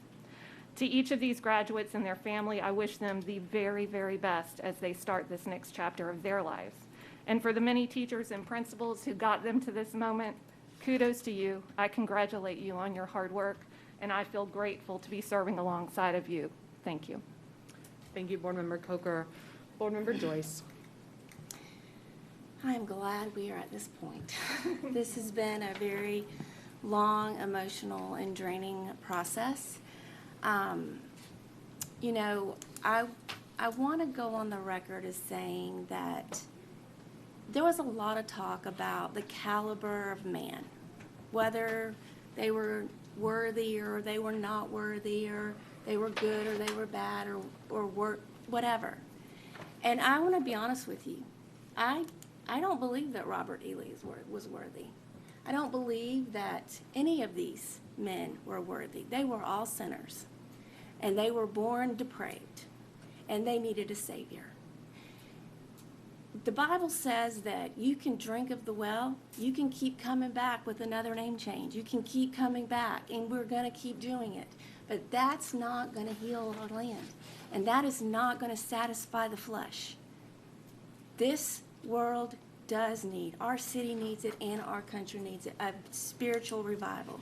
Jesus Christ is the answer. He's the answer. He is what heals broken hearts, and he is what mends hard feelings.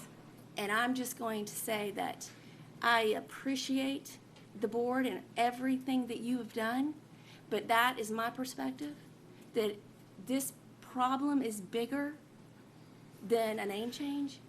It's a heart issue. And again, you can keep going back to the well. But Jesus Christ said, I am the living water. Thank you, Board Member Joyce.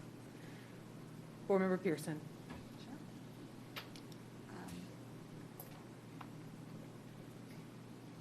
I want to say thank you to the DCPS police for providing support and security not only to the board members and the staff, but also to the community members throughout the name change process. I know that you have logged a lot of extra hours, and I really, really appreciate your presence and your diligence in what you've done through this. So thank you. I also want to say thank you to Read USA for giving 3 books to each student in DCPS elementary schools. Thank you to Hogan Spring Glen and Southside Estates elementary schools for allowing me to come in and be a volunteer at their book fairs. It was tons of fun to watch students pick their own books, and I think so dignified to have a giveaway in the form of a book fair so that students could pick 3 books from a shelf, go to a cash register and check out, and that was for inventory, we know, but still check out, and then have their books. And then I got to write their names in their books. So those were their books that wouldn't get confused or with anyone else's. And what I witnessed time and time again was students sitting on the floor, looking through books, talking and saying, oh, look, all 3 of us got the same book. And I'm thinking, have a book club. But it was really, really fun, and so appreciate Read USA doing that for our students.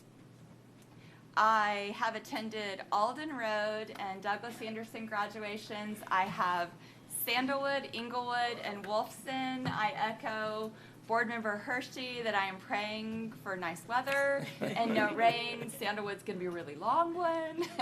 And but I want to say congratulations to the class of 2021. You have had a most unusual senior year and into your junior year as well. And in the words, echoing the words of most moms, I think, stay safe this summer and make good choices. You have a lot of life left to live, and you have things to do. Make good choices this summer. Get to what your next is going to be. And lastly, the last day of school is Thursday, but we have heard that we have a record number of students attending summer learning this year.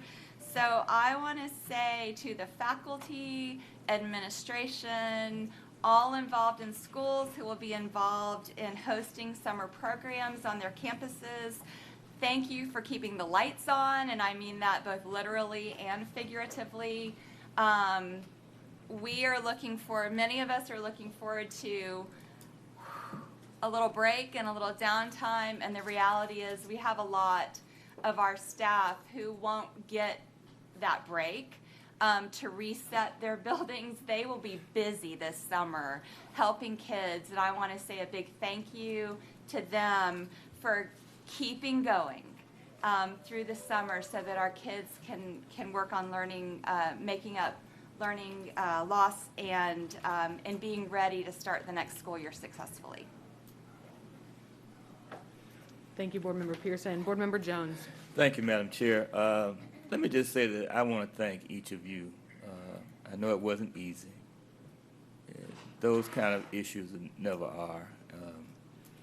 And I appreciate what you did tonight. We made history. I think we changed the city for the better. It will take time. The sun will rise tomorrow. People will move on with their lives, and things will be better. I think the students of color who attend those 6 schools that we changed the name, even the little ones who may not understand the history behind those names, will appreciate what we've done tonight. And I just want to, again, thank you for that. I had the pleasure, I had 6 promotion award ceremonies between 9 and 10 o'clock Friday morning. I only attended one.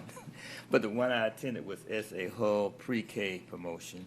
So I was able to speak to the class of 2034 for those who haven't done the math.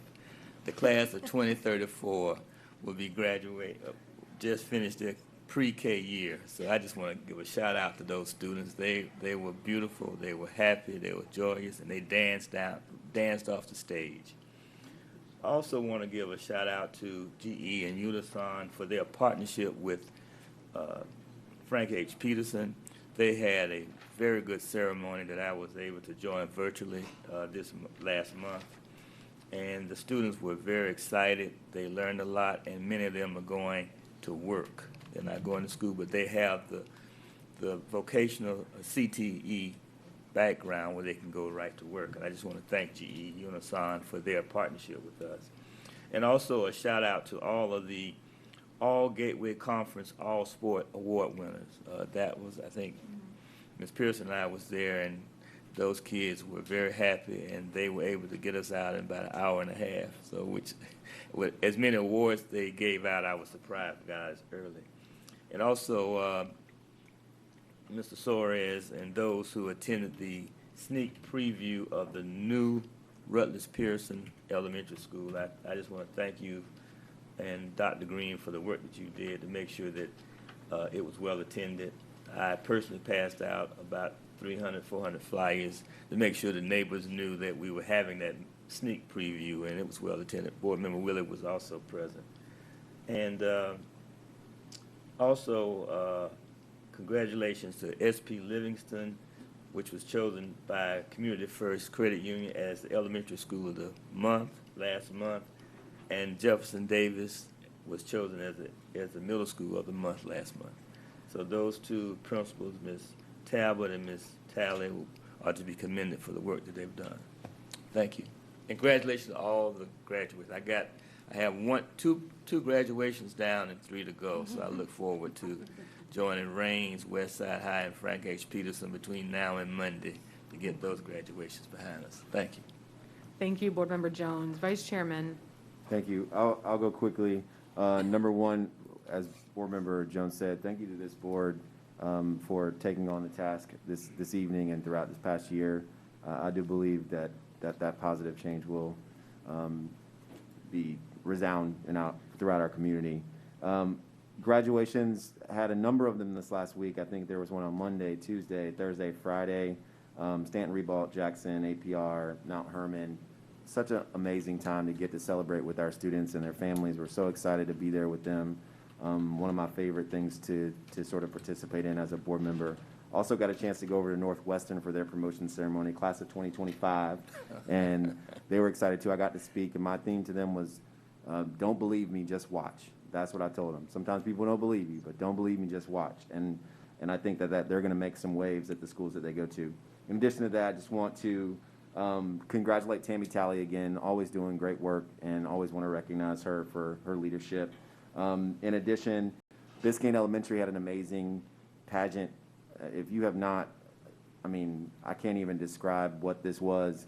Such an amazing time for both family and students to showcase not only what they've done academically, but also showcase their talent and what they can do in front of an audience. So awesome time to be with them.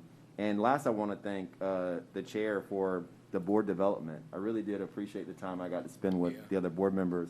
We spent a lot of time together, and I really got a chance to know you all in a way where I think we're going to We create. still have one more day, just. Oh, we do? So don't want you to think Oh, it's no. a Thursday. A half a day now. Maybe I'm thinking too early. But I enjoyed the time with the board, so I appreciate this board and who we are as a board. And when we move forward, I'm excited about our relationships as we continue to grow them. Thank you. Thank you, Vice Chairman. I want to start by just making sure, I think the Vice Chairman corrected me, but in the early report, in my chair report, I said that we passed these initiations to rename unanimously, and I do want to point out for the record that the vote to explore renaming Rebolt, both the Rebos and Jackson, was a 6-1 vote, not unanimous, and so I do want to clarify that for the record. I want to thank the DAC group for having me this month. I hope that we can get all of our DAC members back in the same space and back to doing great work and meeting with us, and I'm looking forward to moving into next school year. It'll look different. It'll be a different space for our students, for our staff, for our families, and I'm excited about that. I do want to say thank you to Project 17 and the Jack Sports Medicine folks. I was super thrilled to see the new athletic facility today at Fletcher High School. Thank you for having me there, and thank you for all you're doing to help protect and keep our student athletes safe. This is a wonderful gem of a program that we have across all of our high schools to have these athletic trainers in, and it's a wonderful opportunity for our students and that we can offer with Duval County Public Schools. We have that. I get to go to 2 graduations. I'm excited. I haven't done any yet. All y'all being busy out there, but I'm looking forward to graduating at the Marine Science Center and with Fletcher High School coming up here in the next week or so. The renaming process. I will be brief, but I definitely want to say thanks to some people. We thanked the principals for all of their dedication and their leadership. We thanked our security and school police for being there, for keeping us all safe, for all of your efforts with protesters and things outside of our buildings, for keeping us safe. We are so grateful, but I have to say thank you to all those SAC committees.